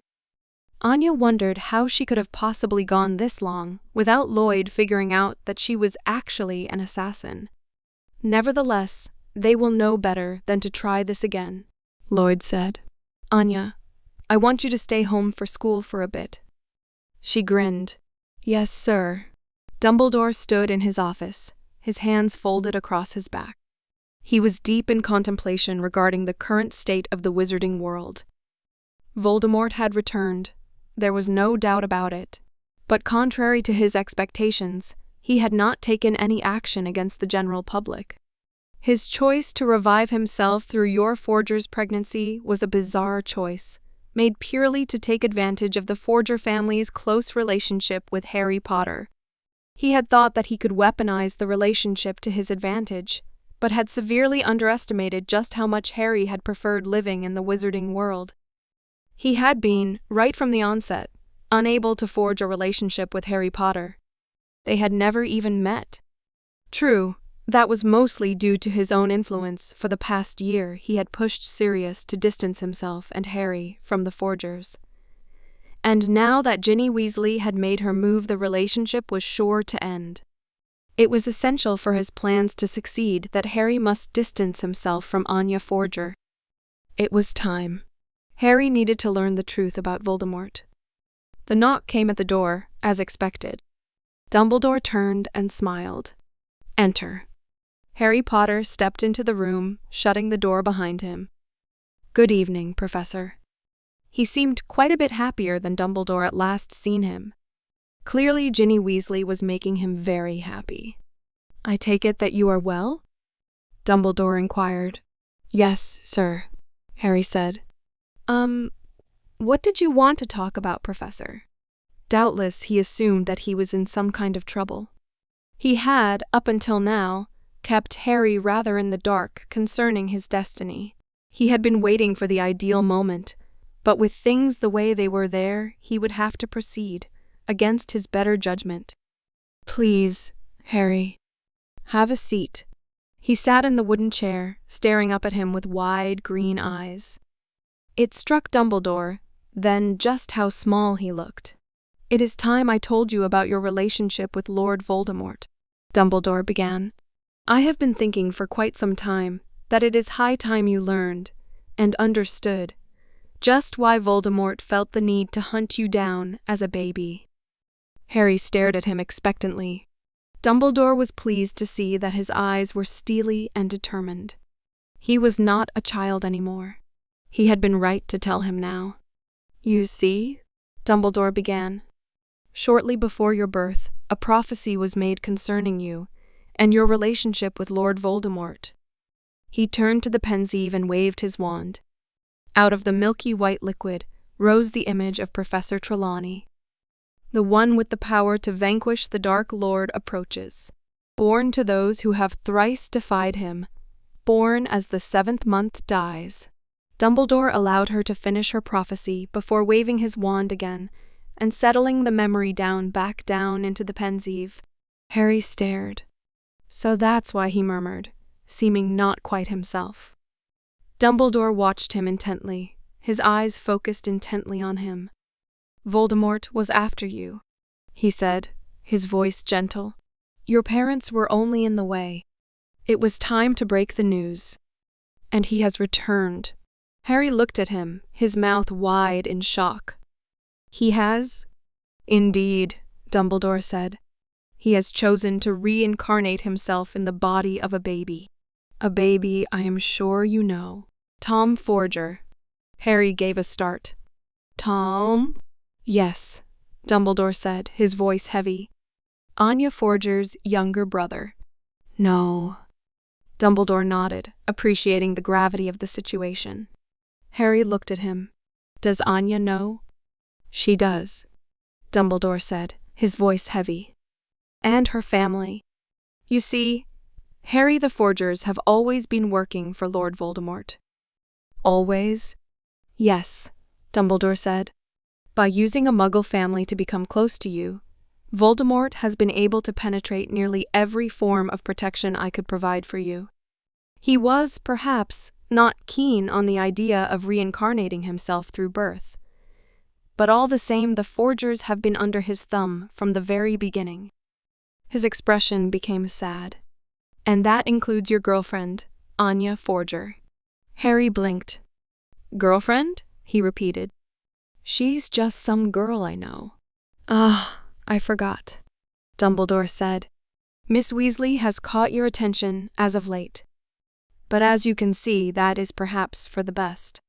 You must cut your ties with the Forgers, Harry. They are dangerous. He watched Harry carefully to see how he reacted. Despite the intense love potions that Ginny Weasley had been force-feeding him every day at breakfast, it was clear that he was fighting his intense love and affection for the Forger family. Dumbledore found it admirable. If only more wizards realized the joys of mingling with Muggles. But Anya Forger had become too dangerous. With the assistance of Lord Voldemort, the only man who had even come close to toppling the empire he had built after defeating Grindelwald, Anya Forger was a very real threat. Her resourcefulness and wit matched his own, and her unique talents and family situation had forced him to consider her a real danger to his long-term plans, to establish himself as the martyr of the wizarding world, who upon his death would be more beloved than Christ. Yes, Anya Forger was trouble, all right, but she was one obligation away from becoming completely irrelevant. If it had not been for Harry himself, she would never have discovered the wizarding world, or realized that his interest in Harry Potter could be considered overbearing, even sinister. But with Ginny Weasley pulling the two apart, it was only a matter of time until Harry began to realize that he and Anya Forger were on separate sides. And when that happened, Anya would lose her only real weapon against him, her intimate relationship with Harry. From there, it would a simple matter of having her memory altered, and she would undoubtedly go on to cause all manner of trouble for Muggle governments around the world. Harry seemed to be very deep in thought. Dumbledore could hardly blame him. This was an awful lot of information for such a pure, simple mind to grasp. He waited for a moment longer before continuing his explanation. Lord Voldemort, by choosing to reincarnate himself as Tom Forger, hoped that he would be able to use your relationship with Anya to become closer to you, to understand you, in the hope of obtaining the knowledge he would need to destroy you. Harry hesitated. He seemed to be struggling to decide what to say next. But he has done nothing, Harry said. Anya loves her brother. She's told me. Her love is misplaced, Dumbledore said. Her trust in her family has led to her downfall. Your overconfidence has led to yours. B.A.M. Dumbledore reeled. His eyes widened as he clutched at his chest. The bullet had torn straight through his robes and into his chest.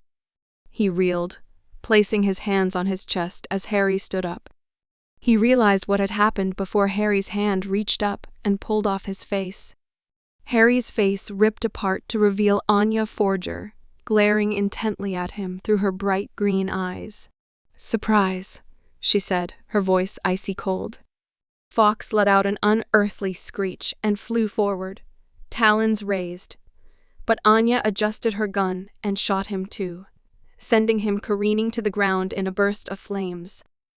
A baby chick poked its head out of the ashes as Anya turned to face him. Well, Albus, she said. That was quite the enlightening conversation. Dumbledore glared at her. His blue eyes had suddenly gone ice cold. It was clear to him that he had severely underestimated this young woman. How did you get here? Grimmauld Place, Anya said, a little carelessly, as she flicked some of the sparks from Fawkes' flames from her shoulders.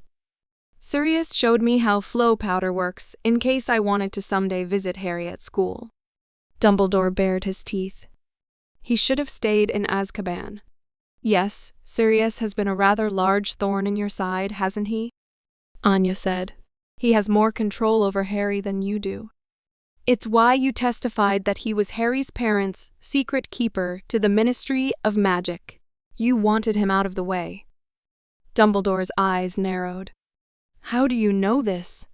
Oh, I have my ways, Anya said airily. Your mind may be closed to me, but your memories, she waved the gun over to the pensieve. For the briefest of moments, Dumbledore had no idea what she meant. He stared at the pensieve for a moment, trying to comprehend what she meant. He recoiled in horror. No, he breathed. You could read my pensieve? Yes, Anya said.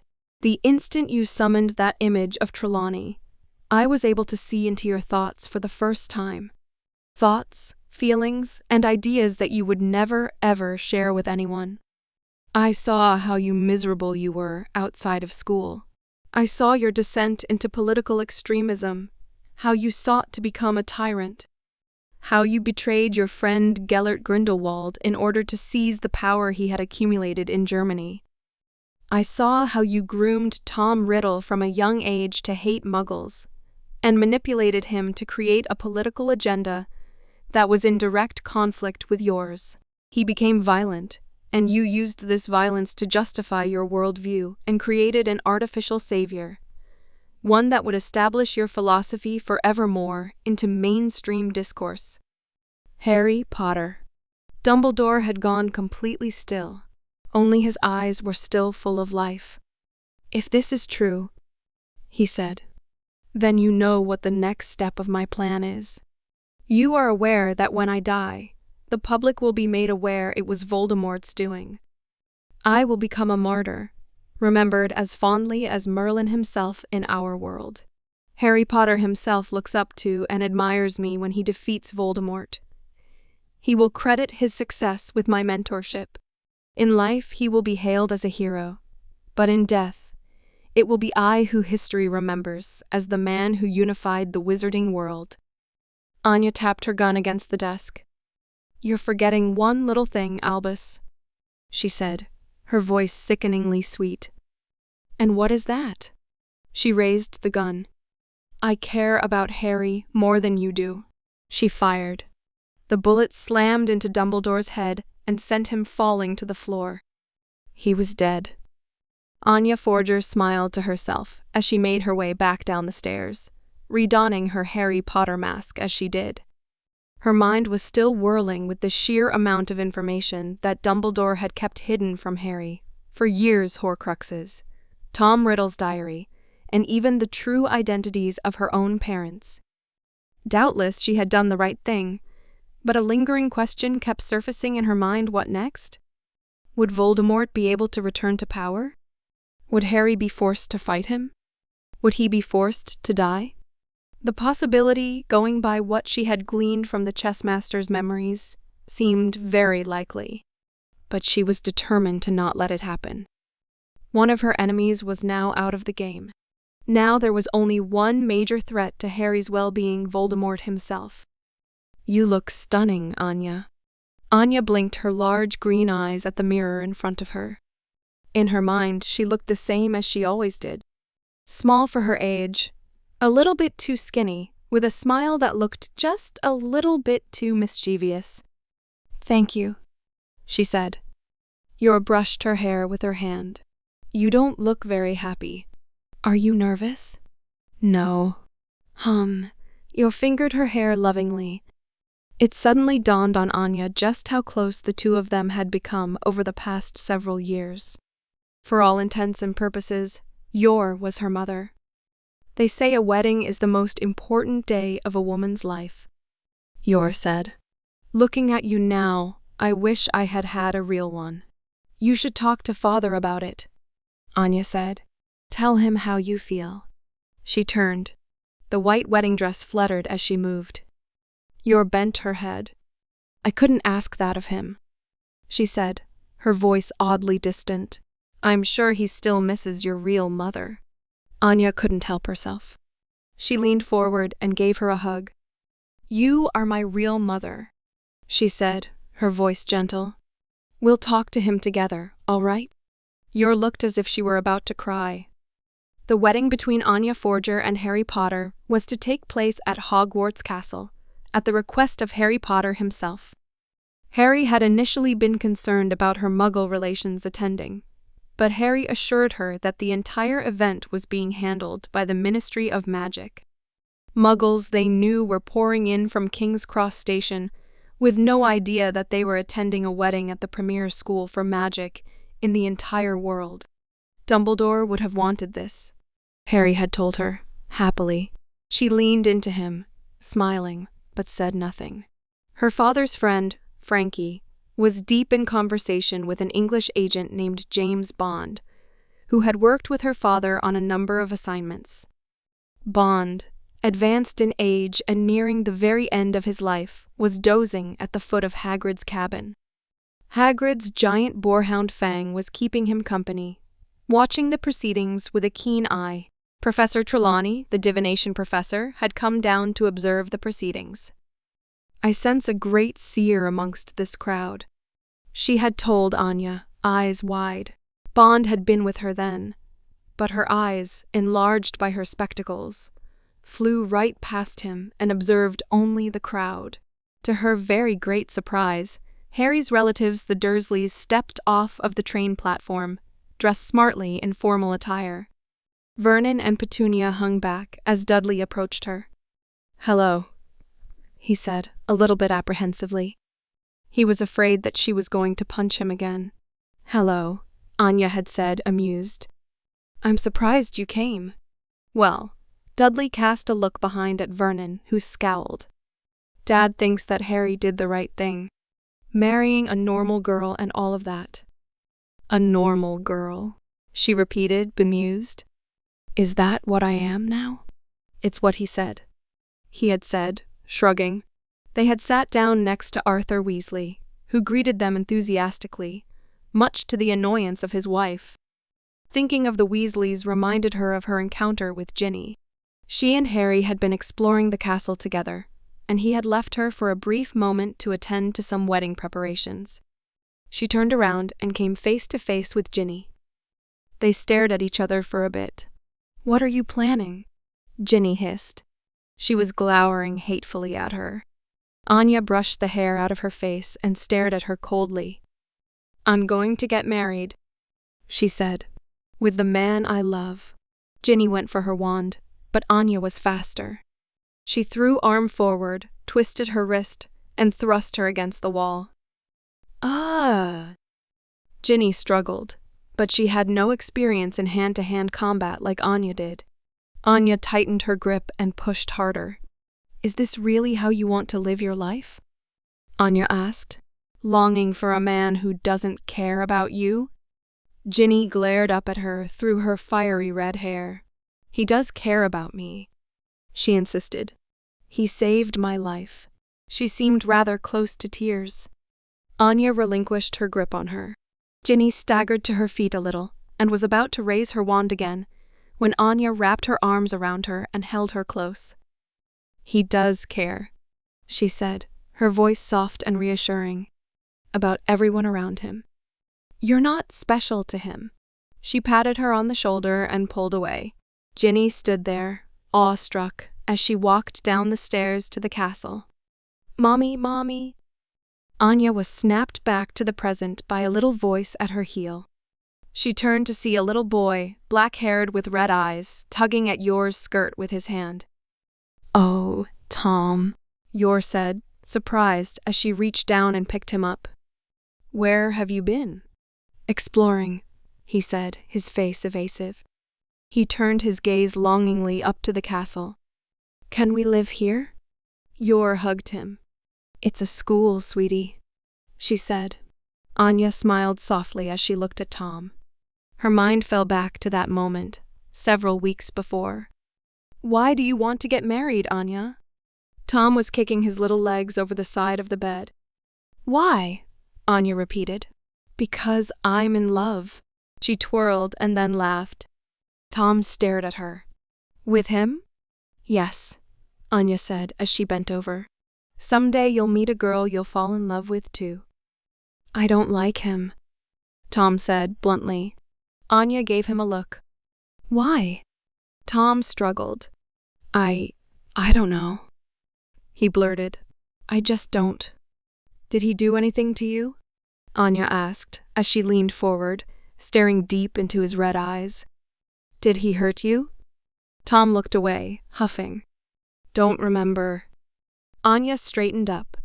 I see, she said. Well, he likes you a lot. Tom narrowed his eyes in suspicion.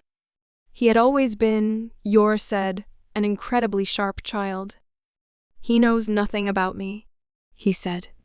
He knows that you're my little brother and that I love you very much. Tom pouted. If you love me so much, why don't you marry me instead?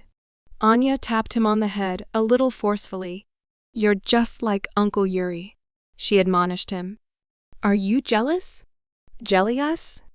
Despite being incredibly precocious, Tom occasionally still struggled to pronounce or understand certain words. It means you want what someone else has, Anya said. I suppose you don't like the fact that I'm going to be spending more time with Harry than with you. Tom stared. Yes, he said after a brief pause. That's it, exactly. You shouldn't be jealous, Anya said. You're still my little brother, and I still love you. Being jealous of other people is wrong. Wrong. Tom bent his head. He seemed to be struggling greatly with something. He looked up at her. He looked a little bit upset. Am I in trouble? No, of course not, Anya said. Everyone feels jealous, sometimes. But you have to think about how other people feel too. Harry and I love each other, and want to spend the rest of our lives together. I'm sorry. Anya gave a small start of surprise as Tom bent his head again. I'm sorry for being jealous. You don't have to apologize, Anya said, a little bit surprised. It wasn't like him to be this emotional. I shouldn't hate him, Tom muttered, as if to himself. If that makes you upset. He rubbed his eyes as if he were crying. Anya reached out to touch him, gingerly. Crack. Anya leapt back, surprised. Tom jumped as well, casting a sharp glance at the dresser in the corner. What was that? Anya moved over to it, opened it, and pulled out the object within. It was a locket, emblazoned with a symbol of a serpent. Oh, it was the Horcrux, she said. What's a Horcrux? She turned around to face him, putting on a scary face. The evil Lord Voldemort created 7 of these to ensure that he would never die. Tom put on a face. Yeah, right, Anya. He turned and left. Anya watched him go, and once he was safely out of the room, turned back to the locket. She turned it over and over in her fingers, examining it. There was no denying it. It had been destroyed. And doubtless the same would also be true of all of the Horcruxes that remained hidden all over the land. Voldemort had gone to great lengths to ensure his immortality. But the one thing he had never expected, that he would one day feel remorse for all the evil he had done. His attempt at reincarnating himself in the pure heart of a child had failed. In the end, he had been consumed by it. Still, however, his legacy had lived on. It's the Muggle. She turned to see Draco Malfoy leering at her from across the halls of the castle. She glared back at him coolly. He honestly had no idea that Voldemort was gone for good. This castle, he said, is becoming filthier with you in it. 2 bystanders had looked up. One of them was a boy with messy black hair, and the other was a neatly dressed girl in a beret. You'll never be accepted here, Malfoy sneered. You leave her alone. Malfoy looked up, surprised, as the bystanders came to stand by her.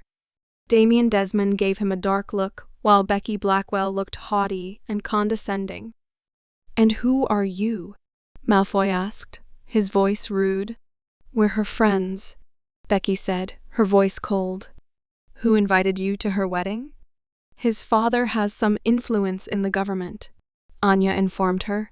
She let out a condescending noise. Some influence?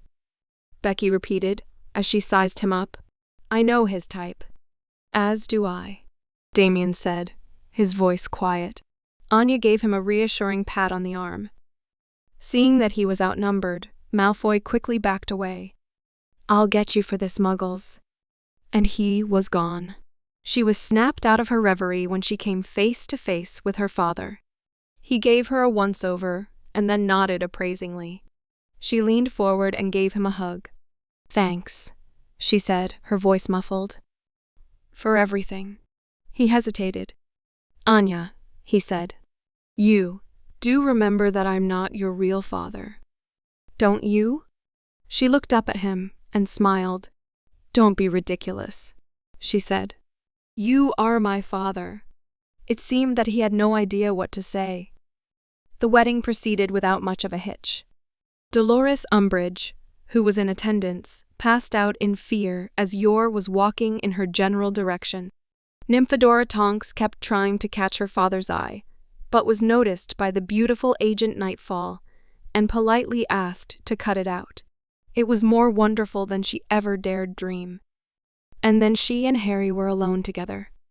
They stood overlooking the grounds on the highest tower, staring out over the lake and the forest. I love this place, Harry said, his voice wistful. And everyone in it. Anya squeezed his hand lovingly. I miss him every day, Harry said. Dumbledore was like a grandfather to me. He let out a sob. Anya patted his arm affectionately. He was a good man, Anya said. He wanted the best for you. For all of us. When he died, Harry said, I kept expecting Voldemort to come bursting out of hiding and take over. It might still happen. What will we do then? Anya cupped his cheek. We'll fight, she said, her voice firm. If it happens. But we mustn't forget what's truly important. He smiled at her. And what's that? Our family, she said with finality. END.